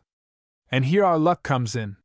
He was shy of stripping in Bogue's presence, and on pretense of feeling chilly, sent him out of the room for a glass of hot grog. As it happened, Bogue met the waiting maid in the passage, coming out of the bar with a tray and half a dozen hot grogs that had been ordered by customers in the taproom. He picked up one, and sending the maid back to fetch another to fill up her order, returned at once to the private room. My gentleman there was standing with his back to the door, stripped to the waist, with the shirt in his hand ready to slip it on. He wasn't expecting Bogue so soon, and he turned about with a jump, but not before Bogue had sight of his back and a great picture tattooed across it, Adam and Eve, with the tree between them, and the serpent coiled around it complete. The man Bogue must have quick sight, commented Miss Belcher. So I told him, but his answer was that it didn't need more than a glance, because this picture is a favorite with seamen. Bogue has been a seaman himself. That is so, Captain Branscombe corroborated.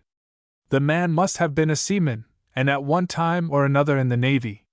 There's a superstition about that particular picture, tattooed across the back and loins. It's supposed to protect them, in a moderate degree, against flogging. Well, said Miss Belcher, his belonging to the Navy seems likely enough. It accounts, in one way, for his finding himself in a French war prison. Go on, Jack. The man, said Bogue, faced about with a start, catching his hands, with the shirt in M, towards his chest, and half covering it, but not so as to hide from Bogue that his chest, too, was marked. Bogue hadn't time to make out the design, but his recollection is there were several small ones, ships, foul anchors, and the like, besides a large one that seemed to be some sort of a map. You haven't done so badly, Jack, Miss Belcher allowed. If the man hasn't given us the slip at Plymouth, you have struck a first-class scent. Only I doubt 'tis a cold one. You sent word at once? by express rider, and with orders to leave a description of the man at all the ferries. But there's more to come. The man, that had seemed at first in a desperate hurry, was no sooner in Bogue's clothes than he took a seat, made Bogue fetch another glass of grog and drink it with him, and asked him a score of questions about the best road eastward. It struck Bogue that, for a man whose home was Saltash, he knew very little about his native county. All this while he appeared to have forgotten his hurry, and Bogue was thinking to make him an excuse to go off and attend to other customers, when of a sudden he ups and shakes hands, says good night, and marches out of the house. Bogue told me all this in the very room where it happened. It opens out on the passage leading from the taproom to the front door. I asked Bogue if he could remember at what time Coffin left the house, and by what door, also, if the prisoner fellow heard him leave, but at first he couldn't tell me anything for certain except that Coffin went out by the front door. He remembered hearing him go tapping down the passage. The old man, it seems, had a curious way of tapping with his stick. Here Mr. Rogers looked at me, and I nodded. Where was the landlord when he heard this? Asked Miss Belcher. That, my dear Lydia, was naturally the next question I put to him. Why, in this very room, said he, now I come to think of it. Well then, said I, how long did you stay in this room after the prisoner, as we'll call him, had taken his leave? Not a minute, said he, no, nor half a minute. Indeed, I believe we walked out into the passage together, and then parted, he going out to the door, and I up the passage to the taproom. Was Coffin in the taproom when you reached it? I asked. No, says Bogue, to be sure he wasn't. Why then, you thickhead, says I, he must have left while you were talking with the prisoner, and since you've heard him go, the odds are the prisoner heard him, too. That's the way to get at evidence, Lydia. My dear Jack, said Miss Belcher, you're an Argus. Well, I flatter myself it was pretty neat, resumed Mr. Rogers, speaking with his mouth full. But, as it happens, we don't need it. For when, as I've told you, we drove around to the ferry at Percule, and the ferryman described Coffin and how he'd put him across, the first question I asked was, did you put any one else across that night? He said yes, and not 20 minutes later. Man or woman? I asked. Man, said he, N.A.D., drunk one, saving your presence, ladies. I pricked up my ears. Drunk? I asked. How drunk? Drunk enough to near upon drown himself, said the ferryman. It was this way, sir, I'd scarcely finished mooring the boat again, and was turning to go indoors, when I heard a splash, t'other side of the creek, where the path comes down under the loom of the trees, and next moment, a voice as if some person was drowning and guggling for help. So I fit and unmoored again, and pushed across for dear life, just in time to see a man scrambling ashore. He was as drunk as a fly, sir, even after his wedding. Said he was a retired seaman living at Penzance, had come round to Falmouth on a lime barge bound for the Truro River, and must get along to St. Austell in time to attend his sister's wedding there next morning. Told me his sister's name, but I forget it. Said he'd fallen in with some brave fellows at Falmouth just returned from the French war prisons, and had taken a glass or two. Gave me half a crown when I brought him over and landed him, said the ferryman, and too far gone in liquor to understand the mistake if I'd explained it to him, which I didn't. He was dressed in what appeared to be a dark cloth jacket, duck trousers of seagoing cut, and a tarpaulin hat.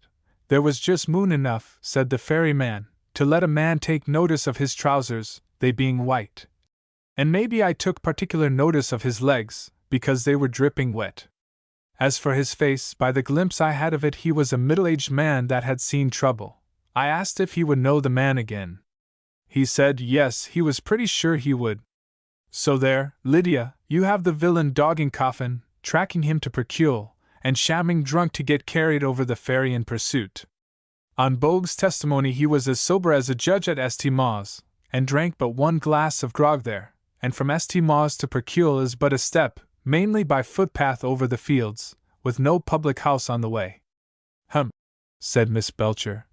And yet he couldn't have been following the man to murder him, or he must have taken more care to cover up his traces. All his concern seems to have been to follow Coffin without being seen by him.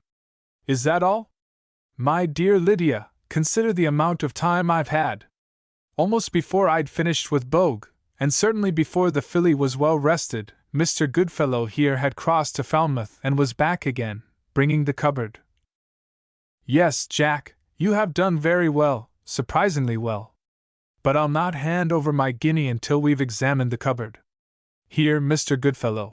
She cleared a space amid the breakfast things. Be so good as to lift it onto the table. Harry, where's the key? I produced it. A nice bit of work, and Dutch, by the look of it, she commented, pausing to admire the inlaid pattern as she inserted the key.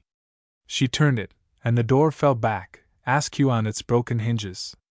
Mr. Goodfellow had carried the cupboard with infinite care, but the contents, I need not say, had mixed themselves up in wild disorder, though nothing was broken, not even the pot of guava jelly.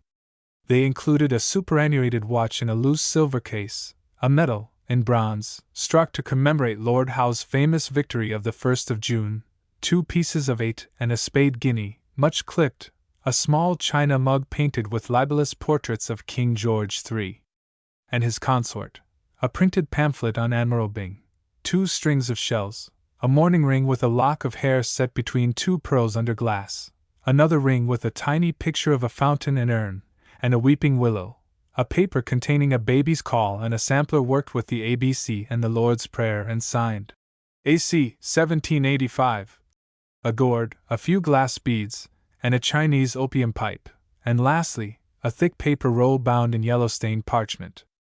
The roll was tied about with string, and the string was sealed, in coarse wax without imprint. Miss Belcher dived a hand into a fold of her skirt, and drew forth a most unladylike clasp knife. Now for it, said Miss Belcher.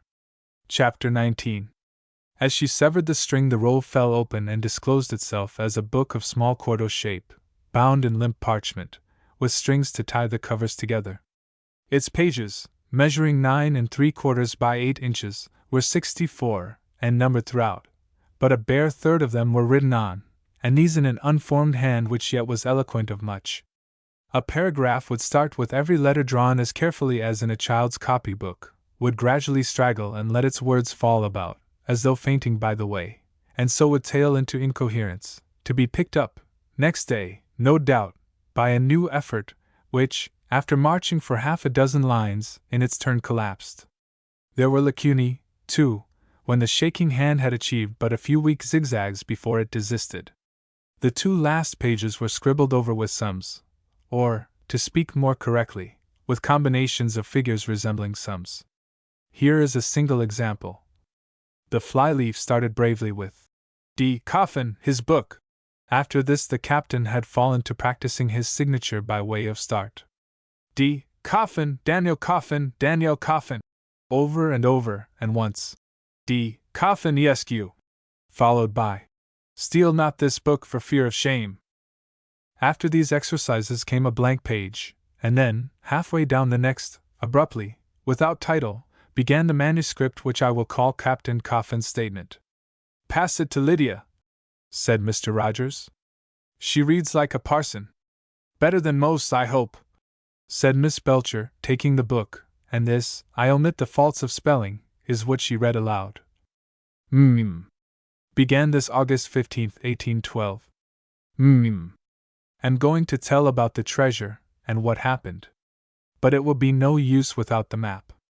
If anyone tries to bring up trouble, this is the truth and nothing else. Amen. So be it. Signed D. Coffin. My father followed the sea, and bred me to it. He came from Devonshire, near Exmouth. N.B. He used to say the Coffins were a great family in Devonshire, and as old as any, but it never did him no good. He was an only son, and so was I, but I had an older sister, now dead. She grew up and married a poultryman in Quay Street, Bristol. I remember the wedding. Died in childbed a year later, me being at that time on my first voyage. We lived at Bristol, at the foot of Christmas Stairs, left-hand side going up, 2 doors from the bottom. My mother from Stonehouse, Gloucester, where they make cloth, specially red cloth for soldiers' coats. Her maiden name Daniels. She was a religious woman, and taught me the Bible. My father was lost at sea, being knocked overboard by the boom in half a gale, 2 miles SW of Lundy. I was 16 at the time, an apprentice as cabin boy on board the same ship, the Caroline, bound from Hale to Cardiff with copper ore. I went home and broke the news to my mother, and she told me then what I didn't know before, that she was very poorly provided for. I will say this, that I made her a good son, and likewise, that I never had no luck till I struck the treasure. I was born in the year 1750. My father's death happened 1766. From that time till my 27th year, I supported my mother. She died of a seizure in 1777, and is buried by St. Mary's Redcliffe, we having moved across the water to that parish. Married next year, Elizabeth Porter, in service with Soames Reynolds, Esquire, alderman of the city. She had been brought up an orphan by the Colston Charity, a good pious woman, and bore me one child, a daughter, christened and a dear little one. She lived and throve up to the year 1787, me all the time coming and going on voyages, mostly coasting, too numerous to mention. Then the smallpox carried her off with my affectionate wife, the both in 1 week. At which I cursed all things, and for several years ran riot, not caring what I said or did. Was employed, from 1790 on, in the slave trade by W. S., merchant of Bristol. Must have made as many as a dozen passages before leaving him and shipping on the Mary Pynsent, Pink, Bristol, owned by a new company of adventurers. She was an old boat, and known to me, but not the whole story of her. I signed as mate. We were bound for the W. coast, about 50 leagues e. of Cape Corse Castle, with gunpowder and old firearms for the natives, that were most always at war with one another.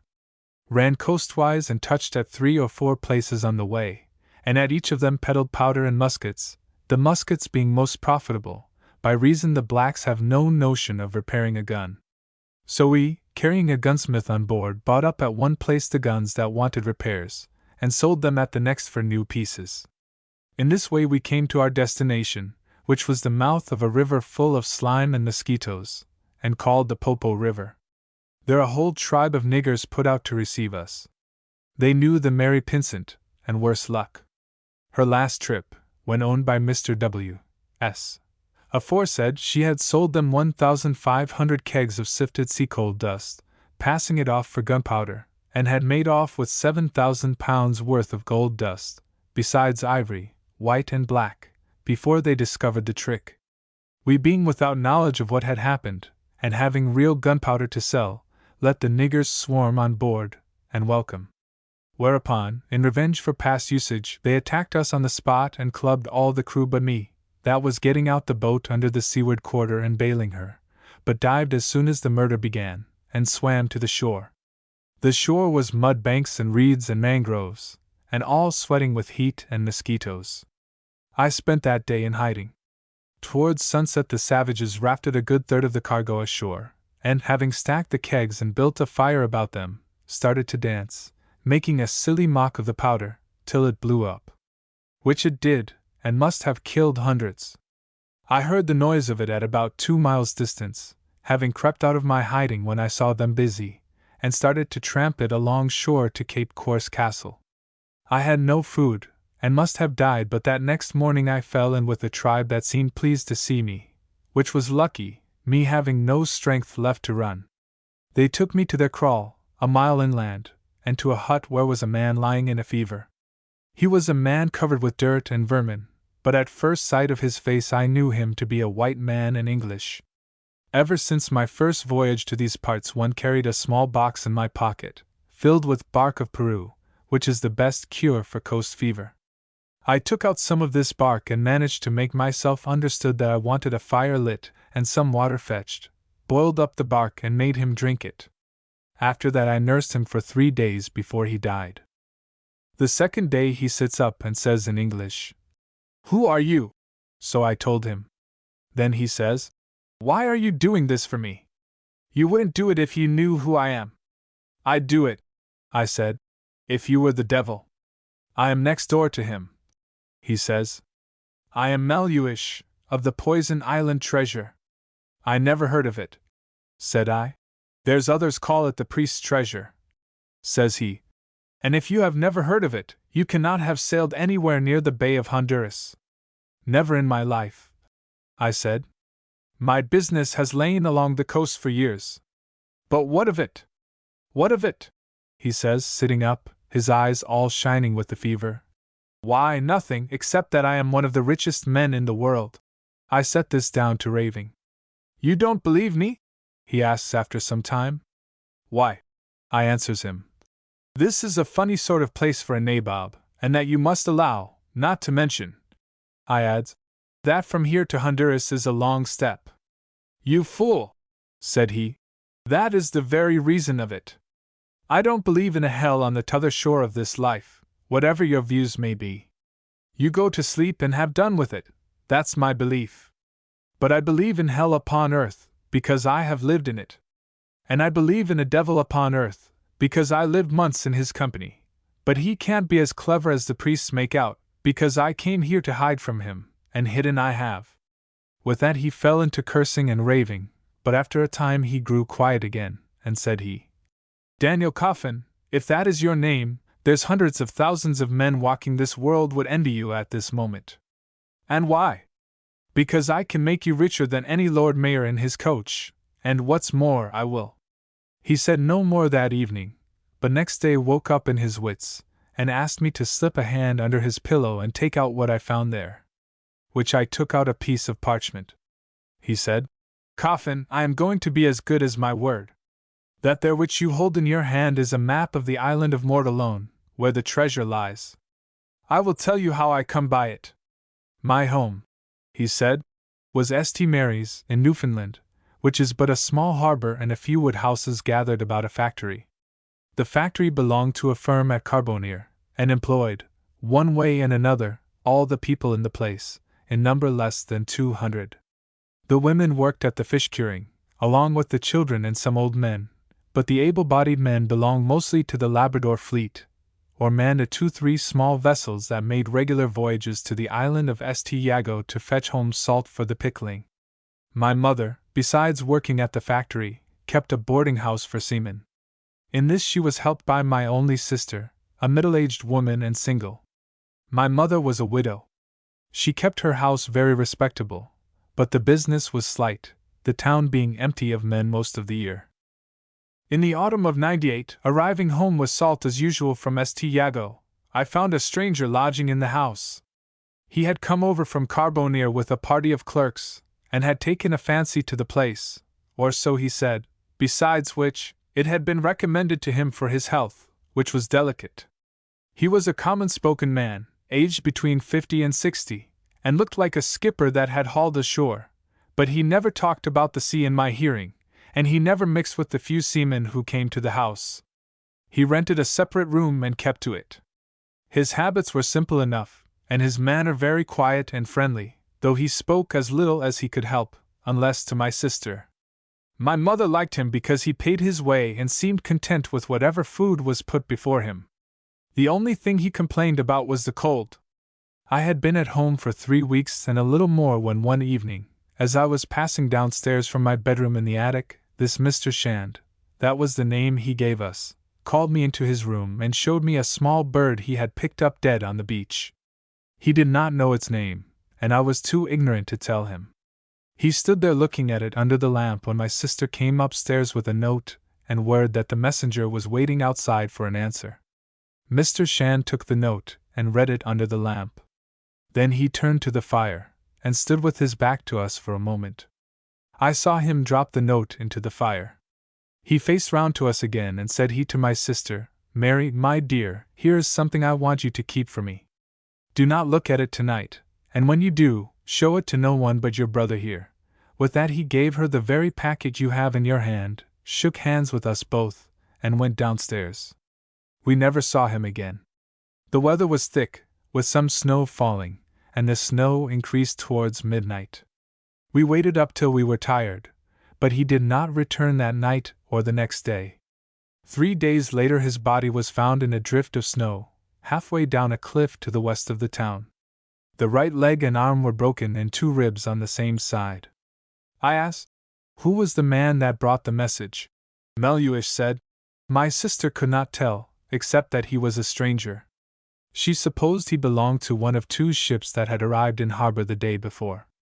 She saw nothing of his face to remember, his jacket collar being turned up against the snow, and the flaps of his fur cap pulled down over his ears. I asked, "Did the man's chest tell nothing when you came to examine it?" Meluish said, "Nothing at all. It was full of new clothes, and very good clothes, but they had no mark upon them, and besides the clothes, there was not so much as a scrap of paper." He went on, "About 2 weeks later there called a clerk from the factory to claim the chest, the firm having acted as Mr. Shand's agents. He was a foreign-looking man, and older than most of the clerks employed by Davis and Atchison, which was the firm's name. He gave his own name as Martin. He had been sent over from Carbonear about 10 days before to teach the factory a new way of treating seal pelts by means of chemicals. We learned afterwards that he earned good wages. He had brought 2 hands from the factory to carry the chest, which we gave up to him as soon as he presented a letter from Mr. Hughes, the firm's chief agent. He said, 'Is this all you have?' And we said yes. We kept quiet about the map, which we had examined, but could not make head nor tail of it. He went away with the chest, and we heard no more of the matter. The winter closing in, I took service in the factory. I used to run against this Martin almost every day, but being my superior he never got beyond nodding to me. So it went on that winter. The next spring I sailed with the salting fleet as usual. I was mate by this time, and had learned to navigate. I came back, to find Martin seated in the parlor and talking, and my mother told me he had asked my sister to marry him. They had met at the factory and fixed it up between them. He appeared to be very fond of my sister, who was usually reckoned a plain-featured woman, and there couldn't be a doubt she was fond of him.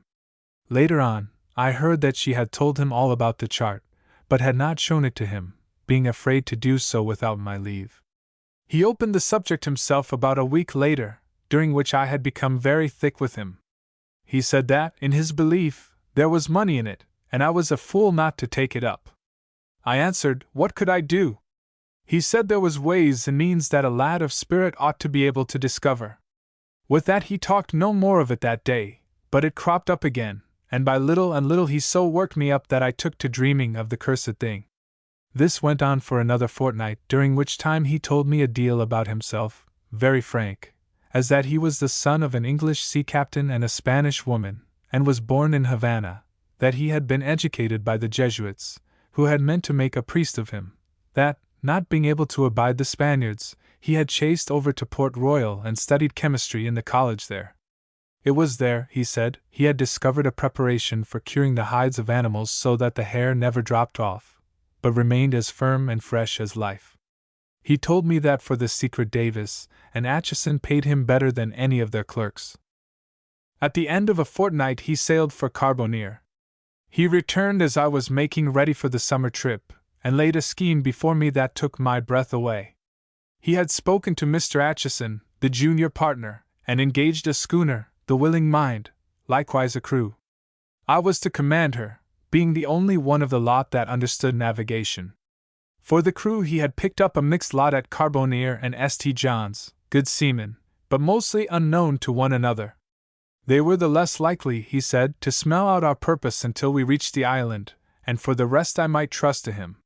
He had laid our plans before Mr. Atchison, who approved. If I listened to him without arguing, he would make my fortune and my sister's as well. I had never met a man of his quality before. I was a young fool, yet not altogether such a fool, but I had persuaded my sister to hand the map over to me, and wore it always about me. She told me that she had shown it twice to Martin, but never for more than 2 minutes at a time, and had never let it go out of her hands. I wonder now that he didn't murder her for it, and the only reason must be that he reckoned to use me for navigating the ship, and then to get rid of me. A fool I was even to the extent of letting him talk me over when I found he had engaged 12 hands for the cruise. There was no reason on earth for this number except that these were the gang after the treasure, and that he was playing with the lot of them, same as with me. The upshot was that we said goodbye to my mother and sister, and crossed over to Carbonear, where I made acquaintance with my crew. The number of them raised no suspicion in the port, because it was taken for granted the Willing Mind, an old salt ship, was bound for St. Jago, where 10 or a dozen hands are nothing unusual to work the salt, and this was the argument he had used to make me carry so many. Our pretense was we were all bound for St. Iago, and the crew seemed to take this for understood. I didn't like their looks. Martin said they were an ignorant lot, and chosen for that reason. All I had to do was to run south, and he undertook to give them the slip at the first point we touched. He had a wonderful command over them, considering that he was but one plotter in a dozen, and for reasons of his own he kept them off me and the map. On our way he proposed to me that I should teach him a little navigation, help me take the reckonings, and picked it up as easy as a child learns its letters. But his keeping watch over me and the map was what broke up the crew's patience. I was holding the schooner straight down for the Gulf of Honduras, and by my reckoning, within a few hours of making a landfall, wondering all the while that they took the courses I laid without grumbling, though by this time our course was past all explaining, when the quarrel broke out. I was standing by the wheel with a seaman, Dick Hayling by name, a civil fellow, and more to my liking than the most of them, when we heard a racket in the forecastle, and by Martin, he was too fond, to my taste, of going down into the forecastle and making free with the men, comes up the hatchway, very serious, with half a dozen behind him. "Meluish," says he, "there's trouble below. The men will have it that we are steering for treasure. I tell them that if you are, they are bound to know as soon as we sight it, and neither you nor I, being 2 to 12, can prevent their having the game in their own hands. I have told them, over and above this," he went on, pitching his voice loud, but having his back towards them he winked at me, "that by your reckoning we shall sight land in a few hours at the farthest, and are willing to serve out a double tot of rum, that, as soon as ever land is sighted, you will call all hands aft, and tell them our intention, as man to man, and that then, if they have a mind, they can elect whatever new captain they choose." The impudence of this took me fair between wind and water. I saw, of course, that I was trapped, and naturally my first thought was to suspect the man speaking to me. I looked at him, and he winked again, not seeming one bit abashed. "You may tell them," said I, with my eyes on his face, "that as soon as we sight land I shall have a statement to make to them." I wondered what it would be, but I said it to gain time. "As for the rum," I went on, "they can drink their fill. If we sight land, I will steer the ship in." "Better go and draw the liquor yourself," said he, and picking up a ship's bucket, came aft to me. "The second barrel in the afterhold," he whispered, "and don't drink any yourself." I nodded, as careless as I could. It seemed a rash thing to go down to the afterhold, where any one might batten me down. But there being no help for it, I took the bucket and went. I filled it well up to the brim from the second cask, returned to deck, and handed it to the man who stood behind Martin.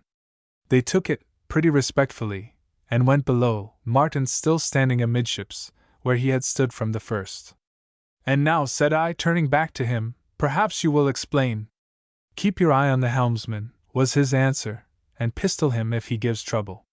He walked forward and stood leaning over the fore-hatch, seeming to listen. Chapter 20. Captain Coffin's log, continued. Up to this Meluish had been making good weather of his tale, though forced to break off once or twice by reason of his weakness. But here he came to a dead stop, which at first I set down to the same. But by and by I looks up. He was making a curious noise in his throat, and fencing with both hands to push something away from him. "I never done it!" he broke out. "Take them away! I never done it! Oh my God! Never, never, never!" With that he ran off into a string of prayers and cursings, all mixed up together, the fever shaking him like a sail caught head to wind, and at every shake he screeched louder. I won't, he kept saying. "Hayling, take that devil off and cover them up. The boat, Hayling! Fetch the boat and cover them up." Then, a little after, "Who says the anchor's fouled? How can I tell for the noise? Tell them, less noise below. I never done it, tell them. And take his grinning face out of the way, or you'll never get it clear. 'Tisn't Christian burial. Look at their fins. D.N.M. Hayling, look at their fins. 3 feet of sand, or they'll never stay covered. Who says as I poisoned them? Hayling knows. Where is Hayling? I am writing down all I can remember. But there was more, a heap of it, that I did not catch, being kept busy holding him down till the strength went out of him and he lay quiet, which he did in time, the shivers running down through him between my hands, and his voice muttering on without a stop. For an hour I sat, hoping he would fall asleep, for his voice weakened little and by he just lay and stared up at the roof, with only his lips moving. After that I must have dropped off in a doze, for I came to myself with a start, thinking that I heard him speak to me. It was the rattle in his throat. He lay just the same, with his eyes staring, but, putting out a hand to him, I knew at once that the man was dead as a nail. I had now to think of myself, for I knew that the niggers in the kraal had not spared me out of kindness, but only that I might attend to the white man, who was their friend. They were even ignorant enough to believe that I had killed him. I worked out my plan. 1. I must run for it. 2. The village was asleep, and the sooner I ran the better. 3. They had met me heading for Cape Corse Castle, and would hunt me in that direction, therefore I had best go straight back on my steps. 4. They were less likely to chase me that way because it led into the Popo country, and Meluish had told me that these men were Alampa, and afraid of the Popo tribes. True, if I headed back, there was the river between me and Wida, the nearest station to eastward, but to get across it I must trust to luck. I crept out of the hut. The night was black as my hat, almost, and no guard set. At the edge of the kraal I made a dash for it, and kept running for 3 miles. After that I ran sometimes, and sometimes walked. The sun was up and the day growing hot when I came to the shore by the river, and there in the offing lay the Mary Pynsent at anchor, just as if nothing had happened, and the boat made fast alongside as I had left her.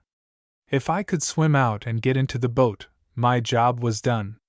I had not thought upon sharks while swimming ashore, but now I thought of them, and it gave me the creeps. I dare say I sat on the shore for an hour, staring at the boat before I made up my mind to risk it. There was a plenty of sharks, too. When I reached the boat and climbed aboard of her, I took a look around and saw their fins playing about in the shallows, being drawn off there by the dead bodies the gunpowder had blown into the water. The boat had a mast and spritsail.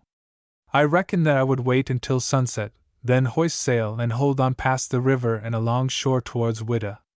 I counted on a breeze coming off shore towards evening, which it did, and blew all night, so stiff that at 2 miles distance, which I kept by guess, I could smell the stink of swamps.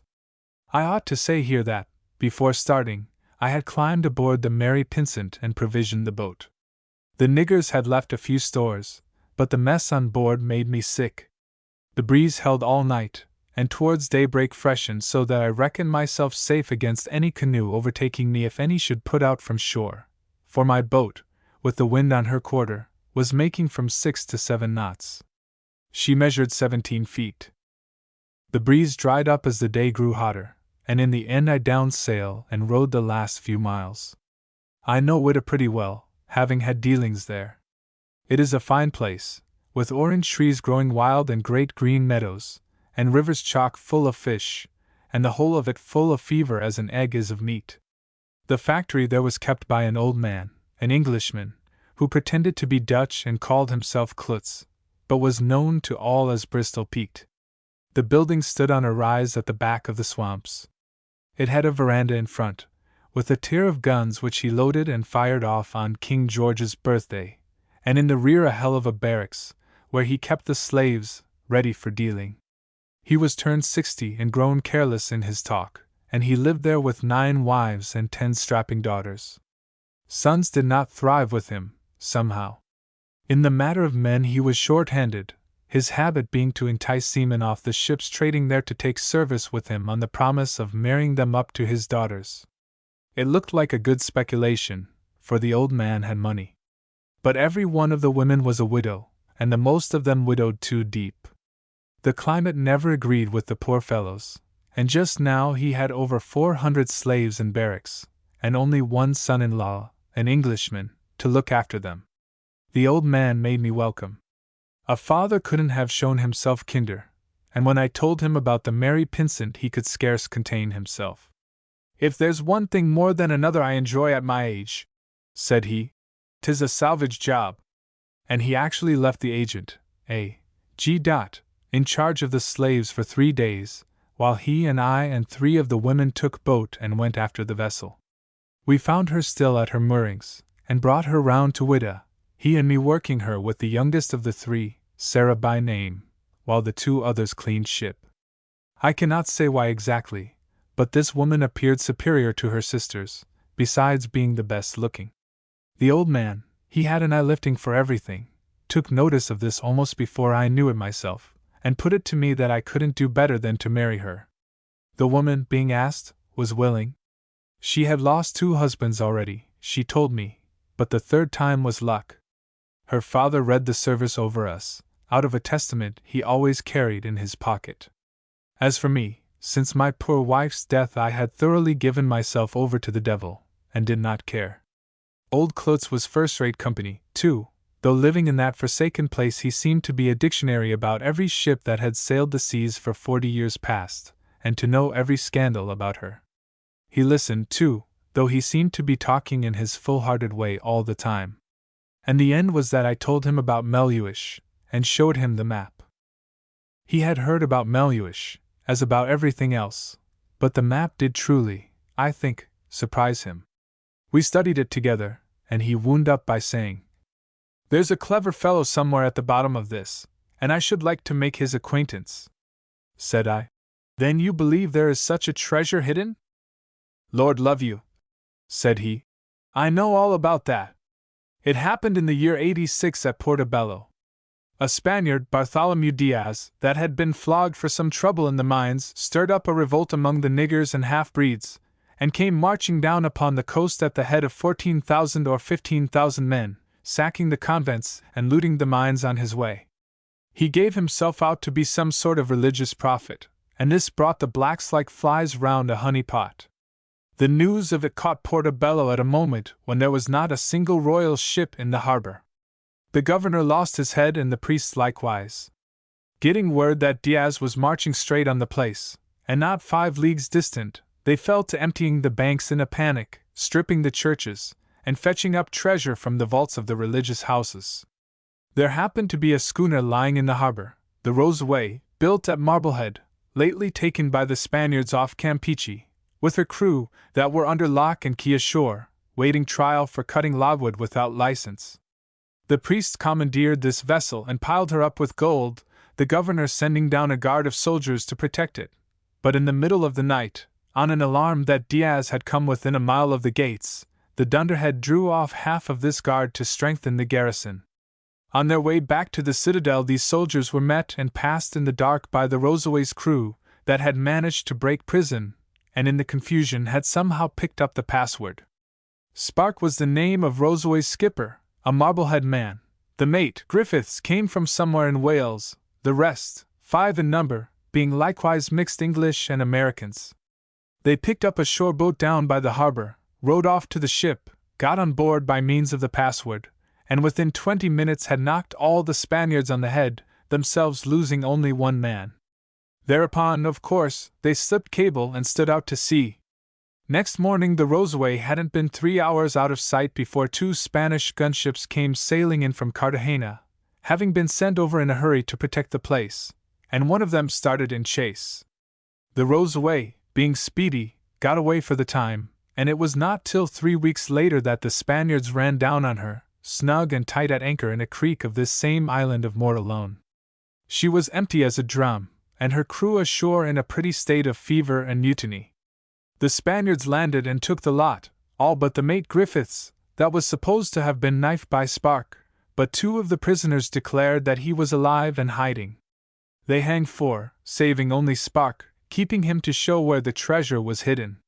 He led them halfway across the island, lured them into a swamp, and made a bolt to escape, and the tale is he was getting clear off when one of the Spanish seamen let fly with his musket into the bushes and bowled him over like a rabbit.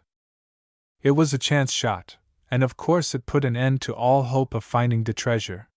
They ransacked the island for a week or more, but found never a dollar, and before giving it up some inclined to believe what one of the prisoners had said, that the treasure had never been buried in Mortallone at all, but in the island of Roten, some leagues to the eastward.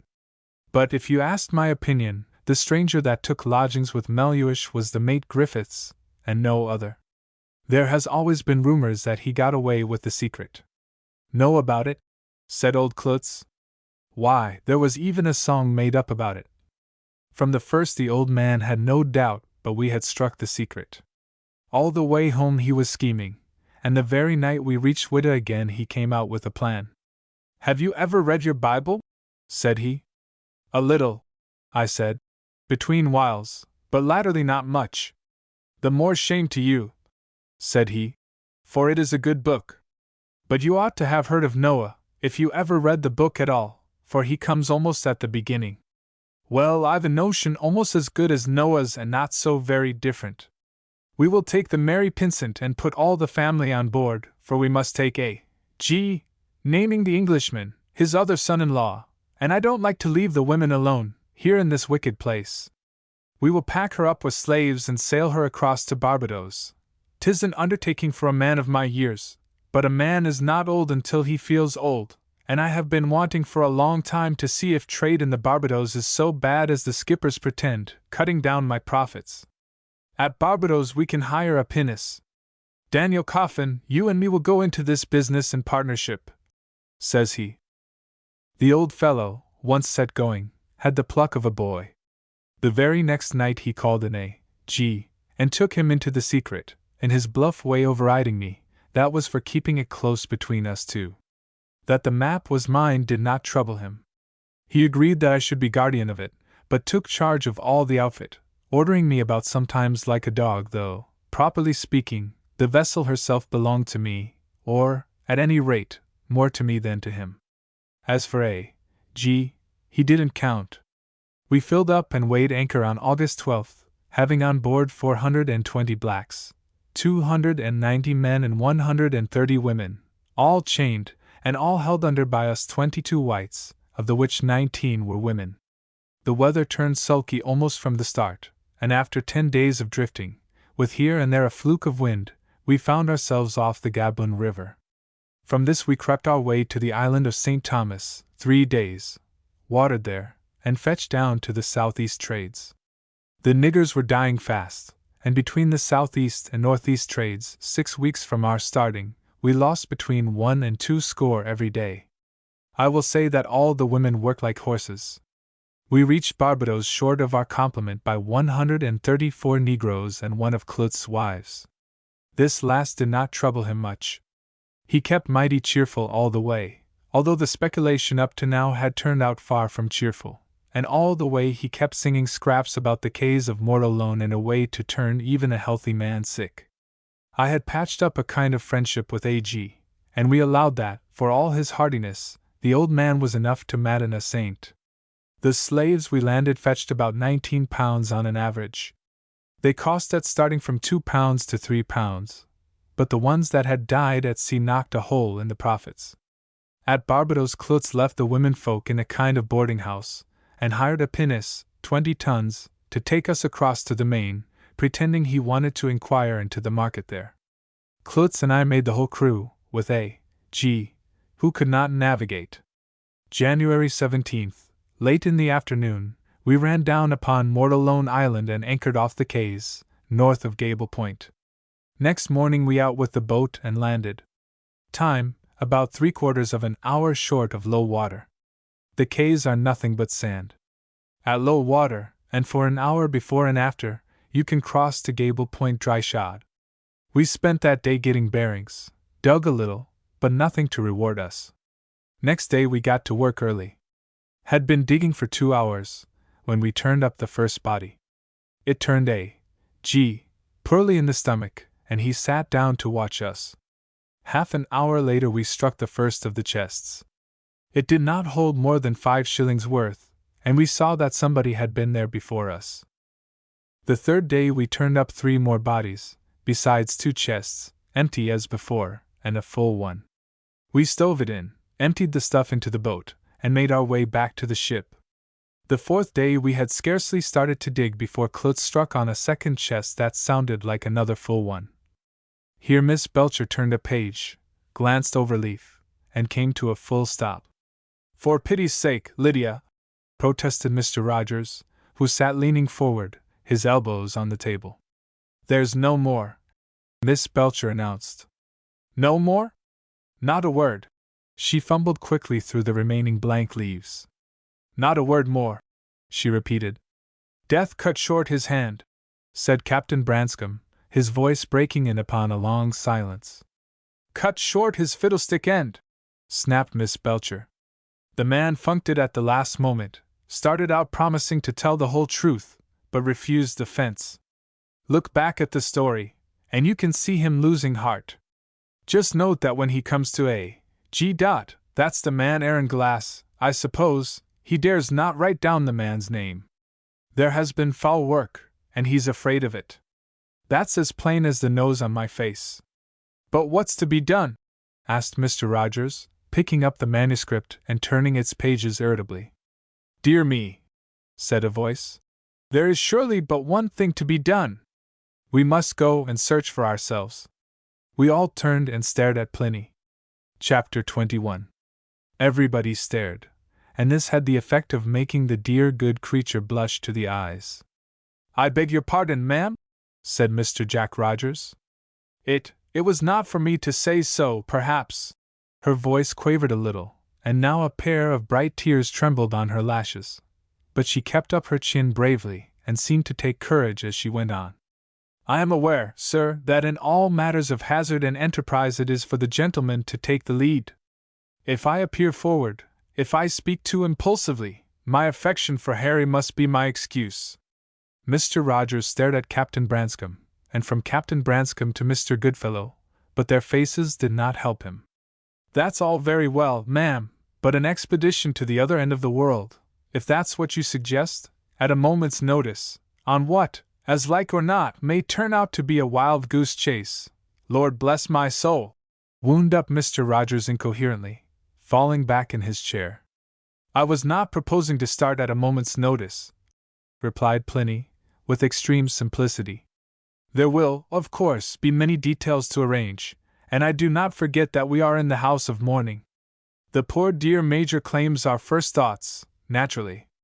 Yes, there must be 101 details to be discussed hereafter, at a fitting time, and it may be many weeks before we find ourselves actually launched, if I may use the expression, upon the bosom of the deep." "We?" gasped Mr. Rogers, and again gazed around, but we others had no attention to spare for him. "We? Who are we?" "Why, all of us, sir, if I might dare to propose it, or at least as many as possible of us whom the hand of Providence has so mysteriously brought together. I will confess that while you were talking just now, discussing this secret which properly speaking belongs to Harry alone, I doubted the prudence of it." "And, by jingo, you were right," put in Miss Belcher. "With your leave, ma'am," Pliny went on, "I have come to think otherwise. To begin with, but for Captain Branscome the map would never have found its way to the Major's room, where Harry discovered it, but might, nay, probably would, have been stolen by the wicked man who committed this crime to get possession of it. Again, but for Mr. Goodfellow this written narrative would undoubtedly have been lost to us, and the map, if not meaningless, might have seemed a clue not worth the risk of following. In short, ma'am," Pliny turned again to Miss Belcher, "I saw that each of us at this table had been wonderfully brought here by the hand of Providence. And from this I went on to see, and with wonder and thankfulness, that here was a secret, sought after by many evildoers, which had yet come into the keeping of 6 persons, all of them honest, and wishful only to do good. Consider, ma'am, how unlikely this was, after the many bold, bad hands that have reached out for it.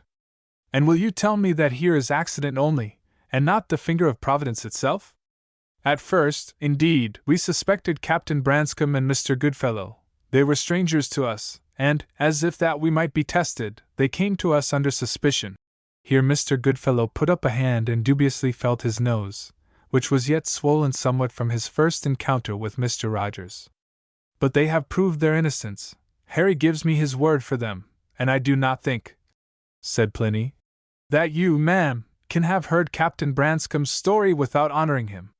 Miss Belcher, thus appealed to, answered only with a grunt, at the same time shooting from under her shaggy eyebrows an amused glance at the captain, who stared at the tablecloth to hide his confusion, which, however, was betrayed by a pair of very red ears.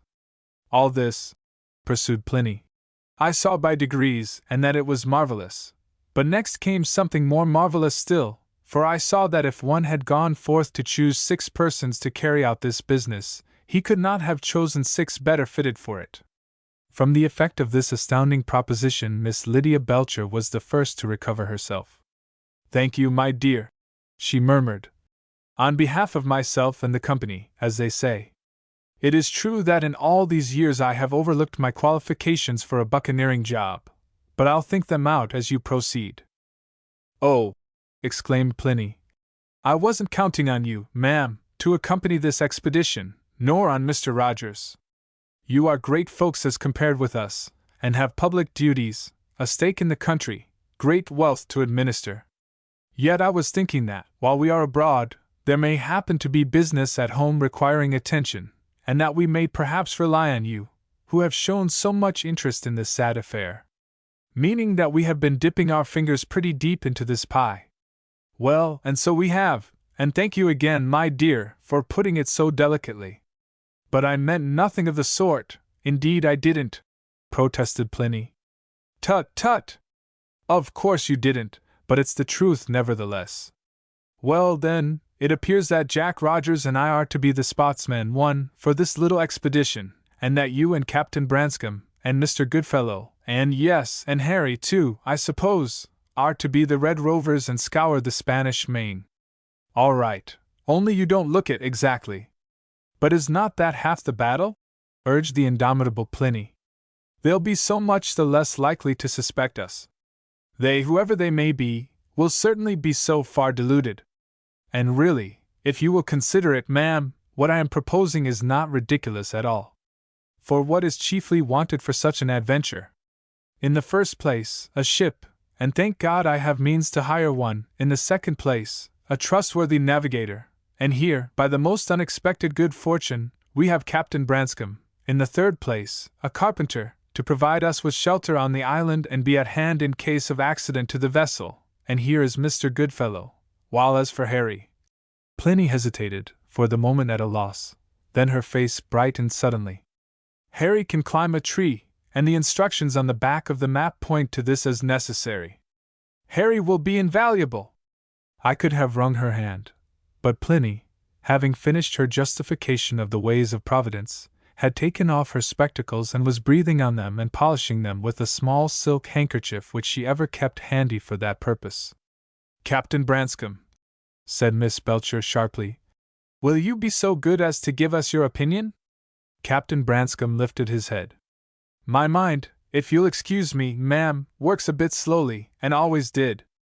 But there's no denying that Miss Plinlimmon has given the sense of it." "Hey?" "To be sure," said the captain, tracing with his finger an imaginary pattern on the tablecloth.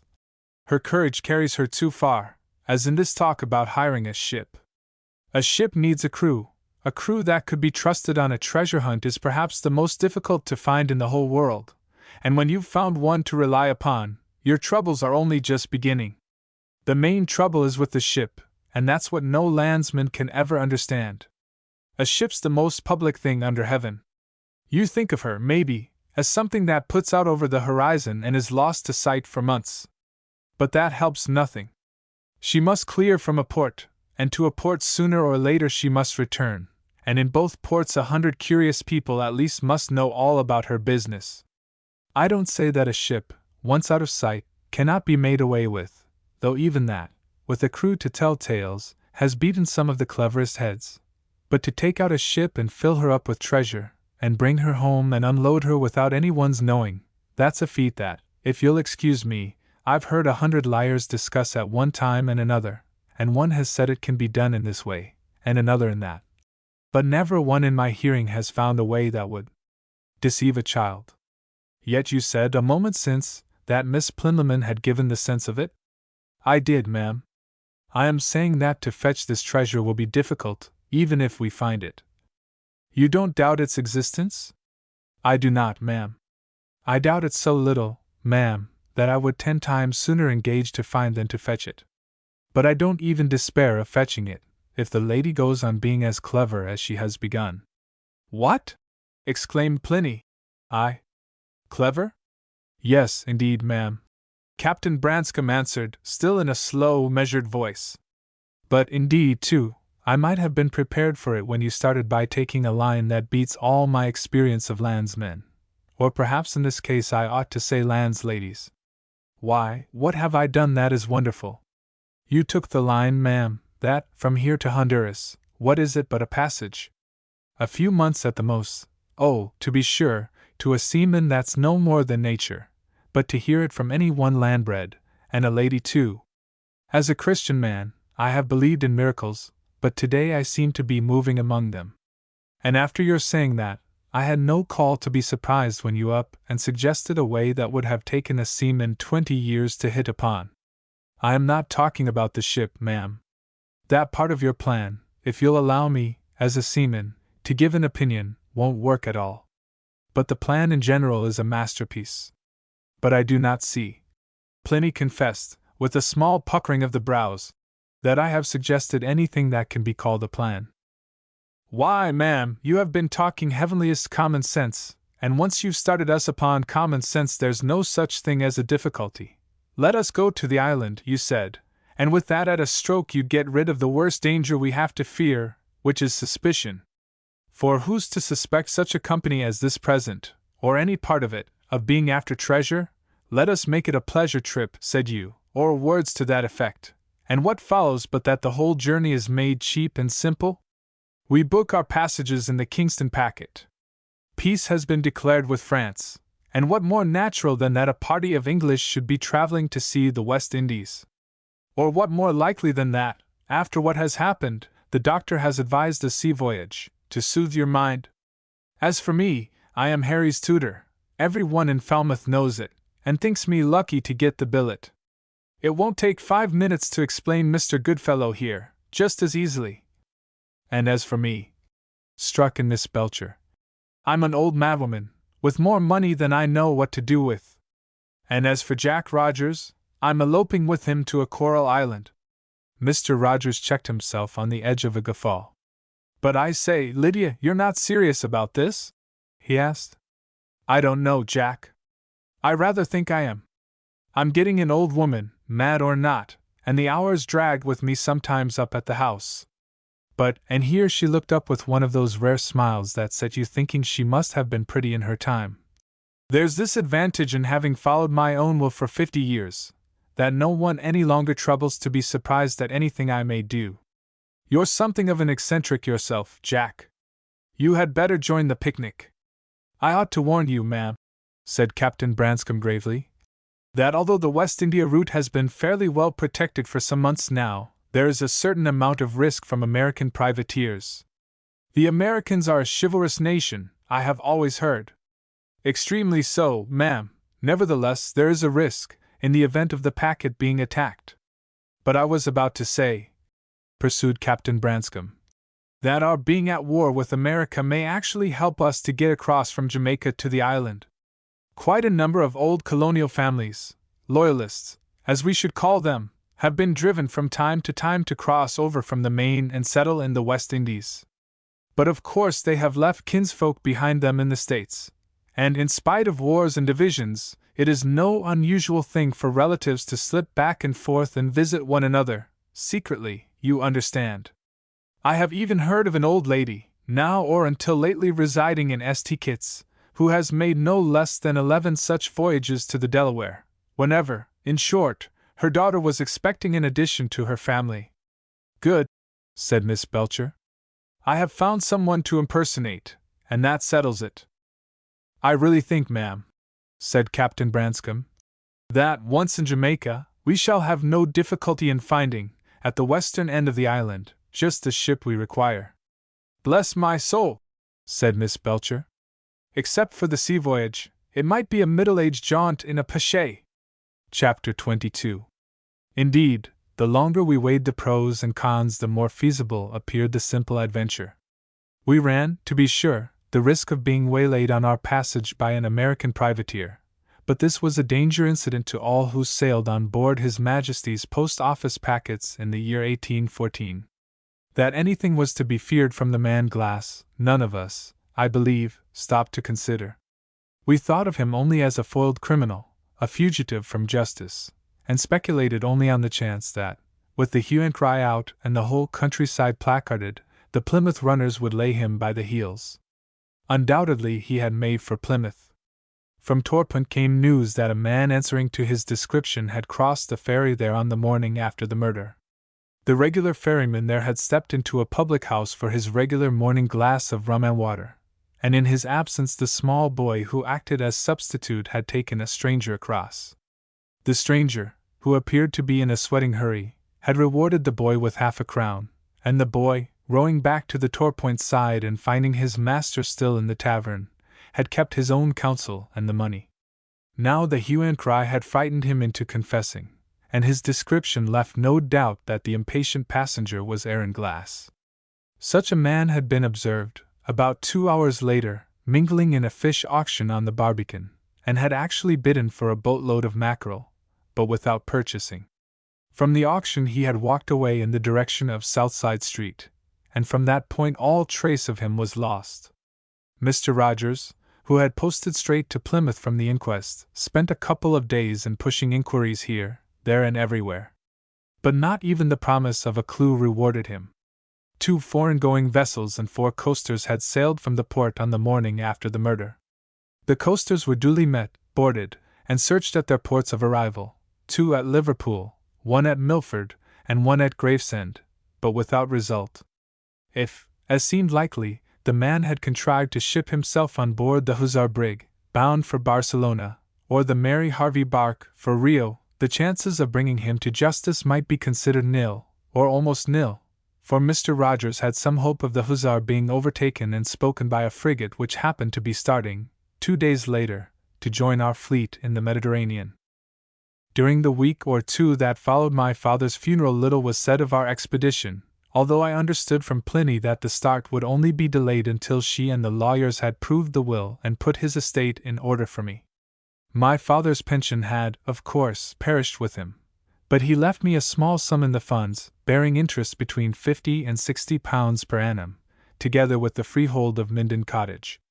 Unfortunately, he had appointed no trustees, and I was a minor, and even more unfortunately his will directed that Minden Cottage should be sold within a reasonably brief time after his death, and that the sum accruing should be invested in government stock for my benefit. And with this little tangle to work upon, our lawyers, Messrs.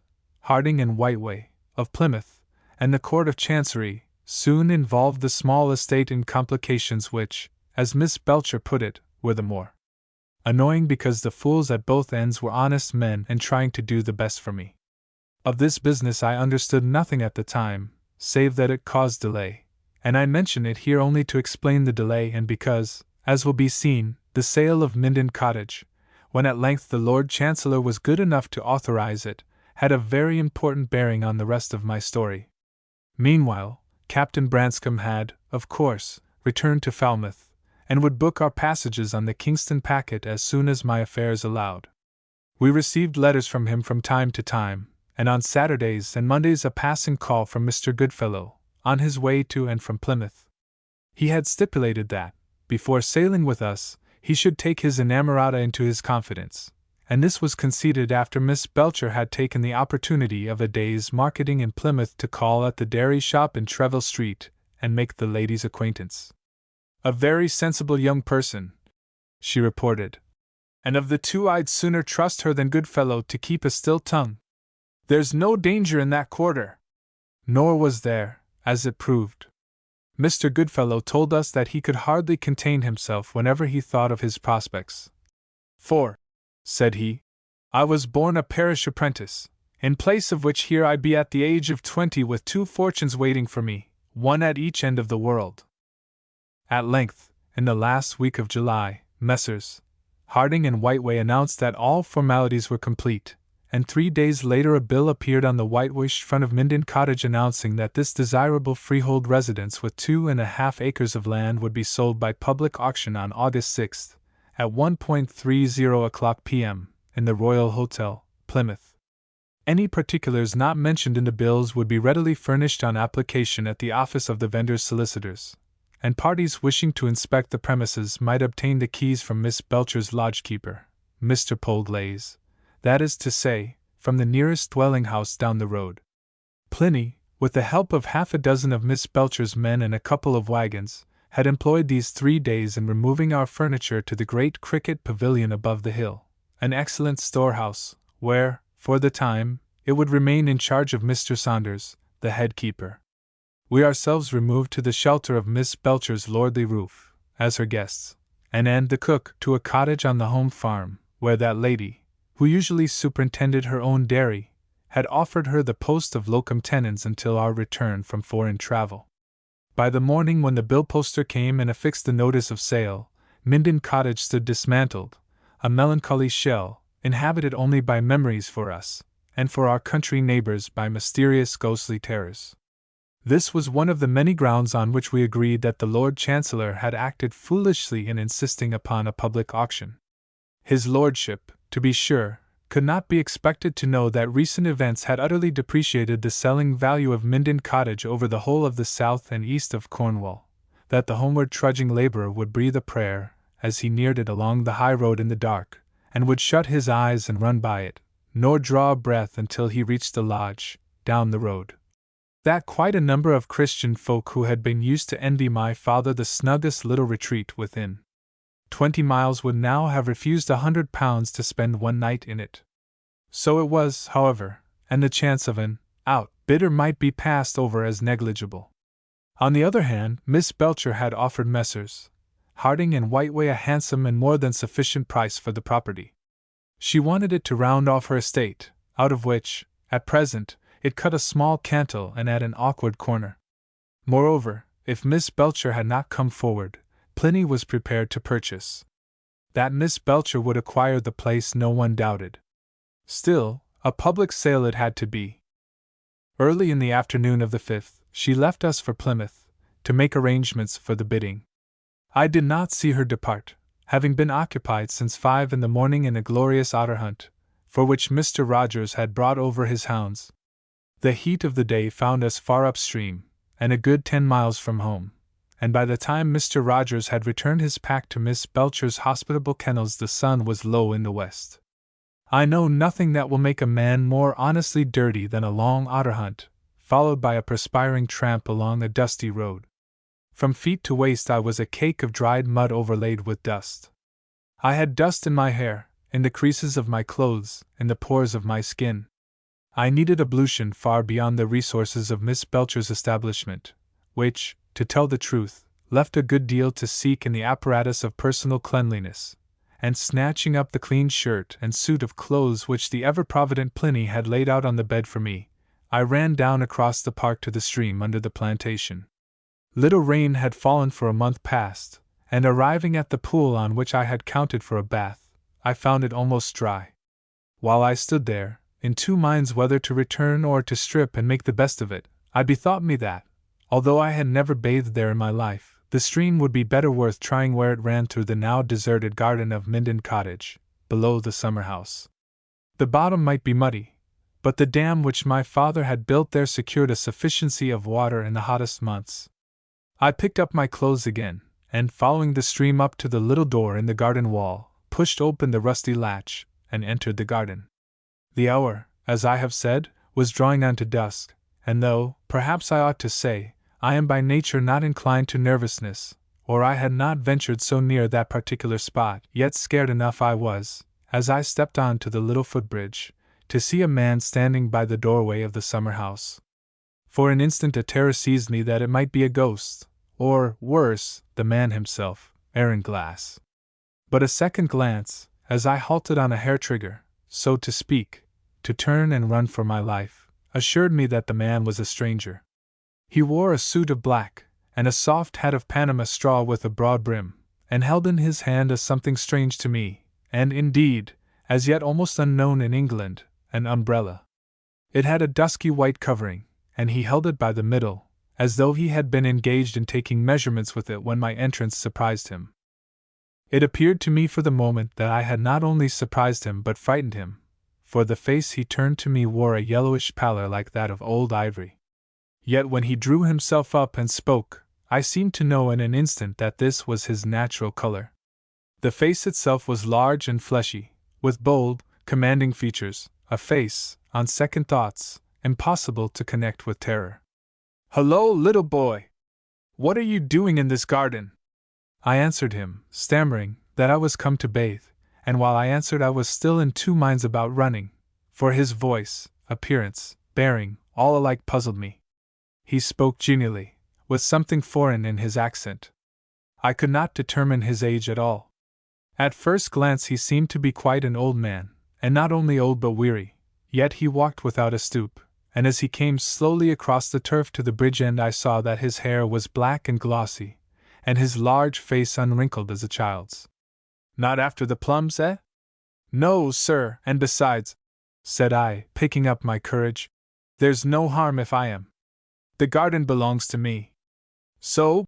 He regarded me for some seconds, his hands clasping the umbrella behind his back. The sight of the bundle of black clothes I carried apparently satisfied him. "Then you have right to ask what brings me here," I answered, curiosity. "What became of the man who did it?" he asked, with a glance over his shoulder towards the summer house. "Nobody knows, sir," I answered, recovering myself. "Disappeared, hey?" "Yes, sir. I fancy I could put my hand on him," he said very coolly, after a pause. And I began to think I had to deal with a man. "Suppose, now, that I do catch him," he went on after a pause. "What shall I do with him? In my country, for I live a great way off, we either choke a murderer or cut off his head with a knife." I told him, since he waited for me to say something, how in England we disposed of our worst criminals. "No, you don't," said he quietly. "You let some of the worst go, and the very worst, as you believe, you banish to an island, treating them as the old Romans treated theirs. Now I'm a traveler, and where do you suppose I spent this day month?" I could not give a guess. "Why, on the island of Elba. I'm curious, you know, especially in the matter of criminals, so I came, oh, a tremendous way, to have a look at Napoleon Bonaparte there. Now I'll tell you another thing, he's going to escape in a month or two, when his plans are ready. I had that from his own lips, and what's more, I heard it again in Paris a week later. From Paris I came across to London, and from London down to Plymouth, and from Plymouth I was to have travelled straight to Falmouth, to take my passage home, when I heard of what had happened here, and that the house was for sale. So I stopped to have a look at it, for I am curious, I tell you." He went on to prove his curiosity by asking me a score of questions about myself, my age, my choice of a profession, my relatives, I told him I had none, and my schooling. He drew me, I cannot remember how, into a description of Pliny, and agreed with me that she must be a woman in 1,000, asked where she lived at present, and regretted, pulling out his watch, that he had not time to make her acquaintance. Oddly enough, I felt when he said it that this was no idle speech, but that only time prevented him from walking up the hill and paying his respects. I felt also, the longer we talked, I will not say a fear of him, for his manner was too urbane to permit it, but an increasing respect.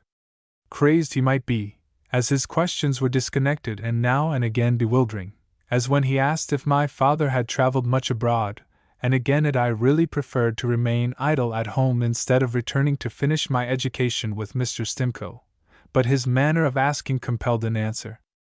I could not tell myself if I liked or disliked the man, he differed so entirely from any one I had ever seen in my life. His questions were intimate, yet without offense. I answered them all, with a sense of talking to someone either immensely old or divided from me by hundreds of miles. In the midst of our talk, and while he was pressing me with questions about Mr. and Mrs. Stimcoe, he suddenly lifted his head, and stood listening.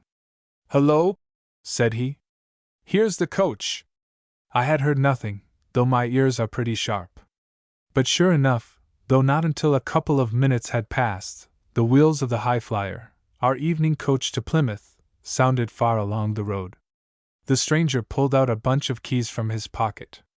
"I will ask you as a favor," said he, "to return these to the lodge-keeper, from whom I borrowed them. Will you be so kind? I said that I would do so with pleasure. I have been over the house. It appears, the lodgekeeper tells me, that I have been almost the only visitor to inspect it. That's queer, for I should have thought that to an amateur in crime, with a taste for discovery, it offered great possibilities. But never mind, child, said this strange man, and shook hands. I have great hopes of finding the scoundrel, and of dealing with him. How? Well, if we get him upon an island, he shan't get away, like Napoleon.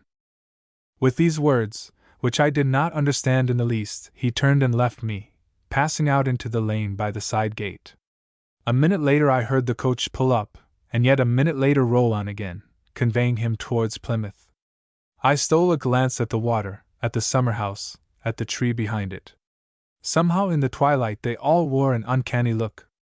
On my way home, for I decided to return and take my bath in the house, after all, my mind kept running on a story of and the cook's, about a man, a relative of hers, she said, who had once seen the devil. And yet the stranger had tipped me a guinea at parting, nor was it, except metaphorically, red-hot in my pocket. Next evening Miss Belcher rode back to us from Plymouth with the announcement that Minden Cottage was hers. She had not attended the sale in person, but Maddicombe, her lawyer, had started the bidding, under her instruction, at precisely the sum which she had privately offered Messrs. Harding and Whiteway. There was no competition. In fact, Maddicombe reported that, apart from the auctioneers and himself, but 6 persons attended the sale. Of these, 5 were local acquaintances of his whom he knew to be attracted only by curiosity. Of the 6th, a stranger, he had been afraid at first, but the man appeared to be a visitor, who had wandered into the sale by mistake. At any rate, he made no bid. What sort of man? I asked. As to that, Maddicombe had no very precise recollection, or couldn't put it into words. A tall man, he said, and dressed in black, a noticeable man, that was as far as he could get, and he believed, a foreigner. Chapter 23. The business of the sale concluded, we had nothing to detain us, and an order was at once sent to Captain Branscombe to book our passages in the next packet for the West Indies. Meanwhile we held long discussions on details of outfit, for since our impedimenta included 2 moderately heavy chests, the one of guns and ammunition, the other of spades, picks, hatchets, and other tools, and since on reaching Jamaica we must take a considerable journey on muleback, it was important to cut our personal luggage down to the barest necessities. We did not forget a medicine chest. On August 28th we received word from Captain Branscombe that he had taken berths for us on the Townsend packet, commanded by an old friend of his, a Captain Harrison. She was due to sail on the 1st. Accordingly, on August 30th we travelled down by Royal Mail to Falmouth, Mr. Rogers following that same noon by the Highflyer, spent a busy day in making some last purchases, and a sleepless night in the noisiest of hotels, and went on board soon after breakfast, to be welcomed there by Mr. Goodfellow, who had got over his parting 3 days before, at Plymouth, and professed himself to be in the very jolliest of spirits. At the head of the after companion Captain Branscombe met us, and conducted us below, to introduce us to our quarters and be complimented on the thought and care he had bestowed in choosing them and fitting them up, for the ladies' comfort especially. He himself lodged forward, in a small double cabin which he shared with Mr. Goodfellow.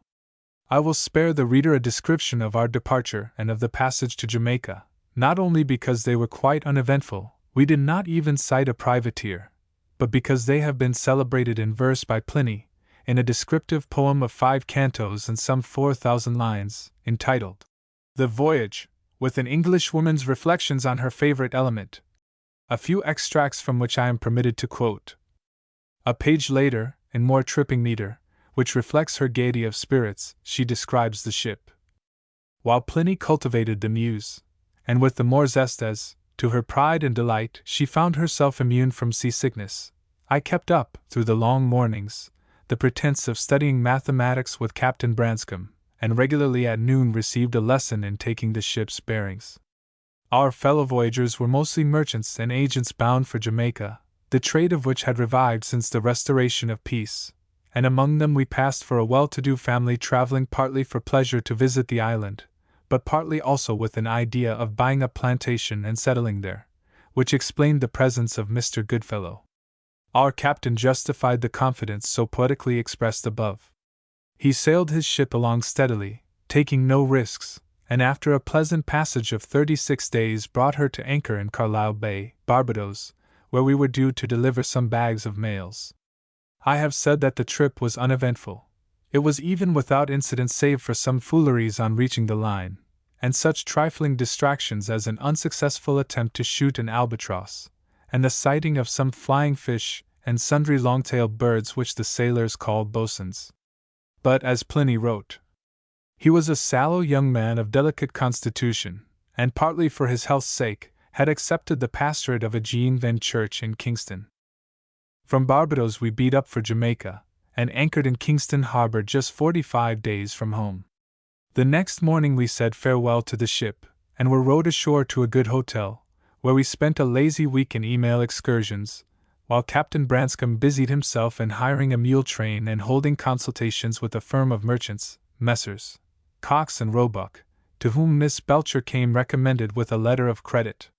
These gentlemen, understanding that we desired to cross over to the Main to visit some relations of Miss Belcher resident in Virginia, for that was our pretense, opined that the matter was not difficult of management, but that we must needs travel to the extreme west of the island if we would hire a vessel for the purpose, and they mentioned an agent of theirs at Savannah-Lamar, Jacob Paz by name, as the likeliest man for our purpose.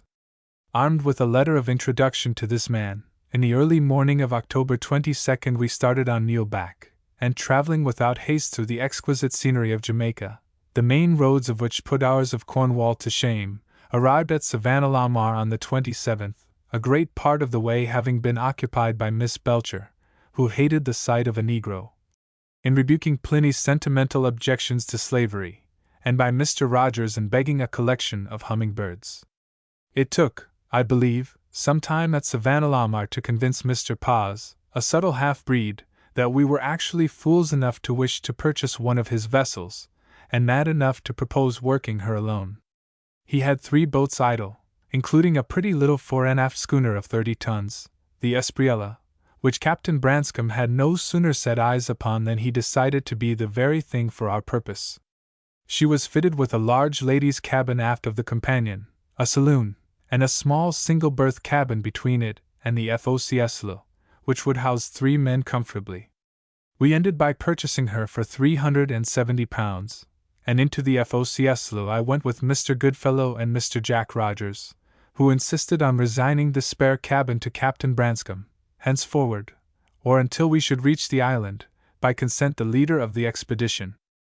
So on October 30th, at 6 in the morning, after being commended to God by Mr. Paz, we worked out of Savannah-Lamar, and having gained an offing with a light breeze, hoisted all her bits of canvas, even to a light jib topsail we found on board, chiefly, I think, to impress her late owner, whom we could descry on the shore, watching us. He had steadfastly refused to believe us capable of handling a boat, whereas of our party Pliny and Mr. Goodfellow were the only landlubbers. Miss Belcher could take the helm with the best of us, and indeed it was reported of her that she had on more than one occasion played helmswoman to a run of goods upon her own Cornish estate. Mr. Jack Rogers had once owned a yacht and suffered from tedium. Now, as a foremast hand, he was enjoying himself amazingly. But the pride above all prides was Captain Branscombe's. After many years he trod a deck again, commander of his own ship, and the bearing of the man was that of a prince restored after long exile to his kingdom. Courteous as ever to the ladies, to the rest of us he behaved as a master, noble but severe, unwearied in explaining the least minutiae of seamanship, inexorable in seeing that his smallest instruction was obeyed. Mr. Rogers at the end of the first day confided to me that he had much ado to refrain from touching his forelock whenever he heard the skipper's voice. I shall not be believed if I say that in all the 5 days of our voyage Captain Branscombe never snatched a wink of sleep. Doubtless he did sleep, between whiles, but doubtless also no one saw him do it. It was daybreak, or thereabouts on the morning of November 5th, and a faint light coming through the deck light over the forecastle, when I, that had kept the middle watch and was now snoring in my bunk, sat up at a touch on my shoulder, and stared, rubbing my eyes, into the dim face of Mr. Goodfellow.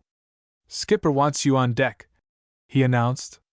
"We've lifted something on the starboard bow, and he swears 'tis the island." Chapter 24. The word fetched me out of my bunk like a shot from a gun. I ran past him, scrambled up the FOCS ladder, and gained the deck in time to see Miss Belcher emerge from the after companion upon the dawn, her hair in a bun, her bare feet thrust into loose felt slippers, her form wrapped in a Newmarket overcoat closely buttoned over her robe de nuit. "The island, ma'am!" announced Captain Branscombe from the helm, and turning there by the FOCS hatch and following the gesture of his hand, I descried a purplish smear on the southern horizon. To me it looked but a low-lying cloud or a fog bank. "I'll take your word for it," answered Miss Belcher calmly. "You have timed it well, Captain Branscombe." "Under Providence, ma'am," the captain corrected her, and called to me to take the wheel, while he fetched out his chart and unrolled it for her inspection. "We are running straight down upon the northern end of it, and our best anchorage, if I may suggest, lies to the south'ard, in Gow's Creek, as they call it." He laid a finger on the chart. "We rely upon you, sir, to choose." "I thank you, ma'am. If, as I doubt not, we find plenty of water there, it will be the best anchorage in this breeze, not to mention that this Gow's Creek runs up, as we are directed, to within 1.5 miles of the number 3 cache. If you agree, ma'am, I have only to ask your instructions whether to coast down the east or the west side of the island. The wind, you perceive, serves equally well for both." Miss Belcher considered for a moment. "The keys lie to the west of Gable Point here. By taking that side we can have a look at them on our way." "Right, ma'am. Harry!" He turned to me. "Bring her nose round to so-west and by south, and stand by for the jibe." He hauled in the main sheet and eased it over. "Now see here, lad," he called to me sharply as the little vessel yawed. "Where were your eyes just then?" "I was taking a look at the landfall, sir," I answered truthfully.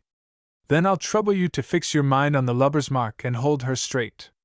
That's discipline, my boy, and in this business you may want all you can learn of it." It was not Captain Branscombe's habit to speak sharply. I turned my attention to the card, conscious of a pair of red ears. The sky brightened, and within an hour, as we ran down upon it at something like 8 knots, the island began to take shape. A wisp of morning fog floated horizontally across it, dividing its shoreline from the hills in the interior, which, looming above this cloudy base, appeared considerably higher than, in fact, they were. The shore itself along the eastern side showed almost uniformly steep, a line of reddish rock broken with patches of green, which we mistook for meadows, but they turned out to be nothing more or less than sheets of green creepers matted together and overhanging the cliffs. At its northern extremity, upon which we were closing down at an acute angle, the land dropped to a low-lying, sandy peninsula with a backbone of rock almost bare of vegetation, and beyond this we saw the white surf glittering around the quays. Our course gave them a fairly wide berth, and at first I took them for a continuous line of sandbanks running in a rough semicircle around the low spit which the chart called Gable Point, but as we drew level they broke up into islets, with blue channels between, and at sight of us thousands of seabirds rose in cloud upon cloud, with a clamor that might have been heard for miles. One of these banks, the northernmost, showed traces of herbage, gray in color and dull by contrast with the verdure of the island. The rest were but barren sand. We rounded them at about 3 cables' length and stood due south, giving sheet again. Southward from the neck of the peninsula this western side of the island differed surprisingly from the other. Here were no cliffs, but a flat shore and long stretches of beach, gradually shelving up to green bush, with here a palmetto grove and there a lagoon of still water within the outer barrier of sand. Mr. Jack Rogers had relieved me at the helm, and with the captain's permission I had stepped below to the saloon, where Pliny was waiting to give me breakfast, and persuaded the good soul not only to let me carry it on deck and eat it there, but to postpone washing up for a while and accompany me. To this she would by no means consent until I had brought her the captain's leave. "You may take her my leave," said he, with a sudden flush on his face, "and my apologies for having neglected to request the honor of her company. The fact is, he added with a hard glance at me. Miss Plinlimmon's sense of discipline is so rare a thing that I am always forgetting to do justice to it. Were it possible to find a whole crew so conscientious, I would undertake to sail to the North Pole. I conveyed this answer to Pliny, and it visibly gratified her. She retired at once to the ladies' cabin to endue her poke bonnet with coquelicot trimmings. Her apron she retained, observing that on an expedition of this sort one should never be taken at unawares, and that when at Rome you should do as the Romans did. By which, my dear Harry, she explained, you are not to understand me to refer to their papist observances, such as kissing a man's toe. Were such a request proffered to me even at the cannon's mouth, I trust my courage would find an answer. No, no, I would say. As we reached the head of the companion ladder, Captain Branscome, who was standing just aft of the wheel, behind Mr. Rogers' shoulder, and scanning the shore through his glass, made a motion to step forward and hand her on deck. This was ever his courteous way, and I turned a moment later in some surprise to find that, instead of closing the glass, he had lifted it, and was holding it again to his eye, at the same time keeping his right shoulder turned to us. While we looked, he lowered it and made his bow, yet with something of a preoccupied air. Good morning, ma'am. You are very welcome on deck, and I trust that Harry conveyed the apology I sent by him. I beg you will not mention it, sir. It is true that I suffered from the curiosity which outspoken critics have called the bane of my sex, yet, believe me, I was far from accusing you, knowing how many responsibilities must weigh on the captain of an expedition, even though it fare as prosperously as ours. True, ma'am. Captain Branscome tapped his spyglass absent-mindedly, and seemed on the point of lifting it again. Though, with your permission, I will add D.V. Yes, yes. Pliny smiled a cheerful approval. We are ever in the divine hand, not more really, perhaps, in the tropics than in those more temperate latitudes when, though the wolf and lion do not howl for prey, an incautious step upon a piece of orange peel has before now proved equally fatal. Captain Branscome bowed again. You call me the leader of this expedition, Miss Plinlimmon, and so I am, until we drop anchor. With that, in 2 or 3 hours at farthest, my chief responsibility ends, and I think it time, he turned to Mr. Rogers, that we made ready to appoint my successor. I shall have a word to say to him. Nonsense, man, answered Mr. Rogers, looking up from the wheel. If you mean me, I decline to act except as your lieutenant. You have captained us admirably, and if I decline the honor, you will hardly suggest promoting Harry here, or Goodfellow. I was thinking that Miss Belcher, perhaps. Hello, said Miss Belcher, turning at the sound of her name, and coming aft from the bows, whence she had been studying the coastline. What's the matter with me? The captain, exclaimed Mr. Rogers, has been tendering us his resignation. Why? Mr. Rogers misunderstands me, ma'am, said Captain Branscome. I merely said that, so far as we have agreed as yet, my authority ceases as soon as we cast anchor. If you choose to re-elect me, I shall not say no, though not coveting the honor, but I can only say yes upon a condition. Name it, please. That I have every one's implicit obedience. I may, nay, I shall, give orders that will be irksome and at the same time hard to understand. I may be unable to give you my reasons for them, or able to give you none beyond the general warning that we are after treasure, and I never yet heard of a treasure hunt that was child's play. He spoke quietly, but with an impressiveness not to be mistaken, though we knew no cause for it. Miss Belcher, at any rate, did not miss it. She shot him a keen glance, turned for a moment, and seemed to study the shore, then faced about again, and said she, I am not used to be commanded. But I can command myself, and am not altogether a fool.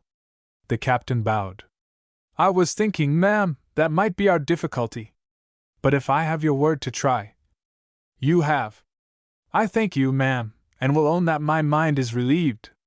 It may even be that, from time to time, I may do myself the honor of consulting you. Nevertheless, I mustn't count on it, eh? Well, as you please, only I warn you that, while in any case I am going to be as good as my word, if you treat me like a sensible person I shall probably be a trifle better. For 10 seconds, maybe, the pair looked one another in the eyes. Then the captain bowed once more, and apparently this invited her to step forward with him to the bows, where they halted and stood conning the coast, the captain through his spyglass. As they left us, Pliny and I moved to the waist of the ship, where we paused by consent, and I resumed my breakfast, munching it as I leaned against the port bulwarks. We were now rapidly opening Long Bay, as the chart called it, a deep recess running out squarely at either extremity, the bight of it crossed by a beach, and a line of tumbling breakers, that extended for close upon 3 miles. Above the beach a forest of tall trees, in height and color at once distinguishable from the thick bush we had hitherto been passing, screened the bases of a range of hills which obviously formed the backbone of the island, and as the whole bay crept into view we discerned in the north, or, to be accurate, any corner of this long recess a marshy valley dividing the scrub from the forest. The mouth of this valley, where it widened out upon the beach, measured at least half a mile across. The chart marked it as Misery Swamp, and indicated a river there. We could detect none, or, at any rate, no river entrance. If river there were, doubtless it emptied its waters through the fringe of gray-green weeds, and dispersed over the flat-looking foreshore, but even at 2 miles' distance it looked to be a dismal, fever-haunted spot. By contrast, the noble range of woodland to southward of it, and the rocky peaks that rose in delicate shadow above the treetops were beautiful as a dream, even to eyes fresh from the forest scenery of Jamaica, and while Pliny leant with me against the bulwarks, I felt that in the silence immortal verse was shaping itself, which it did after a while to this effect. It was Mr. Goodfellow who worked the hand lead, under Captain Branscome's orders, from a perch just forward of the main rigging, but at a mile's distance we carried deep water with us past Crabtree Point, and around the unnamed small cape which formed the southwestern extremity of the island. We rounded this, and hauling up to the wind, found, as the reader may discover for himself by a glance at the chart, that the shore made almost directly by N, with scarcely an indentation, for Gow's Gulf. Here the water shoaled, though for the first mile almost imperceptibly. The inlet itself resembled the estuary of a mighty river, its both sides well wooded, though very different in configuration, the northern rising quietly from shelving beaches of coral white sand to some of the most respectable hills in the island, while that on our starboard hand presented a succession of cliff and chasm, the cliffs varying, as we judged, from 200 to 250 feet sheer. In 3½ fathoms, reported by Mr. Goodfellow, the water, which was exquisitely clear, showed good white sand under us. Ahead of us the creek narrowed, promising an anchorage almost completely landlocked and as peaceful as the soul of man could desire. We drew a short 8 feet of water, and with such soundings, for the tide had not been making above an hour, I expected the old man to hold on for at least another mile, when, to my surprise, he took the helm from Mr. Rogers and, sending him forward, shook the Espriella up in the wind, at the same time calling to Goodfellow and me to lower the main throat halyards. "Leave go anchor!" With a splash her anchor plunged over, took the ground, and in another 20 yards brought us up standing. "Hullo!" Miss Belcher scanned the shore. "You're giving the boats a long trip, Captain." "I take my precautions, ma'am," answered Captain Branscome, almost curtly. Chapter 25. In a sweating hurry I helped Mr. Rogers and Mr. Goodfellow to furl sail, coil away ropes, and tidy up generally. After these tedious weeks at sea I was wild for a run ashore, and, with the green woods inviting me, grudged even an hour's delay. We had run down foresail and come to our anchor under jib and half-lowered mainsail. I sprang forward to take in the jib and carry it, with the foresail, to the locker abaft the ladies' cabin, when Captain Branscome sang out to me to be in no such hurry, but to fold and stow both sails neatly without detaching them, the one along the bowsprit, the other at the foot of the forestay, when they could be rehoisted at a moment's notice. These precautions were the more mysterious to me because a moment later he sent me to the locker to fetch up a tarpaulin cover for the mainsail, which he snugged down carefully, to protect it, as he explained, from the night dews, so carefully that he twice interrupted Mr. Goodfellow to correct a piece of slovenly tying. The sail being packed at length to his satisfaction, we laced the cover about it carefully as though it had been a lady's bodice. Our next business was to get out the boats. The Espriella possessed 3, a gig, shaped somewhat like a whaleboat, a useful, 12-foot dinghy, and a small cockboat, or punt, to use our West Country name, capable, at a pinch, of accommodating 2 persons. This last we carried on deck, but the larger pair at the foot of the rigging on either side, whence we unlashed and lowered them by their falls. The punt we moored by a short painter under the bowsprit, so that she lay just clear of our stem. This small job had fallen to me by the captain's orders, and I clambered back, to find him and Mr. Rogers standing by the accommodation ladder on the port side, and in the act of stepping down into the dinghy. Indeed, Mr. Rogers had his foot on the ladder, and seemed to wait only while the captain gave some instructions to Mr. Goodfellow, who was listening respectfully. "Are we all to go ashore in the dinghy?" I asked. The captain turned on me severely, and I observed that he and Mr. Rogers had armed themselves with a musket apiece, each slung on a bandolier, and that Mr. Rogers wore an axe at his belt. "Certainly not," said the captain.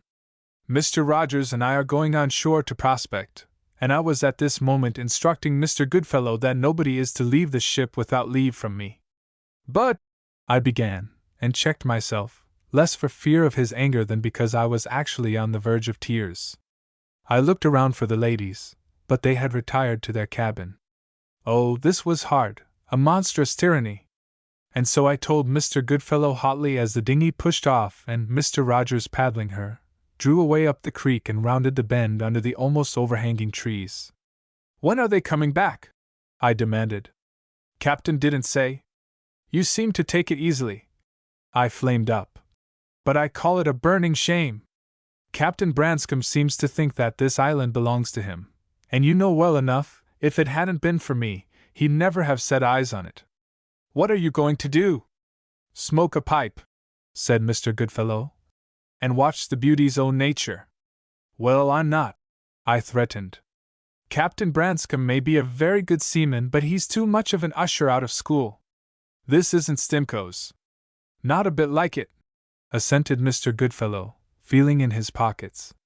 "And if he thinks he can go on playing the usher over me, he'll find out his mistake. Why, look you, whose is the treasure, properly speaking? Who found it?" "Nobody yet." Mr. Goodfellow drew forth a pipe and rubbed the bowl thoughtfully against his nose. "Well, then, who found the chart? Who put you all on the scent? Who was it first heard the secret from Captain Coffin? And this man doesn't even consult me, doesn't think me worth a civil word. I'll be shot if I stand it," I wound up, pacing the deck in my rage. Just then Plinny's voice called up to us from the cabin, announcing that dinner was ready. "But," said she, "one of you must eat his portion on deck while he keeps watch. That was Captain Branscome's order." "More orders," I grumbled, and then, with a sudden thought, I nodded to Mr. Goodfellow, who was replacing his pipe in his pocket. "You go. Hand me up a plate and a fistful of ship biscuit, and leave me to deal with them. I'm not for stifling down there under hatches, whatever your taste may be. 'Tis a fact," he admitted, "that a meal does me more good when I square my elbows to it." "Down you go, then," said I, "and when you're wanted I'll call you." He descended cheerfully, reappeared to pass up a plate, and descended again.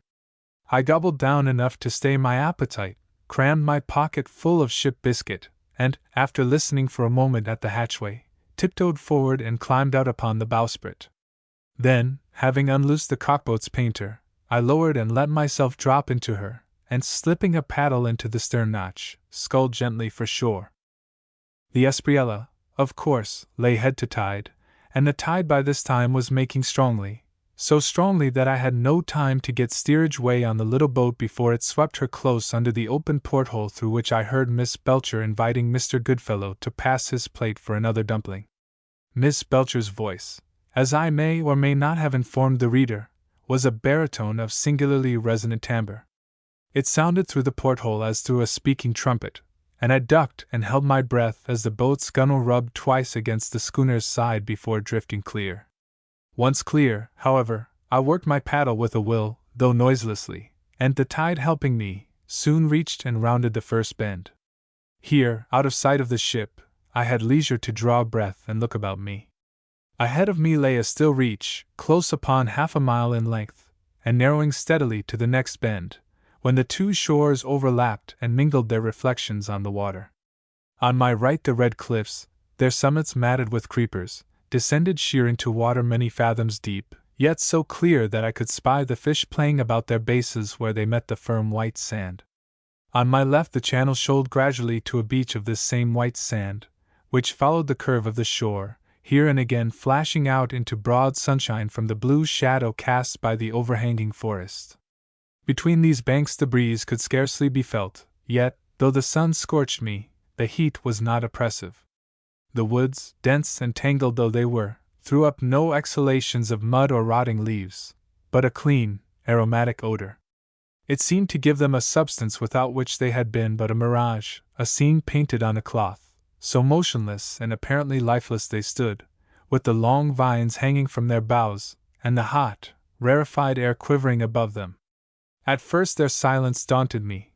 By and by I felt, I could hardly be said to hear, that this silence was intense, and held a sound of its own, a murmur as of millions of flies and minute-winged things.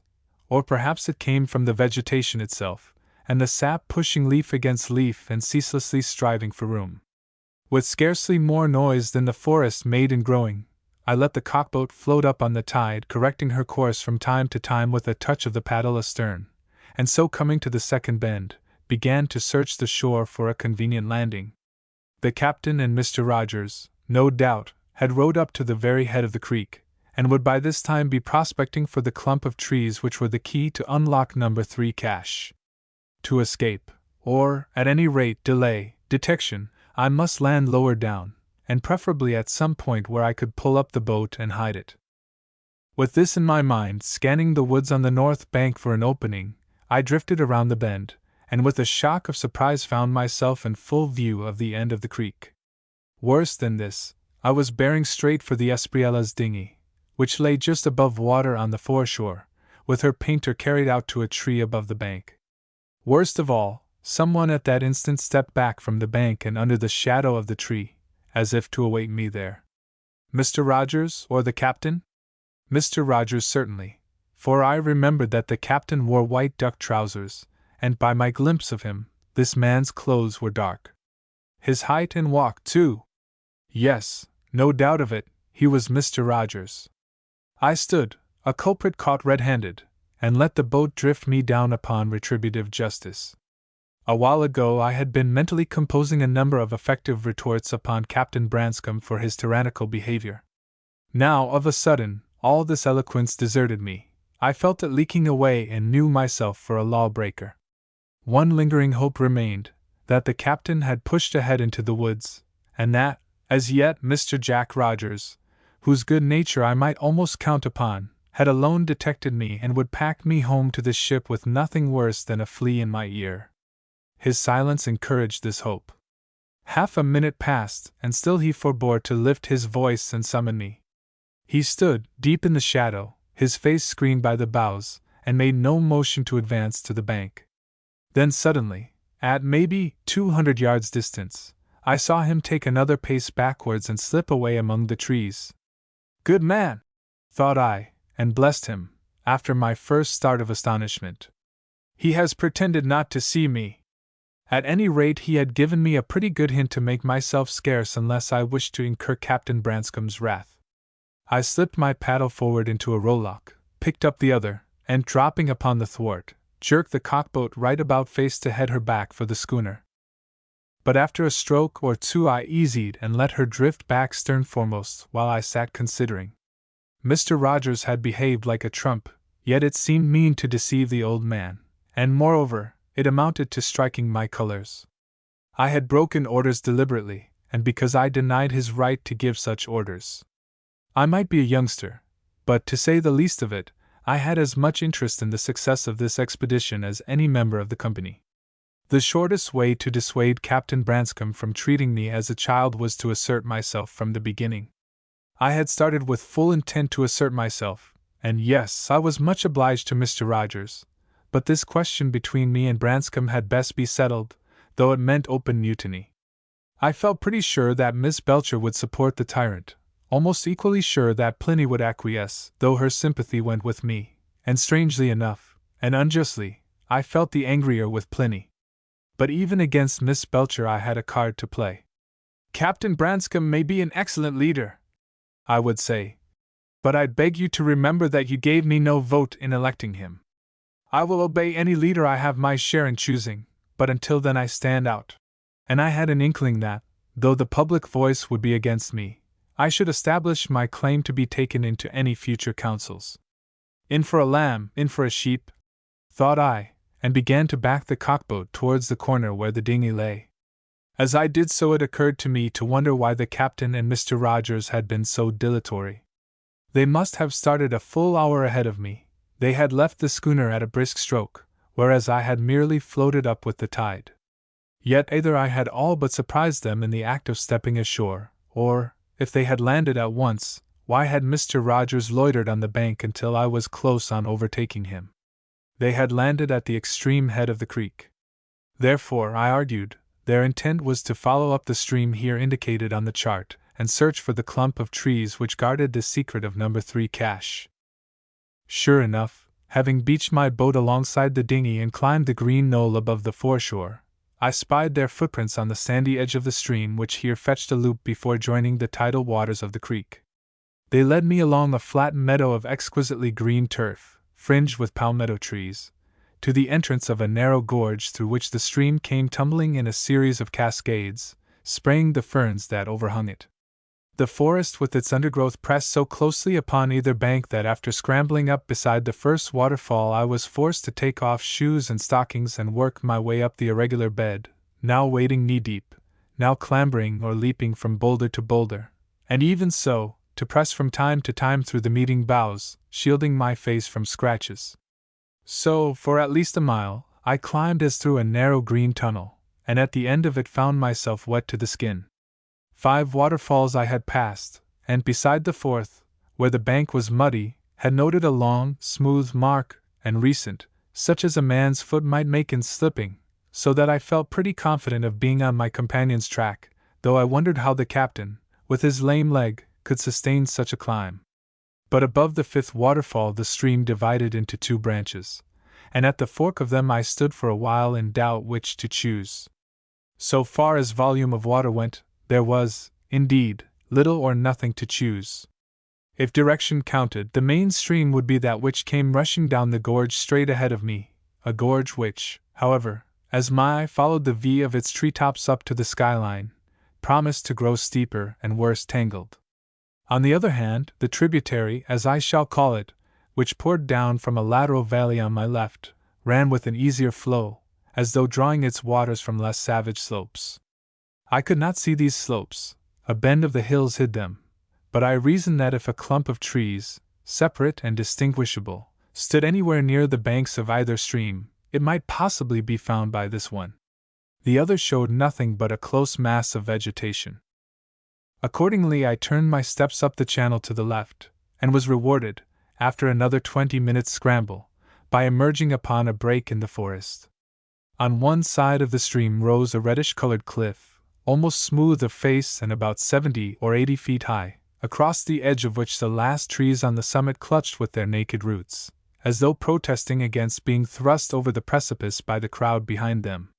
The other bank swelled up, from a little above the water's edge, to a fair green lawn, rounded, grassy, and smooth as a glade in an English park. At its widest I dare say that, from the stream's edge back to the steep slope where the forest started again and climbed to a tall ridge that shut in the glen on the south side, it measured something over 200 yards. Here, thought I, glancing up the glade towards the westering sun, is the very spot for our clump of trees. And so it was, only no clump of trees happened to be in sight. The glade, however, stretched away and around a bend of the stream, and I was moving to the bank to explore it to its end when my eyes were arrested by something white not 10 paces away. It was a piece of paper caught against one of the large boulders between which, as through a broken dam, the water poured into the ravine.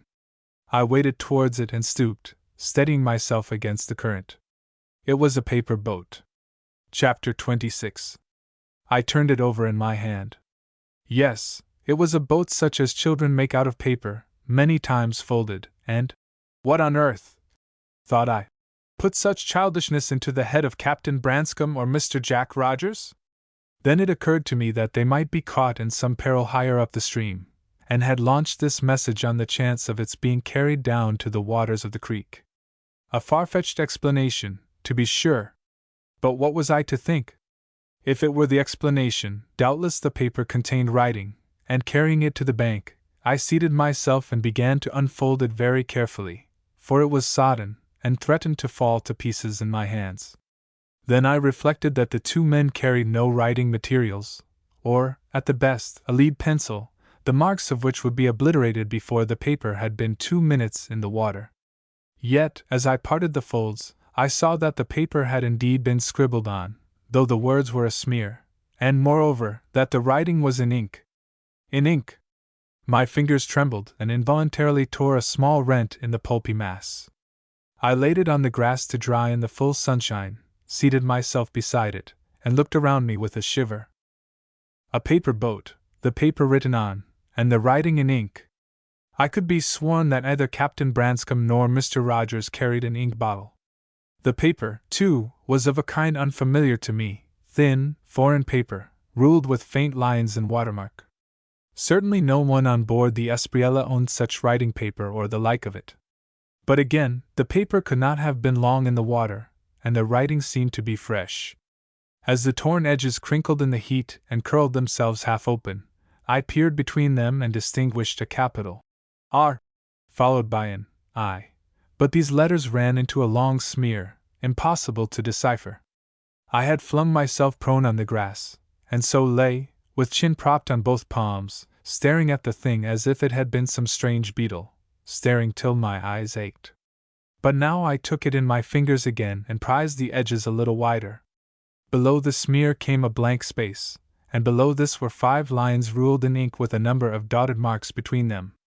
A smudged stave of music? Yes, certainly it was music. I could distinguish the mark of the treble clef. Lastly, at the foot of the page, as I unwrapped it at length, came a blurred illegible signature. But what mattered the sense of it? The writing was here, and recent. No one on board the Espriella could have penned it. The island, then, was inhabited, now, at this moment inhabited, and the inhabitants, whoever they might be, at this moment not far from me.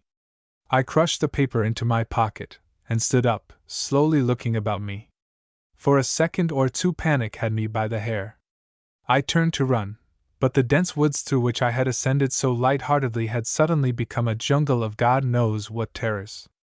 I remembered that from the first cascade upward I had scarcely once had a view of more than a dozen yards ahead, so thickly the bushes closed in upon me.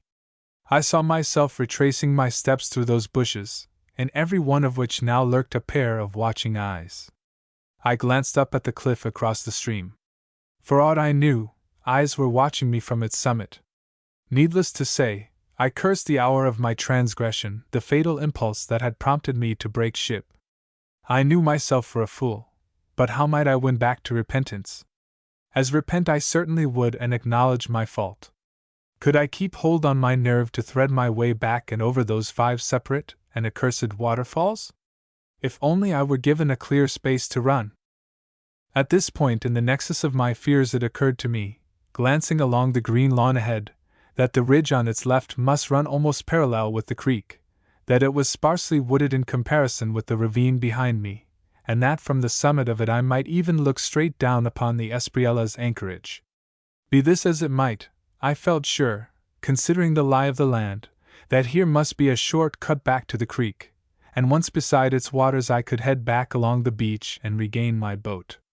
Down there I might dismiss my fears. The upper portion of the beach, if I mistook not, remained uncovered at the top of any ordinary tides, and it wanted yet a good 2 hours to high water, so that I had not the smallest doubt of being able to reach the creek head, no matter at what point of the foreshore I might descend. From the bank where I stood I had the whole ridge in view above the dense foliage, and could select the most promising point to make for, but this would sink out of sight as I approached the first belt of trees, and beyond them I must find my way by guesswork.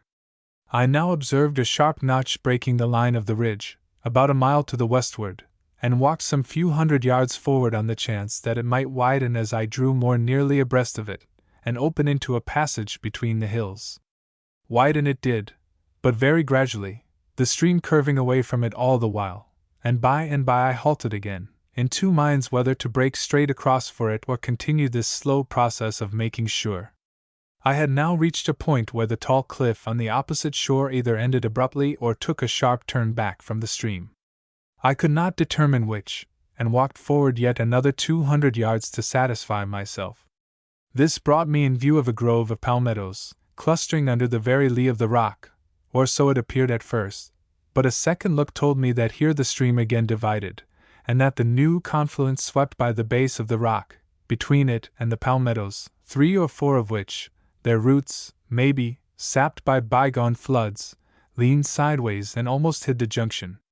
I was turning away, resolved now to steer straight for the notch in the hills, when for the second time a gleam of something white arrested me, and I stood still, my heart in my mouth. The white object, whatever it was, stood within the circle of the palmetto stems, yet not very deep within it, a dozen yards at farthest from the stream's edge. I stared at it, and the longer I stared the more I was puzzled, until I plunged into the water and waded across for a closer look. Gaining the bank, I saw, first, that the white object was but one of many, disposed behind it in 2 rows as regular as the tree stems allowed. Next, that these objects were wooden boards paned white. And with that, as I stepped towards the foremost, my foot slipped and I fell, twisting my ankle and narrowly saving myself from an ugly sprain. I had stumbled in a hollow, shallow depression between the mounds. Picking myself up, I saw that to left and right and all around me the turf was ridged with similar mounds, the whole enclosure full of them. In a flash I read the meaning of the white painted boards.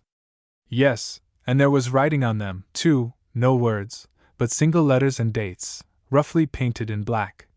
O.M. 1796 R.A.S. 1796 P.D. V. N.A.M.D. V. 1800. These, and perhaps 2 score of others. The shape of the mounds interpreted these inscriptions. I was in a graveyard.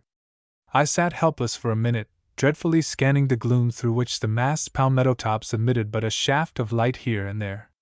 The flies, which had been a nuisance across the stream, here swarmed in myriads so thick that they seemed to hang in clusters from the boughs, and their incessant buzzing added to the horror of the place a hint of something foul, sinister, almost obscene. I had a mind to creep away on all fours, but suddenly forgot my ankle and sprang erect, on the defensive, at the sound of voices. A grassy path led through the enclosure, between the graves, and at the end of it appeared 2 figures. They were 2 women, the first a negress, short, squat, and ugly, wearing a frock of the gaudiest yellow, and for headdress a scarlet handkerchief, bound closely about her scalp and tied in front with an immense bow. The other, but how shall I describe the other? She was white, and she wore a dress of fresh white muslin, a short dress tied about the waist with a pale blue sash, and above the shoulders with narrow ribbons of the same color. Her figure was that of a girl, her ringlets hung loose like a girl's. She walked with a girlish step, and until she came close I took her for a girl of 16 or 17. Then, with a shock, I found myself staring into the face, which might well belong to a woman between 60 and 70, so faded it was and reticulated with wrinkles, and into a pair of eyes that wavered between ingenuousness and a childish cunning, and from them down to her slim ankles and a pair of dancing shoes, so fairy-like and diminutive that they seemed scarcely to press the grass underfoot. The pair had drawn to a halt, while I stood uncertain whether to brave them or make a bid for escape. I heard the negress cry aloud in a foreign tongue, at the same time flinging up her hands, but the other pushed past her and walked straight down upon me, albeit with a mincing, tripping motion, as if she was pacing a dance. Twice she spoke, and in 2 different languages, as I recognized, though able to make nothing of either, and then, halting before me, she tried for the 3rd time in English. Boy, she looked at me inquiringly. What you do here, will you tell? I come from the ship, ma'am, said I, finding my tongue. The sheep? He bring a sheep? But why, and why he bring you? I stared at her, not understanding. Ma'am, said I, pointing over my shoulder, we came here in a ship, a schooner, and she is lying in the creek yonder. I landed and climbed up through the woods. On my way I found this. I held out the paper boat. She caught it out of my hand with a sharp cry. But the black woman, at the same instant, turned on her and began to scold her volubly. The words were unintelligible to me, but her tone, full of angry remonstrance, could not be mistaken. "I am not sorry," said the white woman, speaking in English, with a glance at me. "No, I do not care for his orders." "It was by this that you came to me?" she asked, turning to me again, and pointing mincingly at the paper. "I found it in the stream," I replied. "Almost a mile below this." "Yes, yes, you found it in the stream. And you opened it, and read the writing?" I shook my head.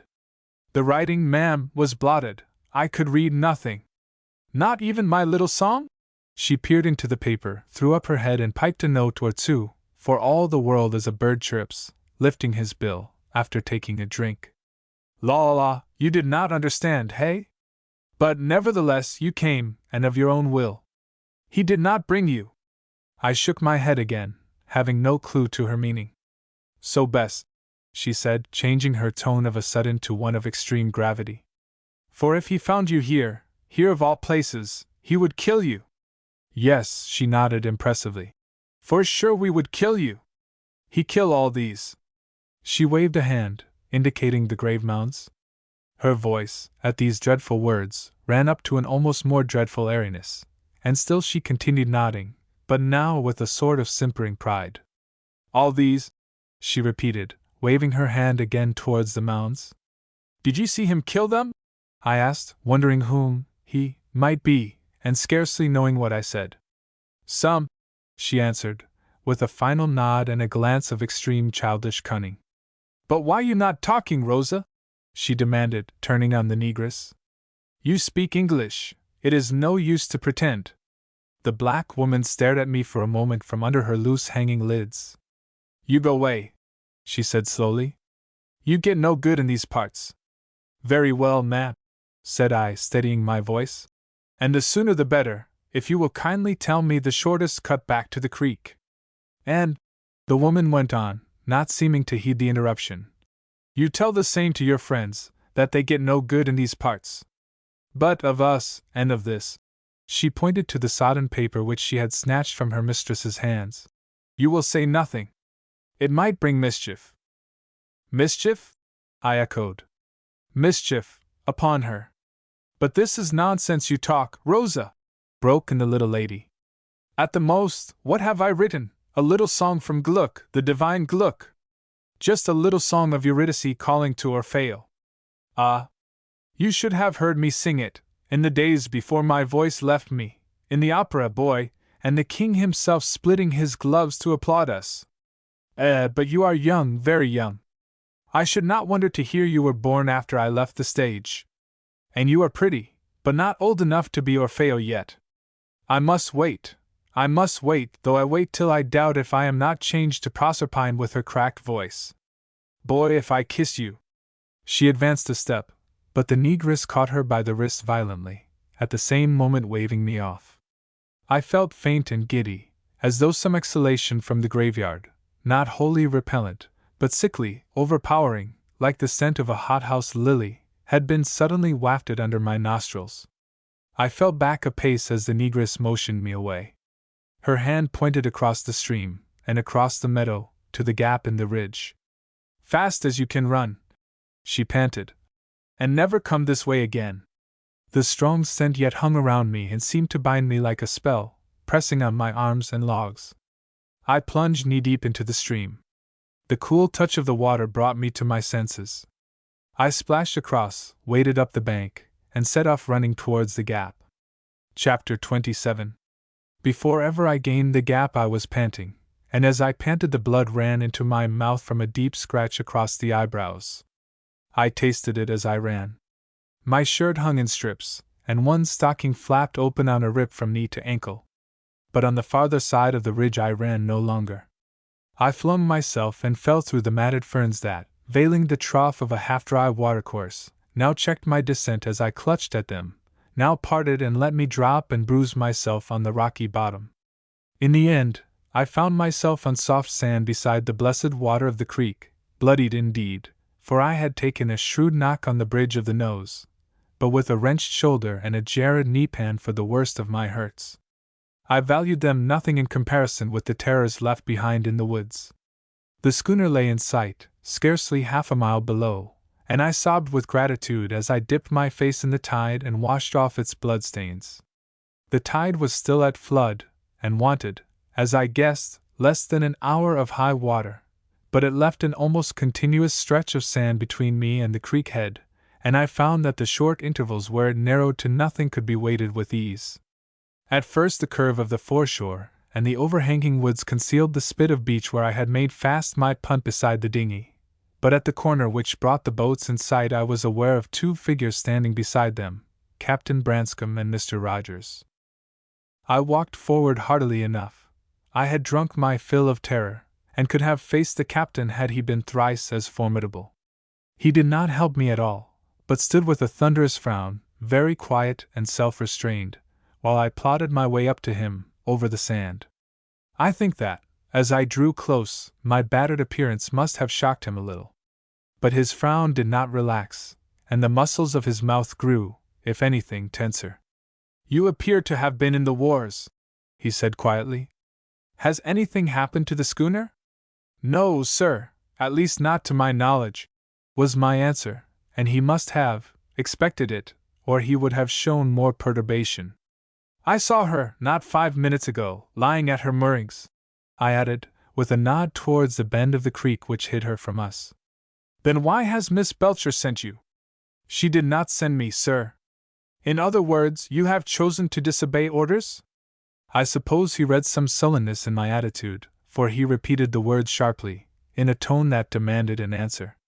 "I am sorry, sir, but all the same, it didn't seem fair to me to be left on board without being consulted." I heard him take a short breath, as though my impudence him in the wind. For a full half a minute eyed me slowly up and down. "Get into your boat, sir, and return to the ship at once. Mr. Rogers, this child is impossible. I must do what I would gladly have avoided, and ask the ladies to give me more authority over him, since they will not exercise it themselves." At the implied sneer, and perhaps even more at the tone of it, so foreign to the Captain Branscome that I knew, I blazed up wrathfully. "If you mean by that," said I, "to threaten me with the rope's end, I advise you to try it. And if you mean that I'm child enough to be tied to apron strings of a couple of women, that's just of a piece with the whole mistake you're making. No one's disputing your right to give orders." "Thank you," he put in sarcastically. "To those," I went on, "who appointed you captain. But I wasn't consulted, and until that happens, I shall obey or not, as I choose." Now this, no doubt, was extremely childish, even wickedly foolish, and the more foolish, perhaps, because a few minutes ago I would have given all I possessed, including my prospective share in the treasure, for Captain Branscome's protection. But somehow, since sighting the island, I had lost hold of myself, and my temper seemed to be running all askew. Strange to tell, the captain appeared to be affected in much the same way. "Why, you little fool," said he, "are you mistaking this for a picnic?" "No," I retorted. "I am not. And if you'll remember, it wasn't I who led the ladies to look forward to one." He planted himself before me, and said he, looking at me sternly, "See here, my boy, I don't want to make unpleasantness, and if you force me to appeal to the whole ship's company, you know very well you will find yourself in a minority of one." "I don't care for that, sir. You'll be acting unfairly, all the same. We'll let that pass. You tell here in the act of breaking ship that you're of an age to be consulted. Well, you shall have the benefit of the doubt. You want to know, then, why I'm careful about letting you run ashore? What would you say if I told you the island has people upon it? Why, first of all, sir, that if you found it out before dropping anchor, it seems strange, you're going ashore with Mr. Rogers and leaving the rest to take care of themselves. But if you've discovered it since—" "I have not. I am not sure the island is inhabited, but as we were running down the coast I saw something through my glasses, a coil of smoke beyond the hills on the eastern side." Now if, as seems certain, this fire was lit by human beings, it almost stands to reason they must have sighted our ship. Next comes the question, why did I go ashore and take Mr. Rogers? Well, in the first place, we didn't come here to lie at anchor and sail away again, and if the island happened to be inhabited, and by people who don't want us, why then, the sooner we nipped ashore and prospected the better, for the spot where I sighted the smoke must lie a good 5 miles from here as the crow flies, and by the shape of the hills and the amount of scrub between them, those 5 miles must be equal to 15. But why, say you, did I take Mr. Rogers? I took Mr. Rogers, after consulting with Miss Belcher. Does she know there are people on the island? She does. I took Mr. Rogers because, if danger there be, it seemed likelier we should find it ashore than on board the schooner, and because, as the shortest way to make sure if these strangers were after our treasure, we had agreed to make straight for the clump of trees described on the back of the chart and examine whether the ground thereabouts had been visited lately or disturbed, and further, because our search might require more strength and agility than I alone, with my lame leg, could command. I felt pretty easy about the schooner. She can only be attacked by boat, and I searched the coast pretty narrowly on our way down without sighting one. If these men possess a boat, she probably lies somewhere on the eastern side, not far from their camp fire. If she lies nearer, it must be somewhere under the cliffs to the south, in which case her owners would have a long journey to reach her, and that journey must take them around the head of the creek here. But say you, there may be 2 parties on the island, one by the camp fire northward, and another under the south shore. I'll grant this, though I think it unlikely. But even so, to attack the schooner they must bring their boat up the whole length of the entrance, where our people would have her in view for at least 2 miles. This would give ample time for a signal to recall us, and on the chance of it I left Goodfellow in charge of 2 rockets with instructions to touch them off on a hint of danger. Oh, said I. So Mr. Goodfellow too knew of this? And Pliny, I suppose? And in fact you told everyone but me? No, sir, said Captain Branscombe gravely. I did not trouble Miss Plinlimmon with these perhaps unnecessary fears. To a lady of her sensitive nature. Oh, well, sir, I interrupted and, turning aside pettishly, began to haul my cockboat down to the water.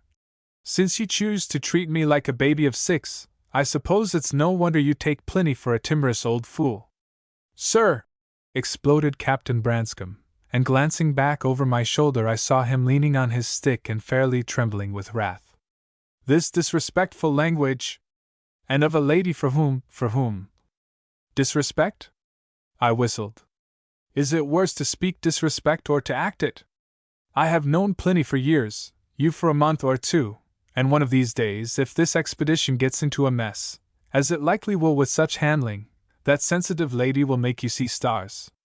I knew, while I uttered it, that my speech was abominably ill-conditioned, that Captain Branscombe had, in fact, been holding out the olive branch, and that in common decency I ought to have caught at it.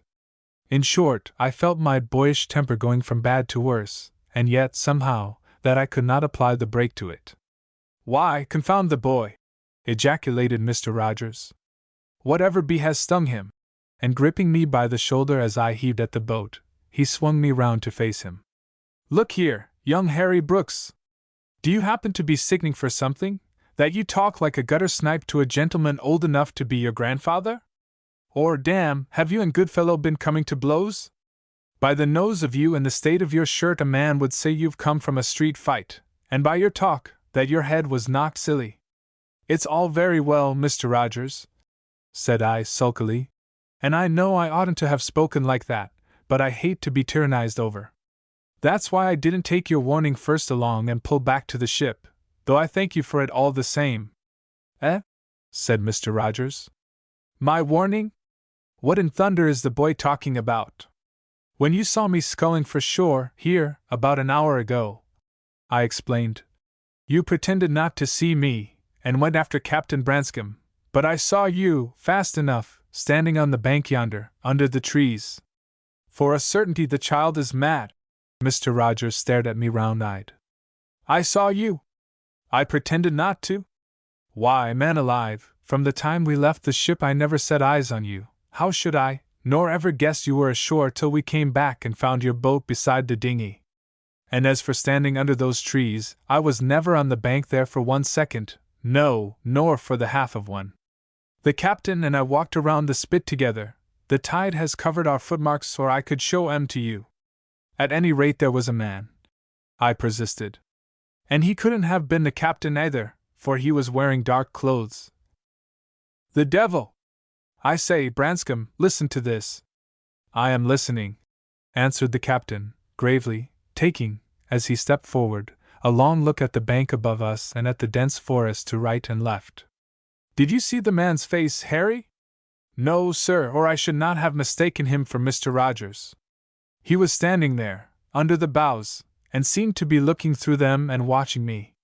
I was sculling the boat along with a paddle slipped in the stern notch, and he let me come pretty close. I couldn't have been 200 yards away, when he slipped to the back of the trees, and I lost him." "You didn't see him again?" "No, sir, I didn't land just at once. I had a mind at first to put about and row to the schooner, thinking that Mr. Rogers had meant it for a hint. When I brought the boat ashore, 5 minutes later he was gone." "Which way did you take then?" "I went straight after you, sir, up the waterfalls, but couldn't find any trace of you except at one spot just beside a waterfall, the fourth it was, where someone had slipped a foot." "Mr. Rogers?" the captain interrupted. "We had best get back to the Espriella with all speed. I may tell you, Harry, that we never went up by the waterfalls at all. It was a climb, and my half-pay leg didn't like the look of it. But jump into your boat, boy, and pull ahead of us. You and I must do a little serious talking later on." We pulled back briskly for the Espriella and reached her just as she began to swing with the turn of the tide. As we drew close, the cockboat leading, I glanced over my shoulder and spied Pliny leaning against the bulwarks by the starboard quarter, in the attitude of one gently enjoying the sunset scene.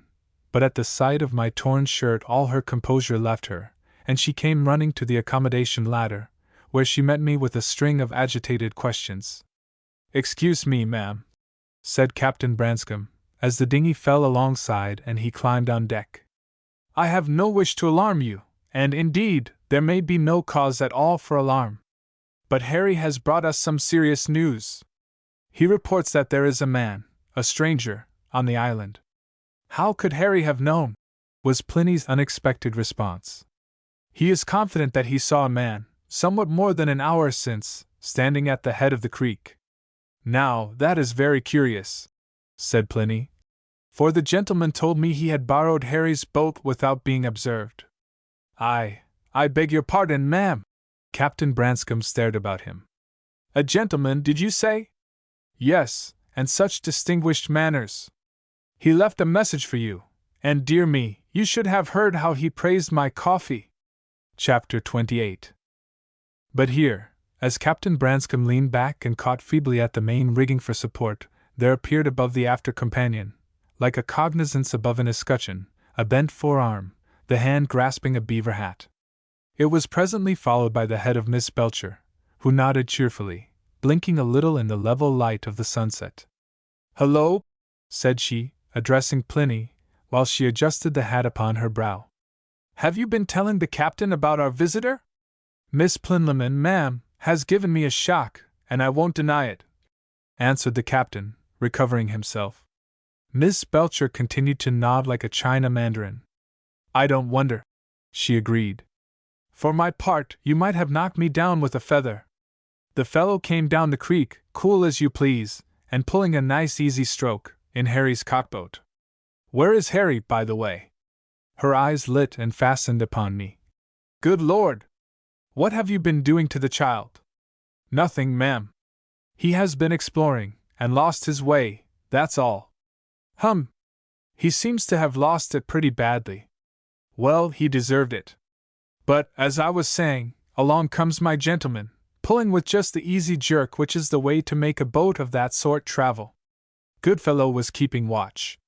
They say that a sailor will recognize a boat half a mile further off than he'll recognize the man in it, but Goodfellow isn't a sailor, so that explanation won't fit. We'll say that he was prepared for the boat returning, but not to find an entire stranger pulling her." At all events, he let her come within a couple of gunshots before calling down to the cabin and giving the alarm. I had my legs up on a locker, and was taking a siesta over a book, Parkinson on the dog, and, by the way, we were a set of fools not to bring a dog, but I ran up the companion in a jiffy, and had the sense to catch up your spyglass as I went. Goodfellow by this time had begun to dance about the deck in a flutter. He had the tinderbox in his hand, and wanted to know if he should touch off a rocket. I ordered him to drop it, and fetch me a musket, which he did. By this time I could see that the man in the boat was unarmed, so I put up the musket at the present, got the sight on him, and called out to know his business. The man jerked the cockboat round with her stern to the schooner. These boats come right about with a single twist, and says he, very politely lifting his hat, "You'll pardon me, ma'am, but, as you see, I have borrowed your young friend's boat." My own was not handy, and this seemed the quickest way to pay my respects. "Indeed?" said I, "and who may you be?" "My name, ma'am," said he, "is Beauregard, Dr. Beauregard." "I never heard of you," said I. "That, ma'am, is entirely my misfortune," said he, lifting his hat again. "But allow me to say that I am the proprietor of this island, and very much at your service." Well, this was a facer. It never occurred to any of us, that this island might have an owner. To tell the truth, I'm a stickler for the rights of property at home, but somehow the notion of an island like this belonging to any one had never entered my head. Yet the thing is reasonable enough when you come to think it over, and of course, I saw that it put an entirely different complexion upon our business here. "My dear Lydia," put in Mr. Rogers, impatiently, "the man's claim must be absurd. Why, the island is right in the tropics." "You wouldn't have thought it a bit absurd if you had heard him," retorted Miss Belcher. "He appeared to be quite sure of his ground. Very pleasant about it, too, he was, said that few visitors ever honored his out-of-the-way home, but that as soon as any arrived he always made it a matter of punctilio, yes, that was the word, to put off and bid them welcome. He spoke with the slightest possible foreign accent, but used admirable English, and I don't know why," wound up Miss Belcher, ingenuously. "But he seemed to divine from the first that I was an Englishwoman. And it wasn't as if we had come here flaunting British colors," added Pliny. "But what sort of man was he?" asked the captain. "Height 6'2" or 3" in his stockings. Age about 60. Face clean-shaven and fleshy. The features extraordinarily powerful. Hair jet black, and dyed, if at all, by a process that would make his fortune if he sold the secret. Clothes black alpaca and well cut, with silk stockings that would be cheap at 2 guineas, and shoes with gold buckles on 'em. I couldn't take my eyes off, no display about 'em, and yet I doubt if King Louis of France overwore the like before they cut his head off. Complexion pale for this climate, with a sort of silvery shine about it. Manner charming, voice charming, bearing fit for a grand seigneur, and that's what he is, or something like it, unless, as I rather incline to suspect, he's the biggest scoundrel unhung." "Oh, Miss Belcher," protested Pliny, "when you agreed with me that he might have sat for a portrait of a gentleman of the old school." "Tut, my dear! When I saw that you had lost your heart to him as soon as he set foot on deck." "Did I say of the old school?" "Yes, indeed, and of the very oldest, and in fact, quite possibly the old gentleman himself." Now, either I had spoiled Captain Branscome's temper for the day, or something in this speech of Miss Belcher's especially rasped it. "But who is this man?" he demanded, in a sharp, authoritative voice. Miss Belcher stepped back half a pace. I saw her chin go up, and it seemed to grow square as she answered him with a dangerous coldness. "I beg your pardon. I thought I told you that he gave his name as Dr. Beauregard. You had no business, ma'am, to allow him on board the ship." "No business?" "No business, ma'am. I have just been having words with young Harry, here, over his disobedience this afternoon, but this is infinitely more serious. We are here to search for treasure. We no sooner drop anchor than a man visits us, who claims that the island is his. This at once presupposes his claim upon any treasure that may be hidden upon it, and consequently that, as soon as he discovers our purpose, he will be our enemy. It follows, I should imagine, that of all steps the most fatal was to admit him on board to discover our weakness. Our weakness, sir? Asked Miss Belcher carelessly, as though but half attending. Our weakness, ma'am, as it was doubtless to discover our weakness that he came. Now I rather thought, murmured Miss Belcher, that Miss Plinlimmon and I had spent a great part of this afternoon in impressing him with our strength. To be sure, pursued Captain Branscome, with such a company as he found on board, he can scarcely have suspected a treasure hunt. Still, when he does suspect it, as sooner or later he will know our weakness. He could scarcely have dealt with us more frankly than he did, at any rate, said Miss Belcher, with an air of simplicity. For he assured us he was alone on the island. And you believed him, ma'am? I forget, sir, if I believed him, but he certainly knows that we are here in search of treasure, for I told him so myself. Captain Branscome gasped. You told him so? He echoed. I did, and he replied that it scarcely surprised him to hear it, that of the few vessels which found their way to Mort alone, quite an appreciable proportion came with some idea of discovering treasure. The proportion, he added, had fallen off of late years, and the most of them nowadays put into water, but there was a time when the treasure-seekers threatened to become a positive nuisance. He said this with a smile which disarmed all suspicion. In fact, it was impossible to take offense with the man. But at this point Pliny, frightened perhaps at the warnings of apoplexy in Captain Branscome's face, laid a hand gently on Miss Belcher's arm. Are we treating our good friend quite fairly? She asked. Miss Belcher glanced at her and broke into a ringing laugh. You dear creature! No, to be sure we are not, but from a child I always turn mischievous under correction. Captain Branscome, I beg your pardon. It is granted, ma'am. And, for I take you to be on the point of resigning, here and now. Ma'am, you have guessed correctly. I am going to beg you to do nothing of the sort. No, I am not going to ask it only as a favor, but to appeal to your reason. You think it extremely rash of me to have entertained this man and talked with him so frankly? Well, but consider. To begin with, if I had not told him that we were after the treasure, he would probably have guessed it. Nay, I make bold to say that he guessed it already, for, I forgot to mention it, he knows Harry Brooks. Knows me, ma'am?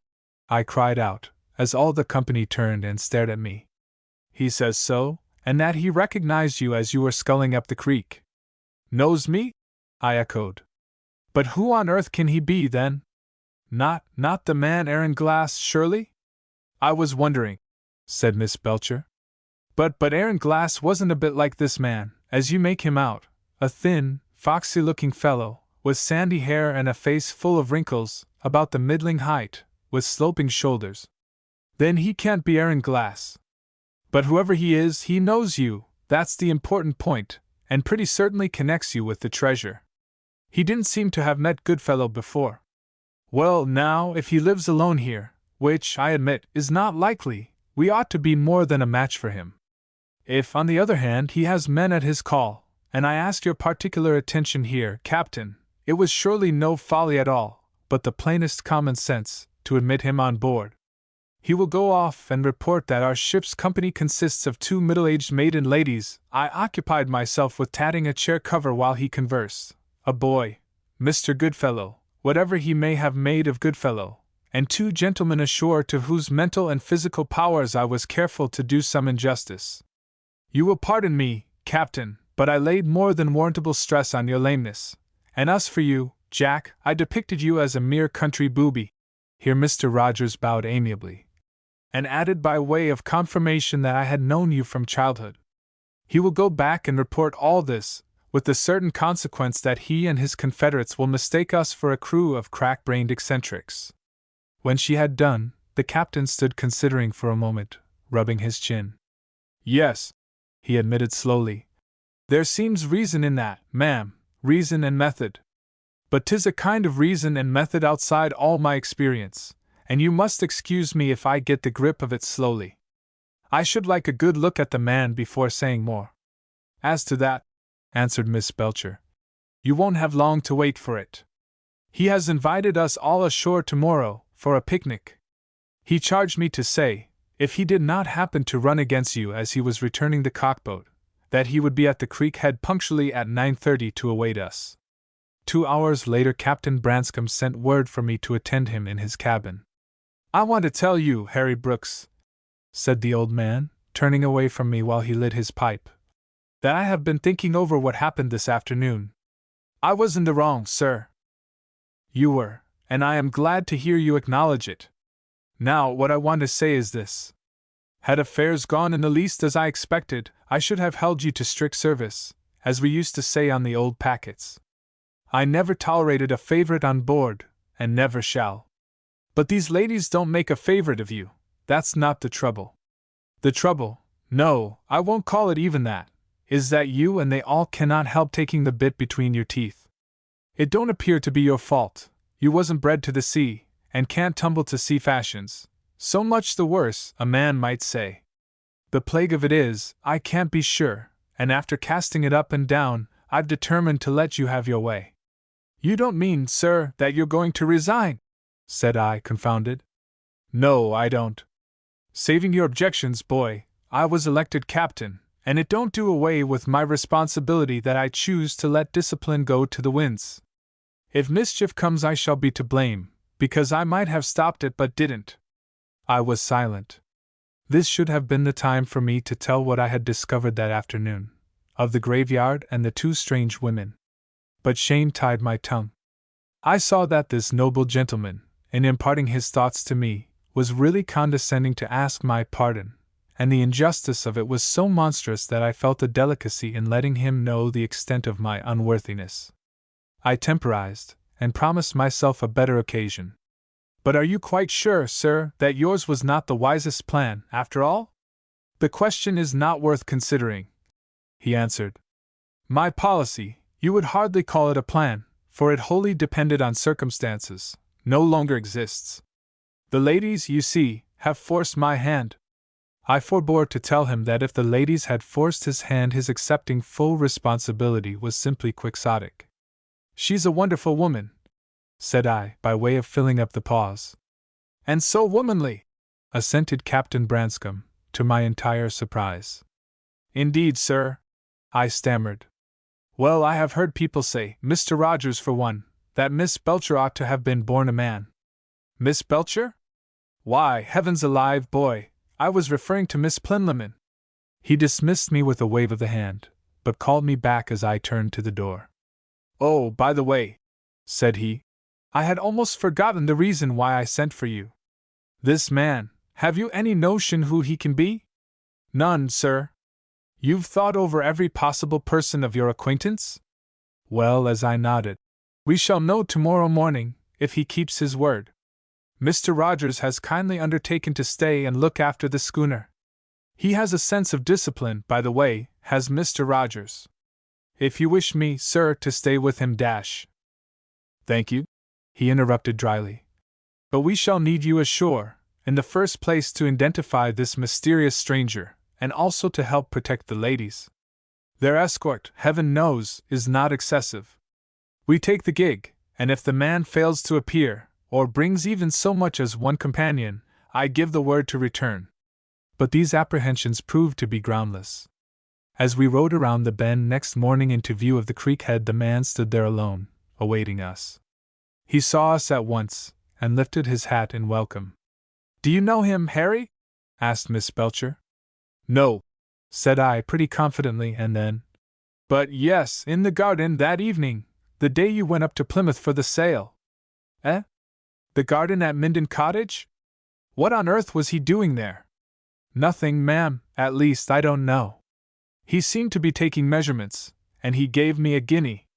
I rather think, ma'am, he was the man that attended the auction." "You never saw him until that evening?" "No." "Nor afterwards?" "Only that once, ma'am." "Oh," said Miss Belcher. Chapter 29.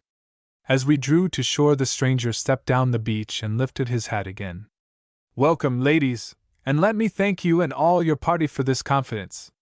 The boy here, bless my soul, how he has grown in these few months! The boy and I have had the pleasure of meeting before." "Harry Brooks? You remember me?" To the captain I must introduce myself. Shake hands, Captain Branscombe. I am proud to make your acquaintance. But what is the meaning of these baskets? You have brought your own provisions? Come, Miss Belcher, that is unkind of you. When we agreed, yes, surely we agreed, that you were to be my guests. We were not sure, sir, began Miss Belcher, that I should keep my word? Worse and worse. Or possibly you distrusted the entertainment of a solitary bachelor on a desert island? But I must prove that you did me an injustice. He pointed to a goodly hamper on the beach and to a frail or carpenter's basket from which half a dozen bottles protruded their necks, topped with red and green seals. As proprietor of Mort alone, you will forgive my laying stress on it. I may surely claim the right to do the honors. Stay a moment, my good man, he added, as Mr. Goodfellow made a motion to lift out our own hamper. Miss Plinlimmon, I believe, is an admirer of natural scenery, and if the ladies will step ashore for a few minutes, there is a waterfall above which may reward her inspection. Not by any means, ma'am, the grandest our island can show, yet charming in its way and distant but a short 5 minutes' walk. Captain Branscombe will bear me out, and Harry, too, yes, Harry, too, if I mistake not, visited it yesterday. He put out a hand to assist the ladies to disembark, at the same time hitching back the gun on his bandolier.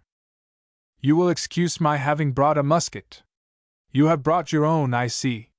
Quite right. I carry it habitually, for, to tell you the truth, the island contains a few wild boars who dispute possession with me. A very few. We are not likely to meet with one, so the ladies may reassure themselves. But, as I was about to say, with the captain's permission we will not unload here. Rather, after visiting the waterfall, I would suggest that we row round to the eastern side, where, if I may guide you, you will find choice of a dozen delightful spots for a picnic. In this way, too, we shall cover more ground and get a more general view of the beauties of the island, which, as I dare say my friend Harry discovered yesterday, is somewhat too thickly overgrown for easy traveling. The man's manner, at once frank, chatty, and easily polite, completely disconcerted me, and I could see it disconcerted the captain. It seemed to reduce the whole expedition to an ordinary picnic, and more astonishing yet, the ladies accepted it for that. They fell in, one on each side of him, as he led the way to the waterfall, and for a climax Miss Belcher shook out a parasol which she had been carrying under her arm and spread it above her beaver hat. At the waterfall our host surpassed himself. The landscape hereabouts, he declared, always reminded him of Nicolas Poussin. He would like Miss Plinlimmon's opinion on the rock drawing of Salvator Rosa, a painter whom he gently depreciated. Had Miss Plinlimmon ever visited the Apennines? He plucked a few of the ferns growing in the spray and discoursed on them, comparing them with the common European polypody.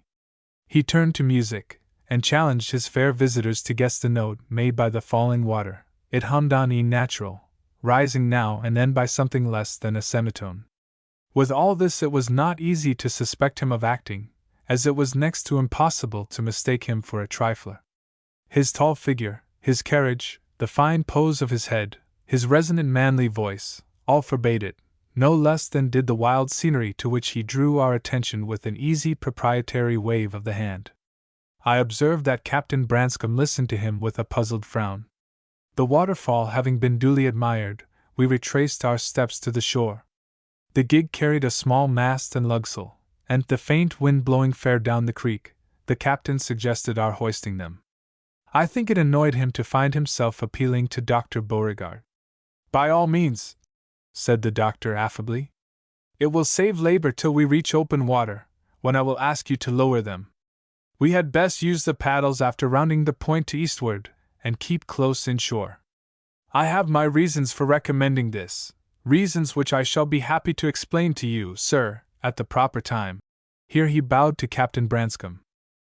Accordingly we hoisted sail, and in a few minutes opened the view of the lower reach, with the Espriella swinging softly at her cables, her masts reflected on the scarcely rippled water. Miss Belcher broke into a laugh at sight of Mr. Rogers wistfully eyeing us from the deck. Dr. Beauregard echoed it, just audibly. Well, well, ma'am, it is hard upon Mr. Rogers, did you tell me? But we must not blame the captain for taking precautions. A very neat craft, Captain, and Jamaica built, by the look of her. We picked her up at Savannah La Mar, announced Miss Belcher. After burning your boats, madam? Pardon me, but I find your frankness as admirable as it is unexpected. Moreover, though Captain Branscombe deprecates it, no policy could be wiser. I see no reason, sir, for being less than candid with you, said Miss Belcher. You know whence we come and you know why we are here. How we came is a trifling matter in comparison. Believe me, ma'am, your frankness is all in your favor. I may repeat what I told you yesterday, that several expeditions have come to this island seeking treasure, crews of merely avaricious men, mad with greed, whom I have made it my business to baffle. You, on the contrary, may almost count on my help, though whether the treasure will do you much good when you have found it is another question altogether. But we are not treasure-seeking just now, and I shall grudge even the pleasure of talking if it steal your admiration from my island. The shore by which we steered was, indeed, entrancing, and grew yet more entrancing as we rounded Cape Via and, downing sail, headed the gig for the northeast, pulling almost in the shadow of the cliffs, for the sea lay calm as a pond, and broke in feeblest ripples even on the beaches recessed here and there in the chasms. We passed Try-Again Inlet, and our wonder grew, for the cliffs now were mere cliffs no longer but the bases of a range of mountains, broken into rock slides with matted vines like curtains overhanging their scars, and in the water, 10 fathoms deep below us, we could watch the colored fishes at play. Mr. Goodfellow and I were at the oars, and we had been pulling, as I judged, for something over an hour, but easily, for the tide could hardly be felt, when Dr. Beauregard, who had taken the tiller, steered us in towards a beach which he announced to be the, perhaps, very choicest in the island for a picnic. Certainly it was a fairy-like spot, with white sand underfoot, green creepers overhanging, and through the creepers a rill of water splashing down the cliff. Yet we had passed at least a dozen other beaches, which to me had looked no less inviting. We will leave the ladies to unpack the hampers, said Dr. Beauregard. I speak as a bachelor, but in my experience there is a half-hour before lunch in which that man is best appreciated who makes himself scarce. Captain Branscombe, if you will not mind a short scramble over the rocks here, to the left, I can promise you something worth seeing. He led the way at once, and we followed the captain, who appeared to have lost his temper again, growling that he took no stock in views. But the distance was not far. We scrambled over 2 low ledges of rock and found ourselves looking down upon a beach even prettier and more fairy-like than the one we had left, and upon something more, a ship's boat, drawn about 30 feet above high water, and resting there on her side. Yours? Asked Captain Branscombe, after a long stare at her. Certainly not, answered Dr. Beauregard. And that is why I brought you here. Chapter 30. A boat? Said Captain Branscombe, staring again, and slowly rubbing the back of his head. He took a step forward, to descend to the beach and examine her, but Dr. Beauregard laid a hand on his arm. Not so fast, my friend! Cadit cannot dit connoter. A glance will assure you that she did not beach herself in that position, above high water mark, still less furl her own sail and stow it. Further, if you study the country behind us, you will see that, while we came unobserved and stand at this moment in excellent cover, by crossing the beach we expose ourselves to observation and the risk of a bullet. I take it, sir, answered Captain Branscombe, still puzzled. You knew this boat to be here, and have brought us with some purpose. I knew it, to be sure, and my purpose is simple. We cannot have a rival party of treasure-seekers on the island. We have ladies in our charge, gentle, well-bred ladies, and of the crew of that boat, one man, to my knowledge, is a pretty desperate ruffian. The other 2.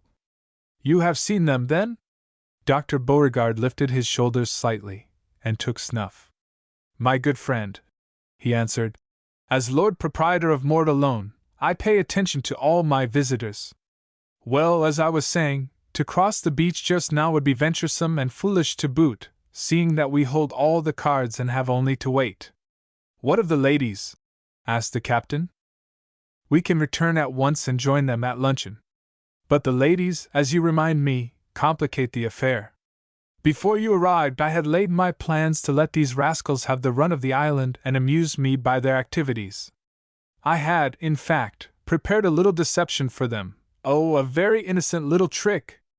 I don't know, my dear sir, if it has struck you how much simpler our amusements tend to become as we grow older. I had promised myself to watch them, lying perdu, and in the end to dismiss them with a quiet chuckle. You have read your Tempest, Captain Branscombe? Well, I have no obedient Ariel to play will-o'-the-wisp with such gentry, yet I would have led them a very pretty dance. But the ladies, to be sure! We cannot expose them to dangers, nor even to alarms. We must use more summary methods. He stood for a moment or two reflective, tapping his snuff-box. Mr. Goodfellow is a carpenter, I understand. At your service, sir. Mr. Goodfellow's hand went halfway to his waistcoat pocket, as if to produce his business card. I seem to remember, Mr. Goodfellow, that you carry a bag of tools in the boat? Yes, sir. Including, no doubt, an auger or, at any rate, a fair-sized gimlet? Both, sir. You will greatly oblige me, then, Mr. Goodfellow, always with Captain Branscome's leave, by returning to the boat and fetching your auger, if possible, without attracting the lady's observation. With this, instead of returning direct to us, you will make your way to the left, towards the head of the beach, keeping well under the rocks, which will serve you from landward. At the head of the beach you will bring us into sight a pace or two before you come abreast of the boat.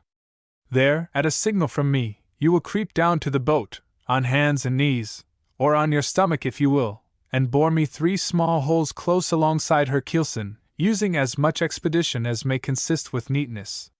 You understand? Then the quicker you set about it, the less will be the risk. Mr. Goodfellow touched his forelock, and sped on his errand. Dr. Beauregard seated himself on the rocks, and loosing the gun from his bandolier, laid it across his knees. A simple job, he remarked. Any one of us could do it as well as Goodfellow. But it is a practice of mine to take the smallest risks into account, and if the honest fellow should be detected, why, I imagine he can be the most easily spared of the party. Mr. Goodfellow, however, reached the boat without misadventure. Ah, he displays intelligence, commented Dr. Beauregard, watching him as, before setting to work, he lifted the boat's gunwale and heaved her over on her other side, exposing the bilge piece on which she had been resting. Yes, decidedly, he displays intelligence. Mr. Goodfellow, having stripped off his coat, picked up his auger and bored his 3 holes very neatly. This done, he rubbed them over with a handful of sand, and smoothed over with sand all traces of sawdust, heaved the boat back, so that she rested again in her original position, and retired, sweeping his coat behind him, and obliterating his footprints as he went. Couldn't be bettered, said Dr. Beauregard, smiling cheerfully and smoothing his gun barrel.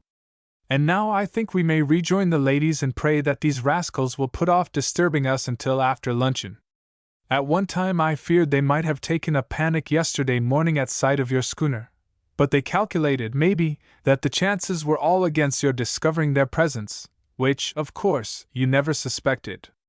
I suspected something fast enough, said Captain Branscombe, for in running along the coast I caught sight of smoke rising among the hills, from a campfire, as I reckoned, and no doubt from here or hereabouts, though I should have put it a mile or 2 farther south. The born fools, said Dr. Beauregard, laughing. Well, it's even possible that in their furious preoccupation they let the schooner come close without spying her.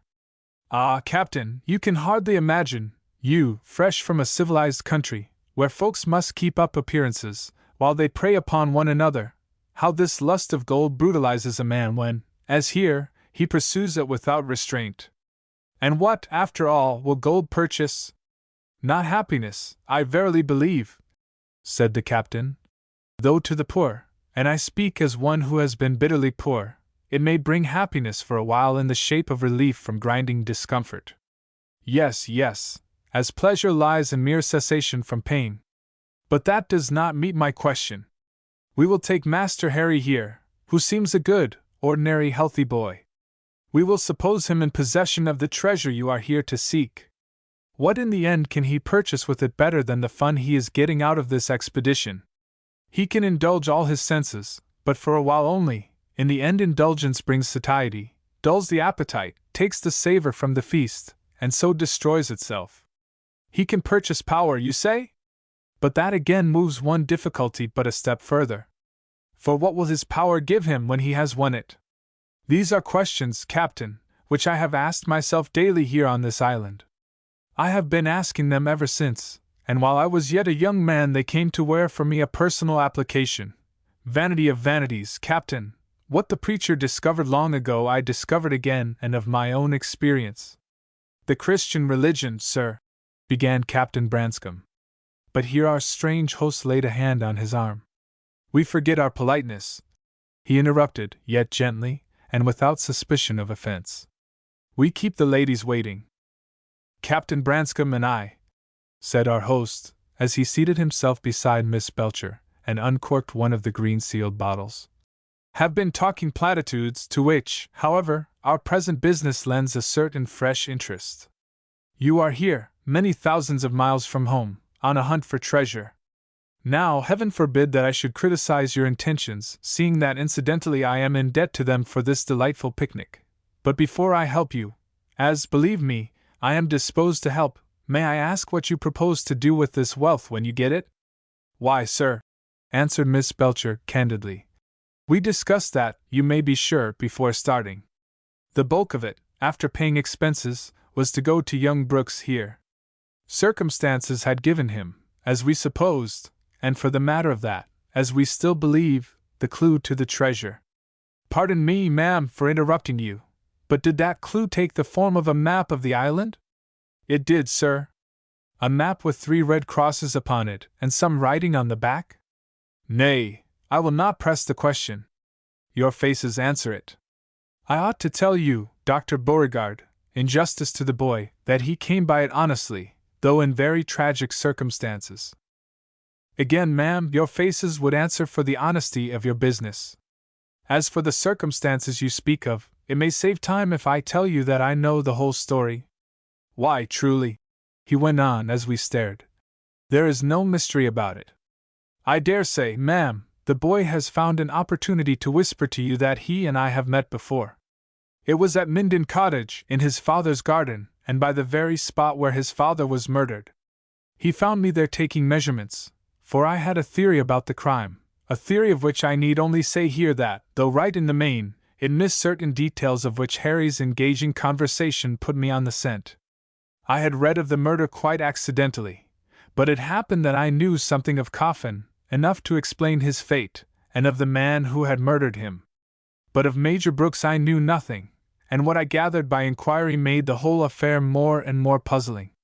At length I hit on the explanation that Coffin, who had reasons, and strong ones, for going in deadly terror of Aaron Glass, had in some way chosen this Major Brooks for his confessor, and journeyed to Minden Cottage to deposit the secret with him, and that Glass, following in pursuit, had surprised and murdered the both of them. The exact catena of the 2 crimes mattered less to me than the question, had Glass possessed himself of the secret before making off? At first I saw no room to doubt it. But your young friend's account of himself sent me to Falmouth, and at Falmouth I began to have my doubts. My earliest inquiries there were addressed to the pedagogue, the Reverend something or other Stimcoe, a drunken idiot, who yielded no information at all, and to his wife, a lady who persisted in regarding me as sent from heaven for no other purpose than to discharge her small debts. From her, again, I learned nothing. But from a talk with one of her pupils, his name was Bates if I remember, I discovered that Master Harry had been a particular crony of Coffin's, and this, of course, threw light on Coffin's visit to Minden Cottage. Still, there remained the question, had Glass managed to lay hands on the chart, or had it found its way, after all, into the possession of Master Harry Brooks? You'll excuse me, young sir. Dr. Beauregard turned to me. But during our talk in the garden, your manner suggested to me that you had a card up your sleeve. Well, whatever the answer, my obvious course was to return to mortal alone and await it, as for 15 years already I have been awaiting it, though question and answer were but now beginning to take definite form. Here you are then at last, and here am I, tout vient de point que c'est attendre. Then our arrival, sir, did not altogether surprise you? Said Miss Belcher. On the contrary, ma'am, though for reasons you will not easily guess, it surprised me as I have never been surprised in all my life before, It confounded me, dumbfounded me, made chaos of my plans, and I am delighted to welcome you, ma'am. I desire to be allowed the honor of taking wine with you. Willingly, assented Miss Belcher, holding out her glass to be replenished. And the more so because I never drank better Rhone wine in my life. Dr. Beauregard stood up and bowed, his fine features overspread with a flush of pleased astonishment. Madam, began Dr. Beauregard, and I have no doubt he had a compliment on his lips. But at that moment the hills and the amphitheater of cliff behind us rang out and echoed, with two terrible screams. Chapter 31.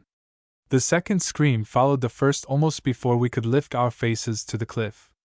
Dr. Beauregard had risen to his feet quickly, without fuss, and was unstrapping his gun. But Miss Belcher was quicker. A couple of muskets lay on the sand close beside the luncheon cloth, and in a trice she had snatched up one of them, and held our host covered. You have deceived us, sir, she said quietly.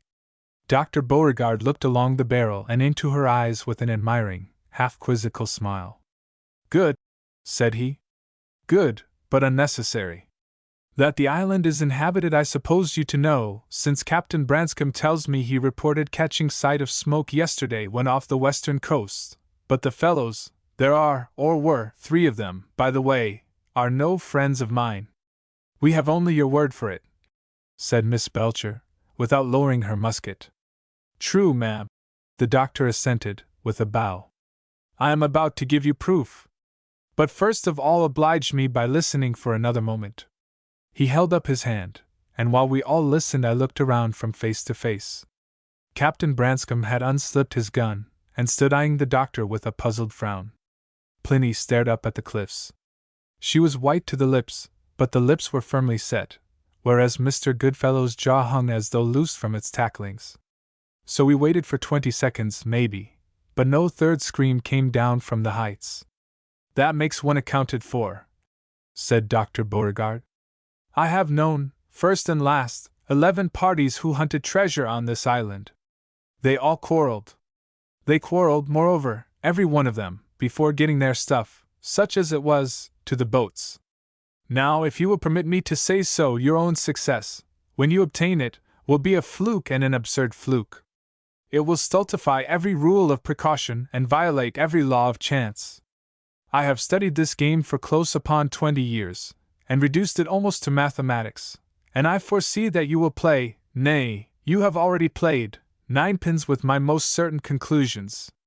But you have as gentlefolks, with all the disabilities of gentlefolks, the one thing that all these experts have fatally lacked. You have self-command.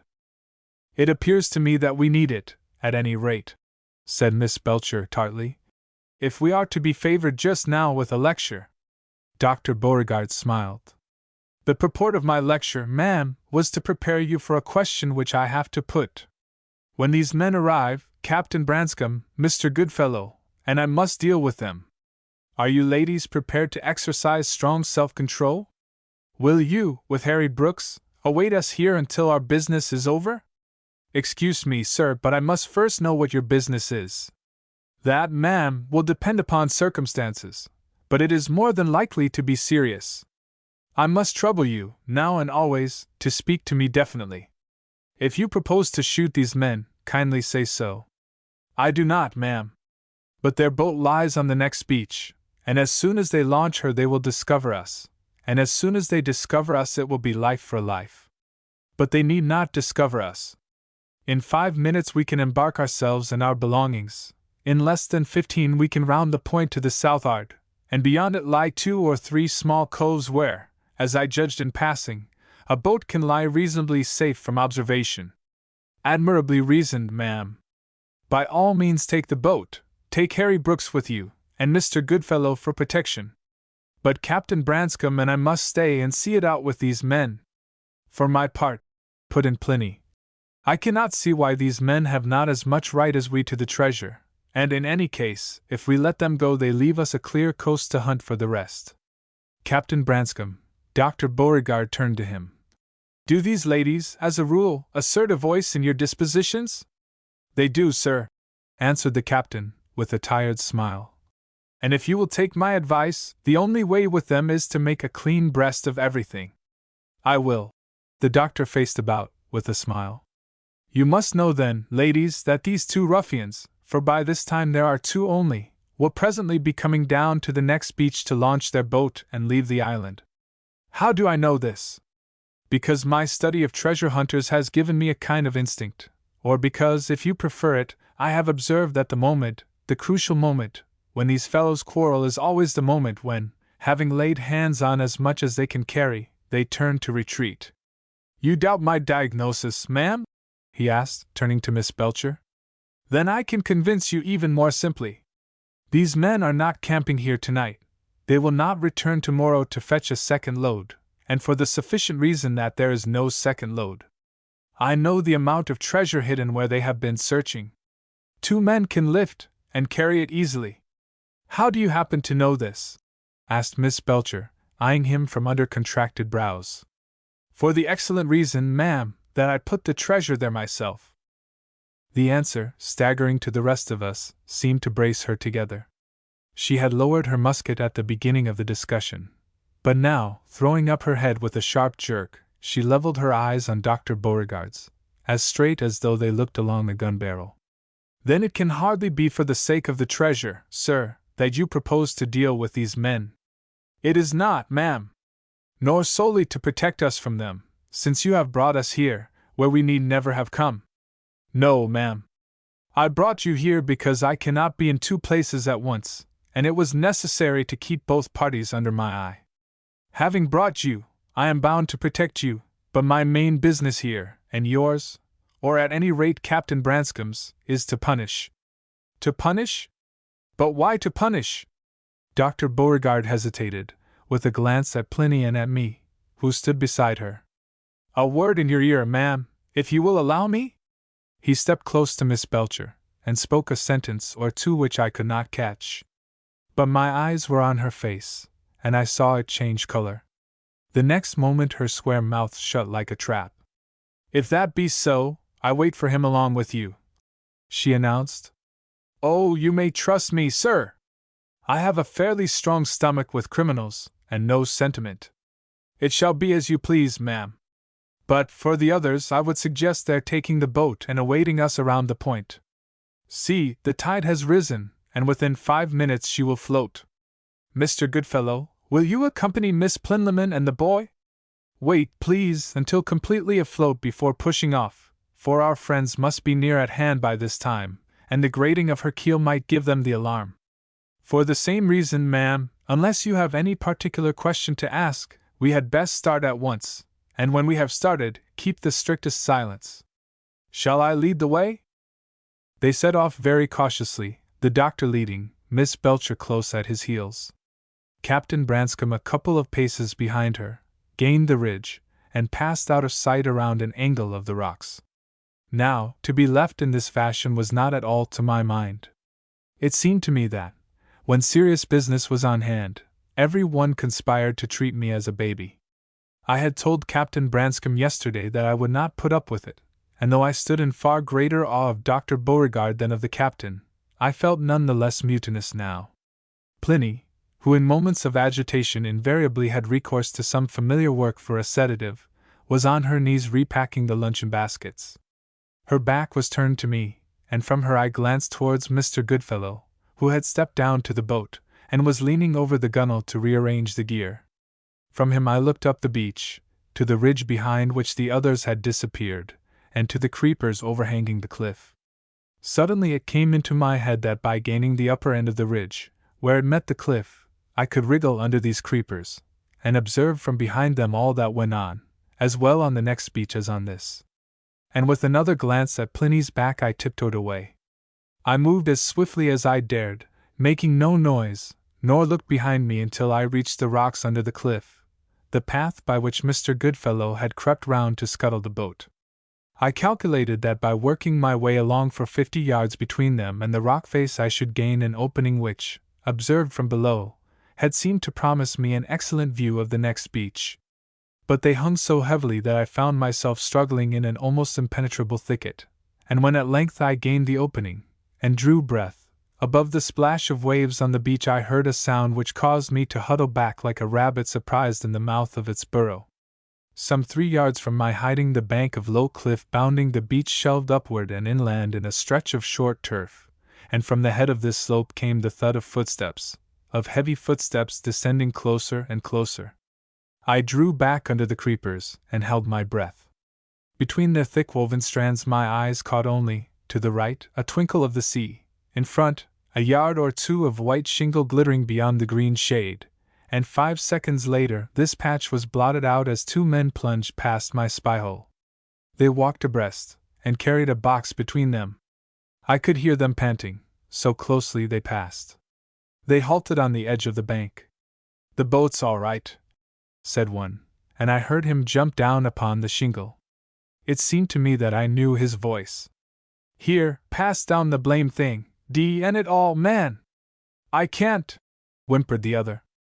"S help me, Bill, I can't. I'm not used to it, and I ain't got the nerve." "Nerve? And you call yourself a seaman? And a plucky lot you boasted the night we signed articles. Nerve? Why, you was the very man to find fault with him. Couldn't stand his temper another day, you said, and must do something desprit. Those were your very words." "I know it.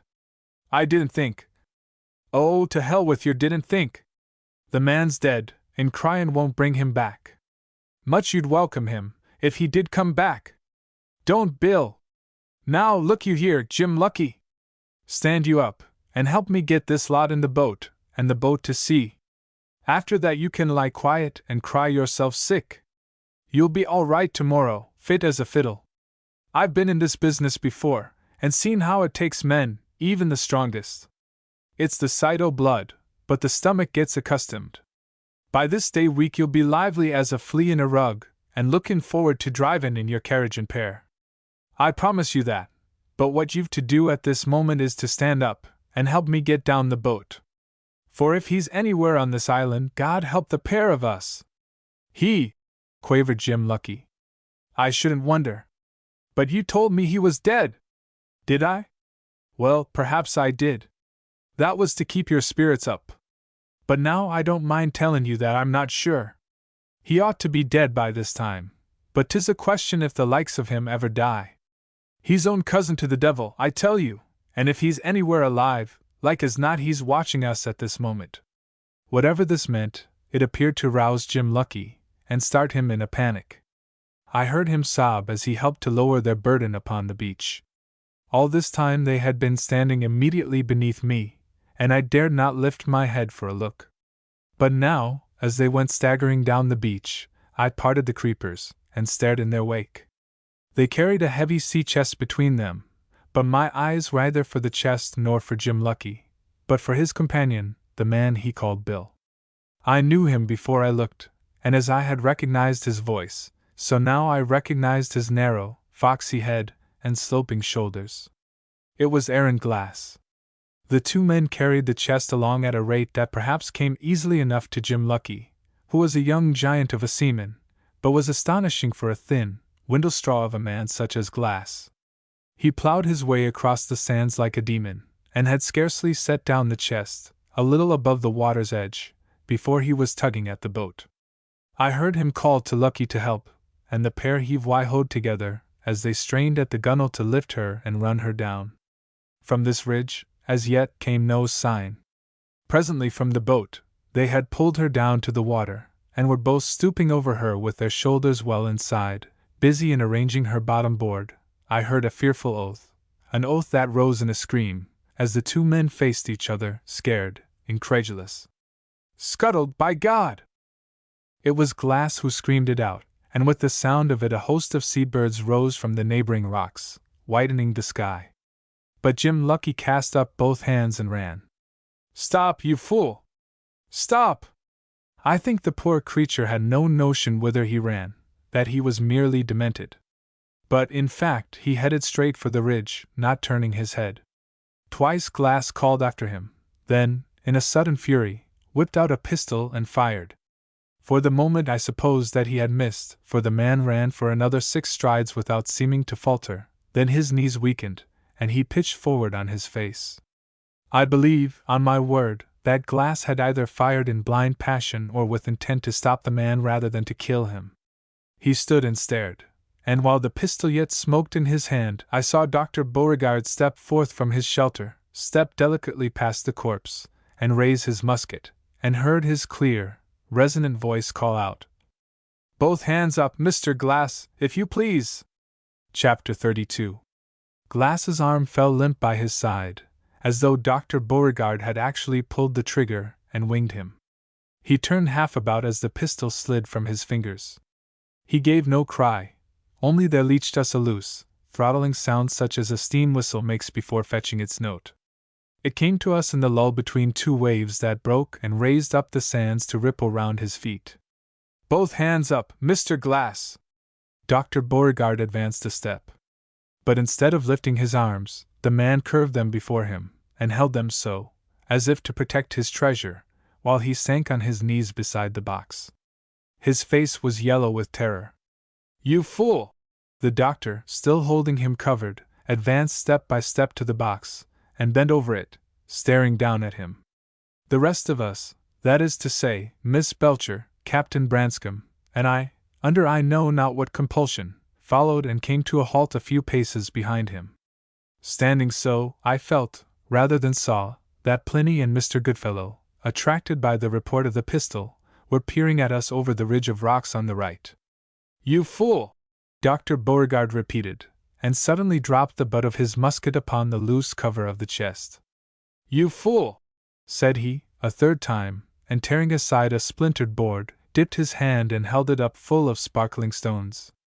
Opening his fingers slowly, he let a few jewels rattle back upon the heap, and held out a moderate fistful towards the cowering Glass. "Did you actually suppose, having proved me once, that I would suffer such a common cutthroat as you to march off with my treasure? Look up at me, man! I charge you with having murdered Coffin, even as you have just murdered that other poor blockhead who trusted you." He nodded sideways, but still keeping his eyes upon Glass, towards the body, which lay as it had fallen. "Answer me. Are you guilty? Yes or no?" The man's mouth worked, but his tongue crackled in his mouth like a parched leaf. "Yes, I know what you would say, that you had some excuse, that Coffin in his time had stuck at nothing to be quit of you, that he sold you to the press gang, that through Coffin you spent 8, 10, how many years in the war prisons, that he believed you dead, as he had taken pains to kill you. Well, we'll grant it. As between two scoundrels I'll not trouble to weigh the rights against the wrongs. But look at this boy here. You recognize him, hey? I charge you with having murdered his father, Major Brooks, as you murdered Coffin. You have run up a pretty long account, my friend, for so clumsy a performer, but I think you have reached the end of it." Aaron Glass looked at me and blinked. Terror of the man confronting him had twisted his dumb mouth into a kind of grin horrible to see. It lifted his lip, like the snarl of a dog, over his yellow teeth. Dr. Beauregard laughed softly. "And all for what?" "For an imperfect chart, and for these." He thrust his hand close up to Glass's face, and spread his fingers wide, letting the gems drip between them, and rain back into the treasure chest. "What's wrong with them? That's what you'd be asking, if your poor tongue could find the words. Well, only this, my friend, yes, look well at them, that I hid them myself, and every one of them is false." "False!" I could see Glass's mouth at work, his lips forming to the echo of the word, as it struck across his terror like a whip. But he achieved no articulate sound. "I give you my word," resumed Dr. Beauregard, but a thud interrupted him. Glass had fallen forward in a faint, striking his forehead against the edge of the chest, and lay face downward, with the blood oozing from his temple and discoloring the sand.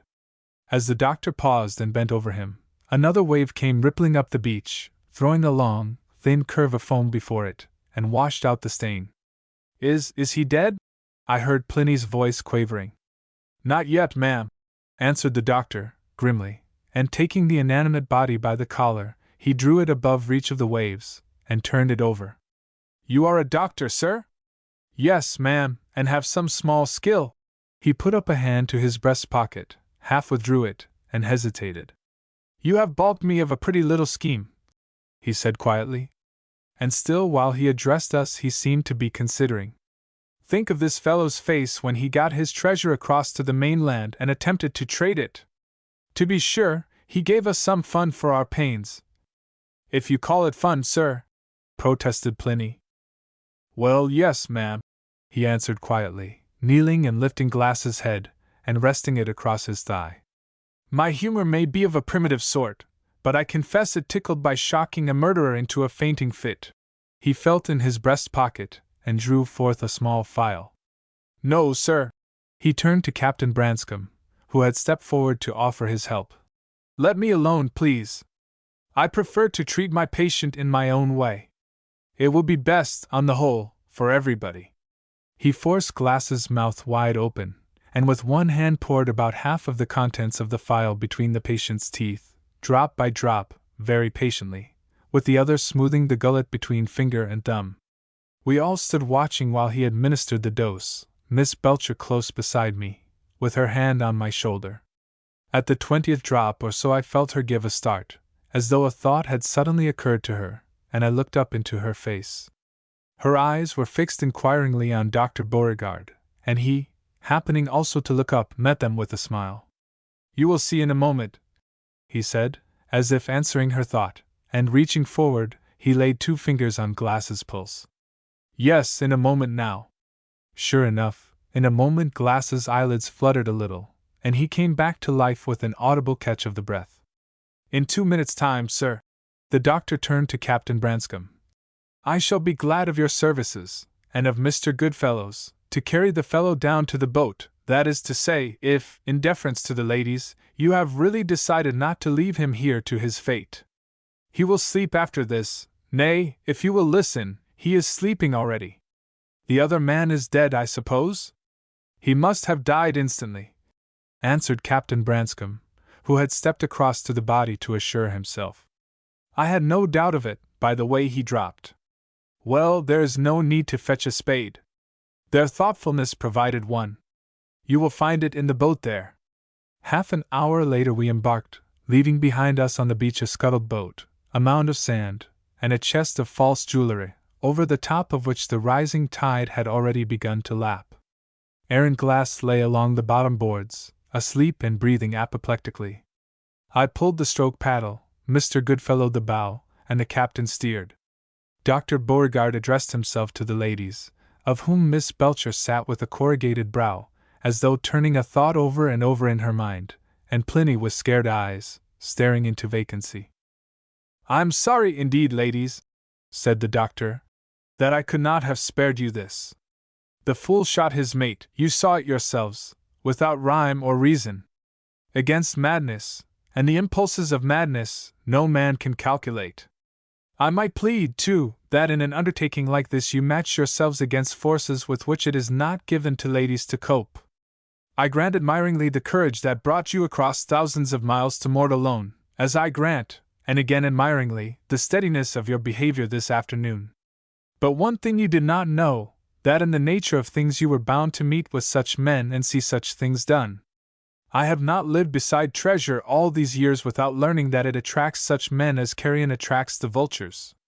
Hide it where you will, from the end of the earth some bird of prey will spy it out, or at least some scent of it will lie and draw such prowlers as this fellow."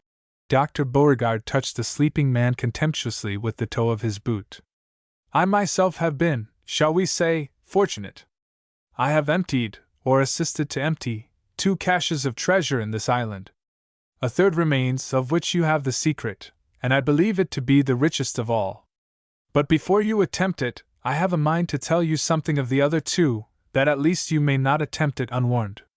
"You may spare yourself the pains, sir," said Miss Belcher, decisively, "since our minds are made up. You might, I doubt not, succeed in frightening us, but since you will not deter us, I suggest that the less we hear the better." The doctor bowed. "Ah, madam," sighed he, "if only fate had timed your adventure 2 years ago, or if, departing with the treasure, you could even now leave me to regrets, in peace."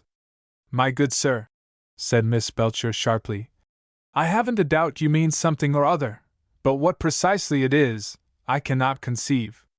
You will go, madam, leaving my island twice empty. That is fate, and I consent with fate.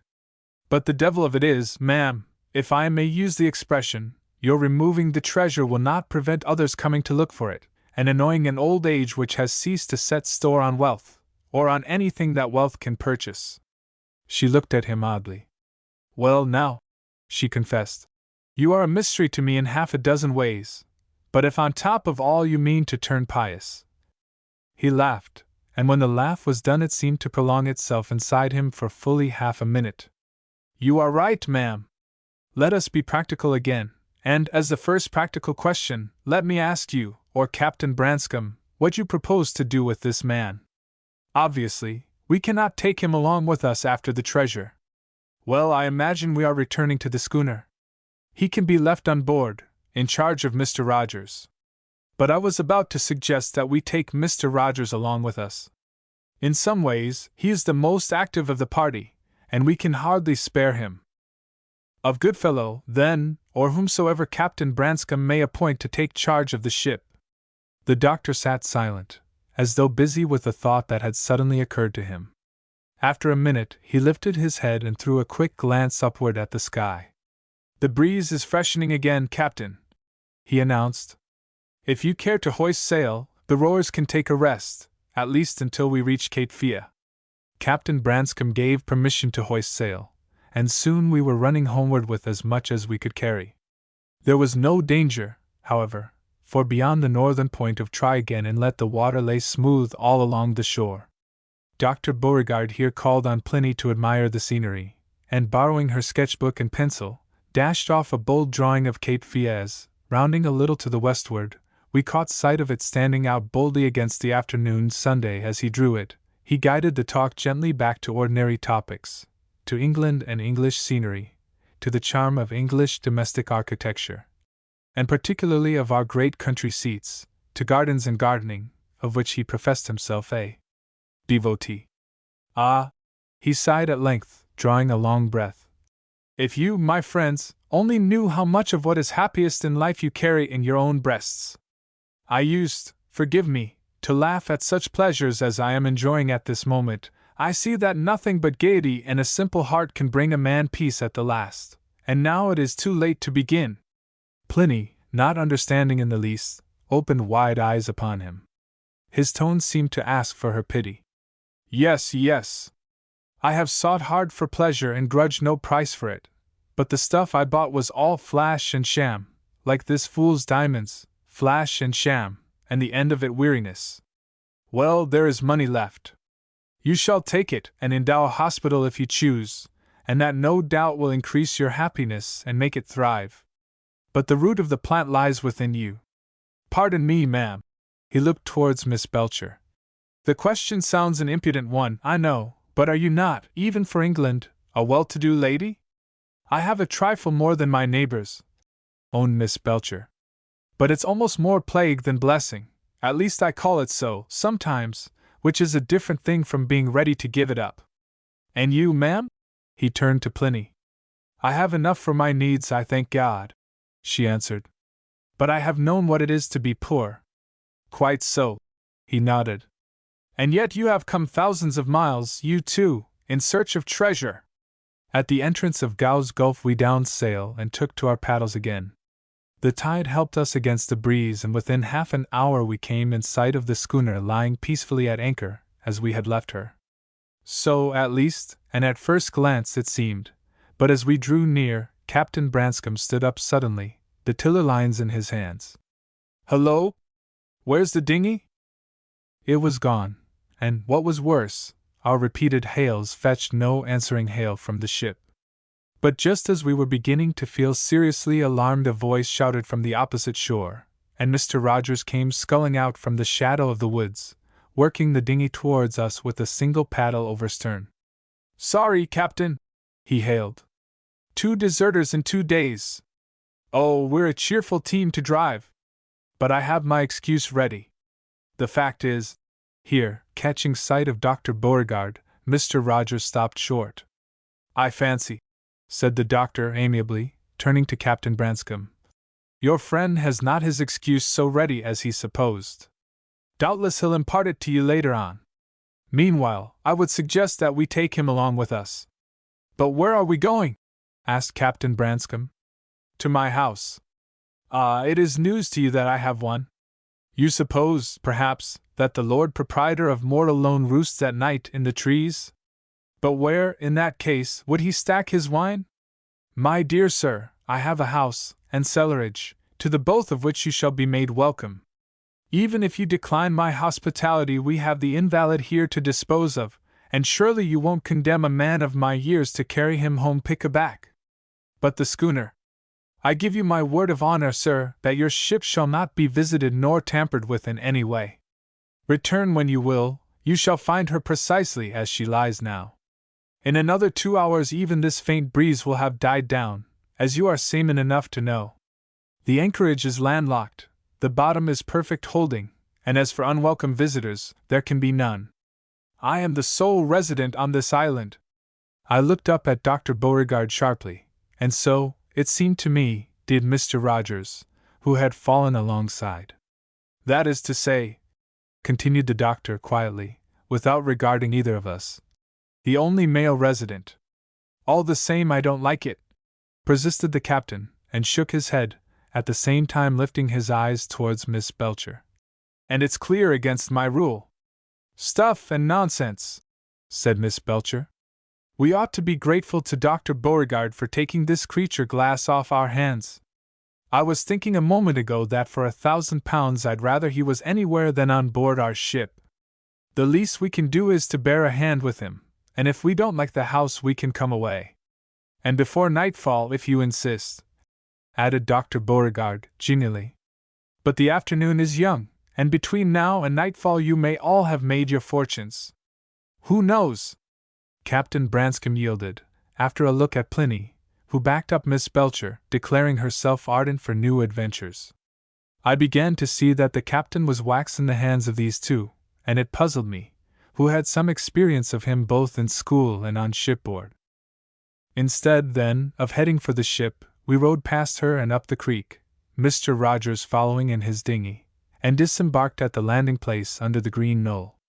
While Dr. Beauregard and Mr. Goodfellow lifted out Aaron Glass, and while the captain explained to Mr. Rogers where and how we came by such a passenger, I stared about me, wondering where the doctor's house might be and where the approach to it. For I remembered the narrow gorge leading up to the waterfalls and the thick, precipitous woods on either hand, and how such a party as ours, including 2 ladies and a sick man, could hope to penetrate those woods or climb those waterfalls was a puzzle. In 10 minutes Mr. Goodfellow had patched up a fairly serviceable litter with the boat's sail and a couple of paddles. Dr. Beauregard bestowed the patient in it carefully enough, and when all was ready, led the way. The 2 carriers, Mr. Rogers and Mr. Goodfellow, came next with the litter between them, and at a nod from the former I fell in beside him. The captain and the 2 ladies brought up the rear. Harry, whispered Mr. Rogers, as we wound our way round the knoll. Is this really the man who? This is Aaron Glass, I said. He stared down, for he carried the hinder end of the litter, upon the villainous, unconscious face. He looks a pretty bad one, said Mr. Rogers after a pause. You should have seen him on the beach, said I. I've seen something myself, said he. Closer, boy, there was a woman came down to the shore just now, waving to the ship and crying. At first I took her for a child. She was dressed all in white muslin and ribbons, you know, the sort of rig you see at a children's party, but when I rode over close to her— I know her, I said. I met her in the woods yesterday.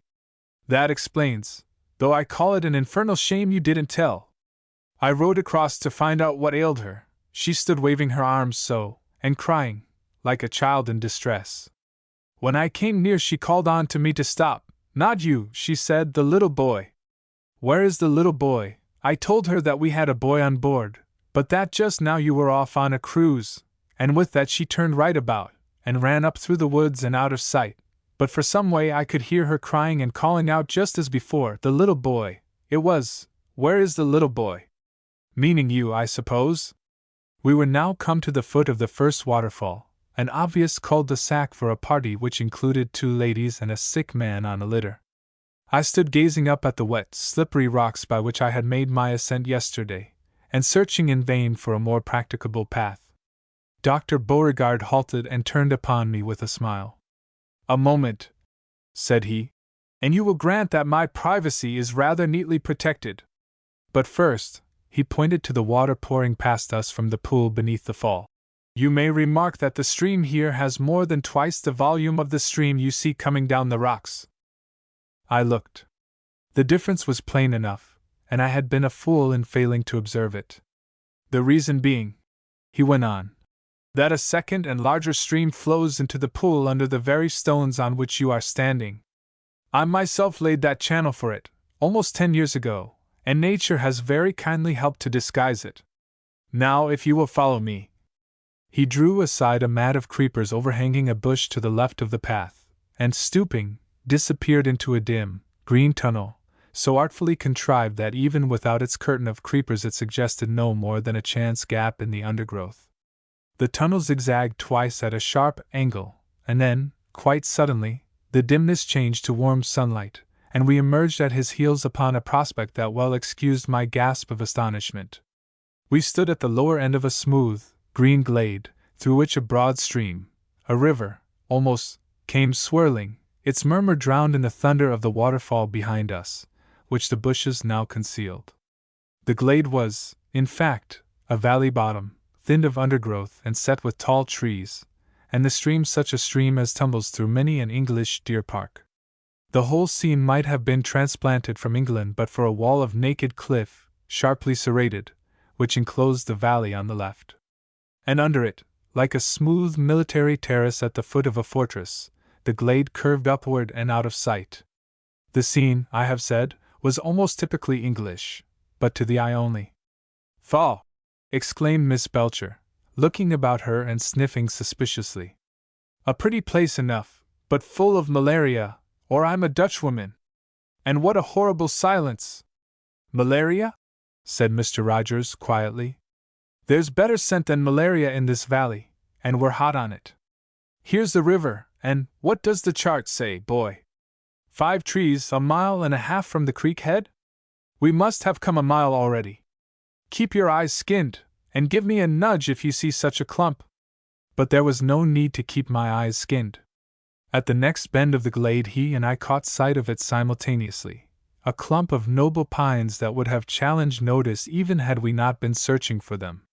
My heart stood still as I counted them. Yes, there were 5. "I haven't often wanted to put a knife into a man's back," grunted Mr. Rogers, with a gloomy glance ahead at Dr. Beauregard. For an instant I made sure the doctor had overheard him.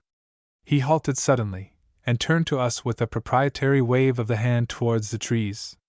"A fine group, sirs, is it not? I have often regretted that the cliff yonder just cuts off the view of it from my windows. Indeed, I had almost altered the site of the house to include it. But health before everything, hey, ladies? There is always a certain amount of fever in these valleys, and you will own, presently, that the site I prepared has its compensations." He resumed his way past the trees, and, 1/4 mile beyond them, past an angle of the cliff where the ridge bent sharply back from the river and revealed a narrow gorge, its entrance choked with pines, running up towards the mountain. Here he paused again, and with another wave of the hand.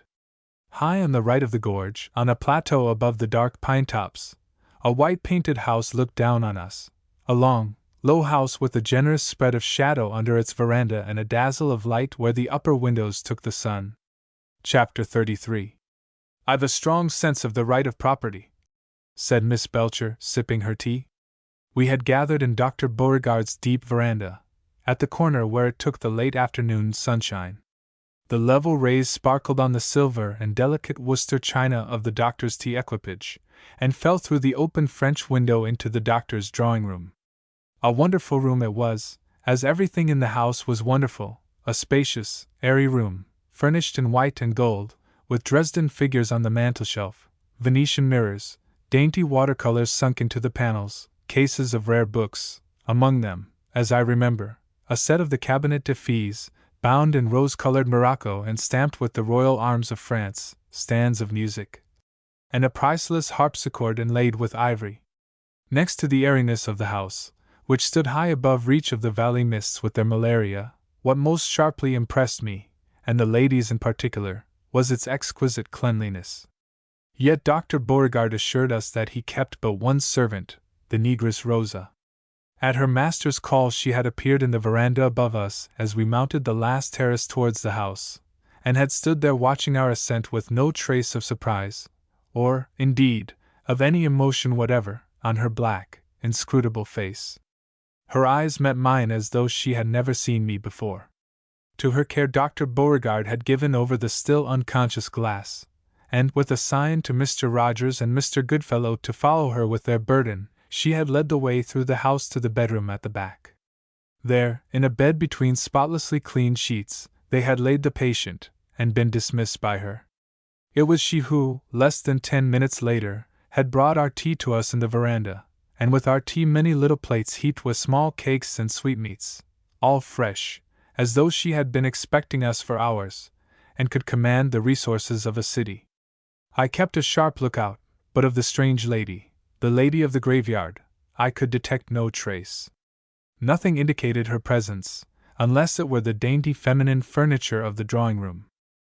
"I've a strong sense of the right of property," said Miss Belcher, sipping her tea and touching the oilskin wrapper, which lay in her lap unopened as Captain Branscome had handed it to her, "and so has Jack Rogers here. You tell me, sir, that you hold mortal loan by grant, and doubtless you can show your title." "Willingly, madam." Dr. Beauregard rose, and stepped to the French window. "You can read Spanish?" he asked, turning there and pausing.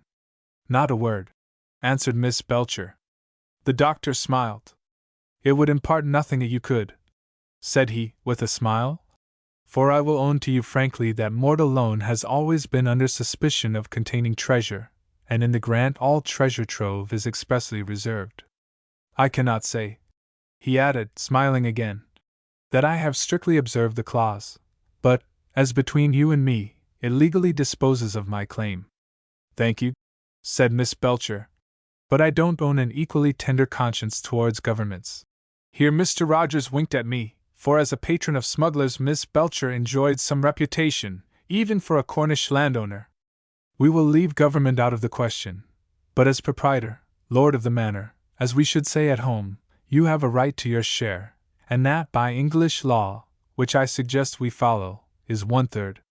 Dr. Beauregard bowed. "I'm infinitely obliged to you, ma'am, and I make no doubt that what you so generously promise you will as honorably give, when I claim it. In truth, I have something more than enough for my needs. There was a time, I will confess, when I had sold my soul, if I possess such a thing, for a glimpse of what lies written on that parchment. But I am old, and old age." He broke off the sentence and did not resume it, but went on presently, with a change of tone. "However, I still keep a sporting interest in the treasure, which has baffled me all these years, the more so because I have a shrewd suspicion that it has lain all the while within a mile or so of where we sit at this moment." "It does, sir," said Miss Belcher, unfolding the chart and pointing. Dr. Beauregard adjusted a pair of gold-rimmed eyeglasses and bent towards it. The writing was indistinct, and he put out a hand as if to take hold of the edge of the parchment and steady it. The hand, I noticed, did not tremble at all. "Stay a moment, sir." Miss Belcher turned the chart over. "The clue is given here, upon the back. Listen." And she translated. "My trees!" exclaimed the doctor. "You remember my halting and pointing them out to you?" "Ah, yes, and I, too, remember now that you appeared to be disconcerted." "You recognize them, of course?" "Yes, we recognize them," Miss Belcher admitted. "But let me finish." "Which means, I suppose, that the cave lies some way up the face of the rock, and can only be seen by climbing out upon the right fork of the tree, and that the stones, that is to say, the jewels, are hidden under a rock to the left, which rock either measures 4 spans or lies 4 spans within the entrance of the cave." "I know of no such cave, ma'am," said Dr. Beauregard, bending his brows. "Though, to be sure, the cliff is of a reddish color thereabouts, due to a drip of water and the growth of some small fungus. I was a fool, said Captain Branscombe, to leave the tools in the gig. If we go back to fetch them, sunset will be upon us before we get to work. The doctor rose with a smile. You might have guessed, sir, that I am not unprovided with spades and picks, or with ropes and a ladder, which also I foresee we shall need. Come, if you have drunk your tea, I will ask you to follow me into the house, the ladies included, and choose your outfit. They went in after him. I was in the act of following. I had, in fact, taken a couple of steps towards the French window, when a slight shiver seemed to run through my hair, and I stood still. Little boy! The words came in a whisper from the end of the veranda. I stole back, and leaning well across the rail, peered around the corner of the house. Little boy! Whispered the voice again, and I saw the little lady of the graveyard. She was standing close back against the sideboarding, her body almost flattened against it. Come! She whispered, beckoning with a timid glance over her shoulder towards the rear of the house. I looked at her for a second or two, and shook my head. But you must come, she insisted, still in a whisper, and took a step or two as if to entice me after her. Then she halted, and seeing that I made no motion to follow, came tiptoeing back. If you do not come, she said, he will kill you! He will certainement kill you all! She nodded vehemently, and so, after another glance to right and left, beckoned to me once again. Her face was white, almost as her muslin frock, and something in it persuaded me to climb over the veranda rail and follow her. About 30 yards from the corner of the house stood a clump of odorous laurels, the scent of which we had been inhaling while we sat at tea. For these she broke away at a run, nor looked back until she was well within their shadow and I had overtaken her. Good boy, she said, nodding again and smiling at me with her desperately anxious face. I would very much wish, to kiss you. But you must not come near, she sighed. It is not healthy. Only you come with me. I dream of you, sometimes, all lost night. What a pity, I dream, and you so pretty boy, now you come with me, and I take you away so he never find you. The woman was evidently mad. Please tell me what you have to say, I urged, and let me go back. They will be missing me in a minute or so. If they miss you, it is no matter now. He will kill them all, he is so strong, as he killed all those others, you remember? See now, pretty boy, what I have done for you, to save you from him. He shut me up, in his other house. He has another house away up in the woods, beyond where we met. She waved a hand towards the hills. But I'd break out, and come here to save you. He would kill me also if he knew. Mad though I believed her, I was growing pretty thoroughly frightened, remembering the graveyard under the trees. You forget my friends, said I, speaking very simply, as to a child. If he means to kill them, I ought to carry them warning. He will not kill them till tonight, she answered, shaking her head. It is always at night time, when they are at supper. There is no hurry, little boy, but he will certainement kill them, all the same. I turned my head, preparing to run, for I heard Captain Branscombe's voice in the veranda, calling my name. They are starting after the treasure. I must go, I stammered. She drew close, and laid a hand on my arm. Again a dreadful odor was wafted under my nostrils, an odor as of tuberoses, and I know not what of corruption, and, as before in the graveyard, it turned me both sick and giddy. They will not find it, she said, nodding with an air of childish triumph. Shall I tell you why? I have hidden it. Here she fell back on her old litany. He would kill me if he knew. I hid it, years ago. But come and I will show you, and you shall take a great deal, yes, as much as you can carry, if only you will go away, and never be rash again. A second time I heard Captain Branscombe's voice calling to me, demanding to know where I had disappeared. She put a finger to her lips, smiling. Such treasure you never did see. Even Rosa does not know. Come, little boy! She pushed her way through the laurels, and I followed her. The edge of the shrubbery overhung the dry bed of a torrent, in the cleft of which, when we had lowered ourselves over the edge, we were completely hidden from the house. From the edge a slope of loose stones ran down to the bottom of the cleft, where a thin stream of water trickled. The stones slid with me, but not dangerously, and as we scurried down, I in my thick boots, she in her diminutive dancing shoes, I heard Pliny's voice join with Captain Branscome's in calling my name. But by this time I was committed to the adventure, and by they desisted, supposing, as Pliny told me later, that I had taken French leave again, and run off to be first at the clump of trees. We might not climb the slope directly in face of us, for, by so doing, even if it had been accessible, which I doubt, we should have emerged into view. We therefore bent our way to the right up the bottom of the gorge, to a narrow tongue of rock dividing it, in the shelter of which we mounted the rough stairway of the torrent bed from one flat rock to another until we stepped out upon a shallow plateau where the contour of the hills shut off the house and its terraces. We stood, as I judged, upon the reverse or northern side of that ridge which to the south and west overlooked the valley of the treasure. Above the plateau a stone-strewn scarp of earth led to the forest, which reached to the very summit of the ridge, and towards the summit, after pausing for a second or two to pant and catch her breath, my strange guide continued her climb. "What is your name, little boy?" I told her, and she repeated it once or twice, to get it by heart. "You may call me Meta," she said. "He calls me Meta always, when he is pleased with me, and that is almost every day. He is kind to me, oh yes, very kind, though terrible, of course. Keep on my left hand, Harry Brooks, so the breeze here will not blow from me to you." I drew up in a kind of giddiness, for that dreadful scent of death had touched me again. She, too, halted with a little cry of dismay, and a feeble motion of the hands, as if to wring them. "Ah, you must keep wide of me. That is my suffering, Harry Brooks.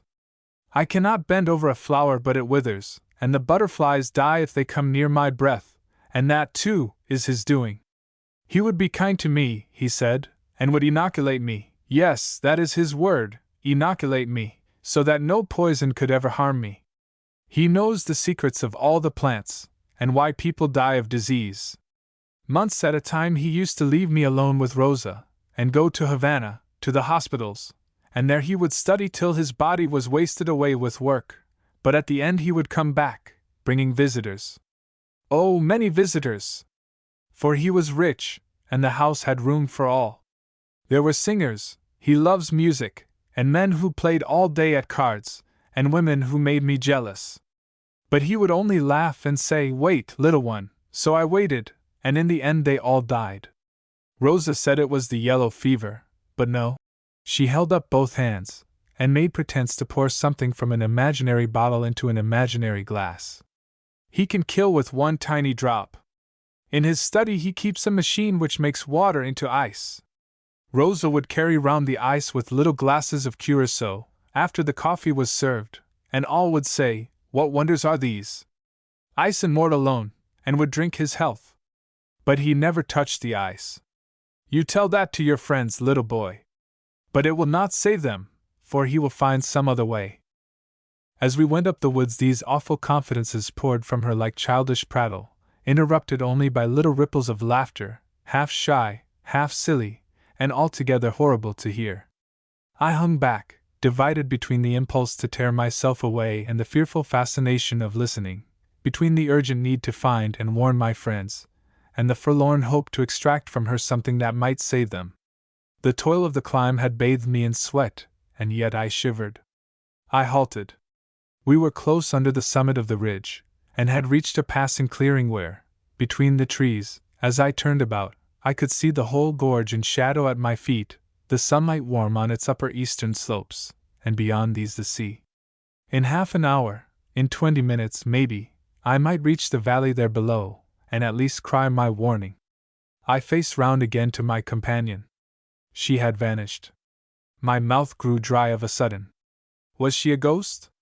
And her prattling talk, the voice yet singing in my brain. "Little boy! Little boy!"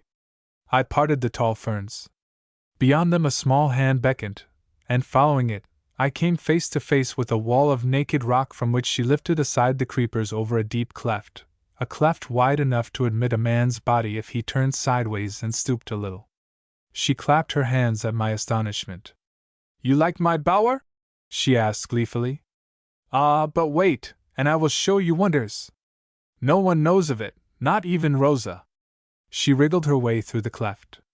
I peered in, and went after her cautiously, expecting, as the curtain of creepers fell behind me, to find myself in a dark cave or grotto. Dark it was, to be sure, but not utterly dark, and to my amazement, as my eyes grew accustomed to the gloom, the faint light came from ahead of me and seemed to strike upwards from the bowels of the earth. Do not be afraid, little boy, but hold your head low, and look to your feet now, for it is steep hereabouts. Steep indeed it was. A kind of shaft, floored for the most part with slippery earth, but here and there with an irregular stairway of rock, and still at the lower end of the tunnel shone a faint light. I would have given worlds by this time to retrace my steps. A slight draught, blowing up the tunnel from my companion to me, bore the odor of death upwards under my nostrils, but this, while it dizzied and sickened me, seemed to clog my feet and take away all will to escape. I had nearly swooned, indeed, when my feet encountered level earth again, and she put out a hand to steady me. Is this the end? It goes down, down, little boy, but we need not follow it. See, there is light, to the left of you, light, and fresh air, and my pretty bower. I turned as her hand guided me. A puff of wind blew on my cheek, cold, and infinitely pure. I stood blinking in a short gallery that ended suddenly in blue sky, and staggering forward, I cast myself down on the brink. It was as though I lay on the sill of a great open window. Below me, far below, waved great masses of forest, and beyond these, far beyond, shone the blue sea. I cannot say to what depth the cliff fell away below me. It was more than sheer, it was undercut. I lay as one suspended over the void. But see, Purity boy! Did I not promise you wonders? As I faced around to the darkness of the gallery, she held aloft something which, for the moment, I mistook for a great green snake with lines of fire running from scale to scale and sparkling as she waved it before me. I rolled over upon my elbow and stared. It was a rope of emeralds. She flung an end over one shoulder and looped it low over her breast. Then, passing the other end about her neck, she brought it forward over the same shoulder and let it dangle. It reached almost to her feet. Does it become me, little boy? She made me a mock curtsy that set the gems dancing with fire. Come and choose then. She put out both hands to the darkness by the wall, and a whole cascade of jewels came sliding down and poured themselves with a rush about her feet and across the floor of the gallery. She laughed and thrust her hands again into the heap. All these I found, I myself, and carried up here from the darkness. Take what you will, little boy, and run back to your ship. Is it diamonds you will choose, or rubies, or, see here, this chain of pearls? I do not like pearls, for my part, they mean sorrow. But see here, again, there were boxes and boxes, all heaped to the brim, and long robes sewn all over with pearls. Take what you like, he will not know. He gives me diamonds sometimes. I adored them in the old days in opera. And he remembers and gives me a stone from time to keep me amused. I laugh to myself, then, when I think of the store I keep here in my bower. And he's so clever! But he does not guess. Ah, child, if I had had but these to wear when I used to sing Eurydice! She held out 2 handfuls of diamonds, and began to sing in a high, cracked voice, while she let them rain through her fingers. But listen! I cried suddenly. She ceased at once, and stood with her face half turned to the darkness behind her, her arms rigid at her sides, the gems dropping as her hands slowly unclasped them. Below, where the tunnel ran down into darkness, a voice hailed. Meta! Is that Meta? It was the voice of Dr. Beauregard. The poor creature gazed at me helplessly and ran for the stairway. But her feet sank in the loose heap of jewels, she stumbled, and, as she picked herself up, I saw that she was too late, for already a light shone up from the tunnel below, and before she could gain the exit the doctor stood there, lifting a torch, in the light of which I saw Mr. Rogers close behind his shoulder. Meta! I do not think he would have hurt her. But as the torch flared in her face and lit up the shining heap of jewels, she threw up both hands and doubled back screaming. I believed that she called to me to hide. I put out a hand to catch her by the skirt, seeing that she ran madly, but the thin muslin tore in my clutch. Meta! On the ledge, against the sky, the voice seemed to overtake and steady her for a second, but too late. With a choking cry, she put out both hands against the void, and toppled forward, and in the entrance was nothing but the blue, empty sky. Chapter 34. Glass? My dear madam, pardon my remissness, he is dead. Rosa brought me the news before we sat down to table. I opened my eyes. In the words, as I came back to consciousness, I found nothing remarkable, nor for a few seconds did it surprise me that the dark gallery had changed into a paneled, lighted room, with candles shining on a long, white table, and on flowers and crystal decanters, and dishes heaped with fruit. The candles were shaded, and from the sofa where I lay I saw across the cloth the faces of Miss Belcher and Captain Branscombe intent on the doctor. He was leaning forward from the head of the table and speaking to Pliny, who sat with her back to me, darkly silhouetted against the light. Mr. Rogers, on Pliny's left, had turned his chair sideways and was listening too, and at the lower end of the board a tall epergne of silver partially hid the form of Mr. Goodfellow. Yes, indeed, I ought to have told you, went on the doctor's voice. But really no recovery could be expected. The man's heart was utterly diseased. His gaze, traveling past Pliny, wandered as if casually towards me, where I lay in the penumbra. I felt it coming, and closed my eyes, and on the instant my brain cleared. Yes, Glass was dead, of course, poisoned by this man as ruthlessly as these my friends would be poisoned if I cried out no warning. Or perhaps it had happened already. I opened my eyes again, cautiously, little by little. The doctor was filling Pliny's glass. Having filled it, he pushed the decanters towards Mr. Rogers, and turned to say a word to Miss Belcher, on his right. No, there was time. It had not happened yet. I wanted to start up and scream aloud. But some power, stronger than my will, held me down against the sofa cushion. I had lost all grip of myself, of my voice and limbs alike. I could neither stir nor speak, but lay watching with half-closed eyes, while the room swam and in my ears I heard a thin voice buzzing. Tell your friends the ice. He never touches the ice. But it will not save them. He will find some other way. The door opened, and its opening broke the spell. On the threshold stood the tall negress with a tray of coffee cups, and on the tray a salver with a number of little glasses and a glass bowl, a bowl of ice. Her master pushed back the decanters to make room for the tray before him. She set it down, and the little glasses jingled softly. Upon my word, sir, said Miss Belcher, what wonder upon wonders is this? Ice? And in mortal loan? It is Rosa's little surprise, madam, and she will be gratified by your. He pushed back his chair and, leaving the sentence unfinished, rose swiftly and came to me as I staggered up from the sofa. A cry worked in my throat, but before I could utter it his 2 hands were on my shoulders, and he had appealed to the company with a triumphant little laugh. Did I not tell you the child would come to himself all right? A simple sedative, after the fright he had. He's trembling now, poor boy. No, ma'am. He turned to Pliny, who had risen, and was coming forward solicitously. Let him sit upright for a moment, while he comes to his bearings. Or, better still, when you have finished your coffee, if Miss Belcher will be kind enough to pour it out for me, we will take him out into the fresh air. Yes, yes, and the sooner the better, for I see that Mr. Rogers is fidgeting to be out and assure himself that the treasure has not taken wings. He forced me gently back to my seat, and walked to the table. What were we saying? Ah, yes, to be sure, about the ice. He lifted his coffee cup with a steady hand, and, his eyes traveling over it, fixed themselves on me, as though to make sure I was recovering. The ice is a surprise of Rosa's, and I assure you she is proud of it. But you may go, Rosa, I advise you to content yourselves with wondering, for the water on these hills, strange to say, is not healthy. They voted the doctor's advice to be good, and having finished their coffee, wandered out into the fresh air.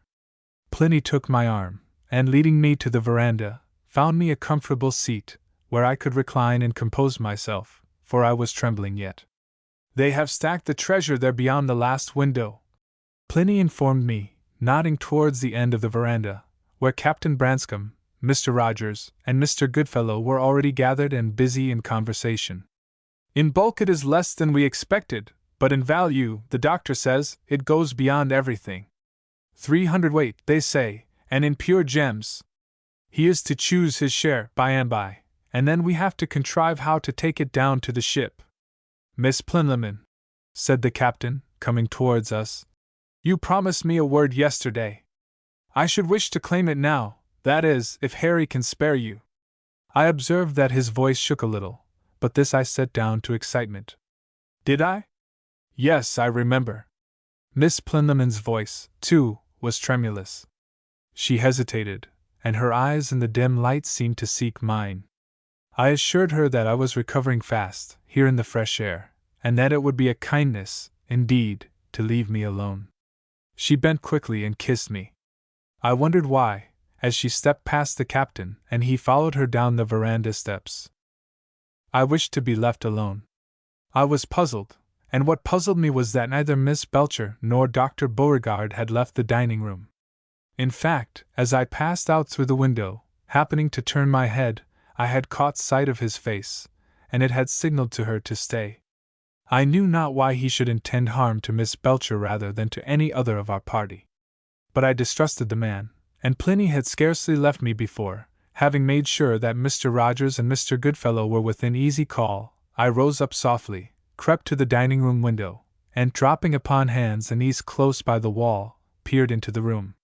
The doctor and Miss Belcher had reseated themselves. He had poured himself out another glass of wine and was holding it up to the light with a steady hand, while she watched him, her elbows on the table and her firm jaw resting on her clasped fingers. Her face, though it showed no sign of fear, was pallid. Yes, he was saying slowly. It is too late at this hour to be discussing what the priests would call the sin of it. You would never convince me, and if you convinced me, I am too old, and too weary, for what the priests call repentance. I am Martin, the same man that outwitted Malluish and his crew, the same that played Harry with this glass, and the man Coffin, and a drunken old ruffian they brought with them from Wida. The fools! To think to frighten me, that had started by laying out a whole ship's crew! And now you come along, and I hold you all in the hollow of my palm. But I open my hand, so, and let you go. Why? Why? I have told you. I am tired. That is not all the truth, answered Miss Belcher, eyeing him steadily. No, it is not all the truth. No one tells all the truth in this world. But I am glad you challenged me, for you shall have a little more of the truth. I let you go because you were simpletons, and I had not dealt with simpletons before. Is that the truth? She persisted. He laughed and sipped his wine. No, I let you go because I saw in you, I who have killed many for wealth and more for the mere pleasure of power, something which told me that, after all, I had missed the secret. From an outcast child in Havana I had made myself the sole king of this treasure of Mortallone. I went back and made slaves of men and women who had tossed that child their coppers in contemptuous pity. I brought them here, to Mortallone, to play with them, and as soon as they tired me, they went. It was power I wanted, power I achieved, and in power, as I thought, lay the secret. The tools in this world say that a poisoner is always a coward. It is one of the phrases with which fools cheat themselves. For long I was sure of myself, and then, when the thought began to haunt me that, after all, I had missed the secret, I sought out the man who, in Europe, had made himself more powerful than kings, and I found that he had missed the secret too. Then I guessed that the secret is beyond a man's power to achieve, unless it be innate in him, that the gods themselves cannot help a man born in bastardy, as I was, or born with a vulgar soul, as was Napoleon. One chance of redemption he has, to mate with a woman who has, and has known from birth, the secret which he has missed. I guessed it, I that had wasted my days with singing women, such as poor Meta. Then I met you and I knew.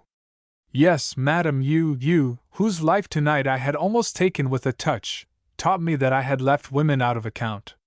Ah, madam, if the world were 20 years younger!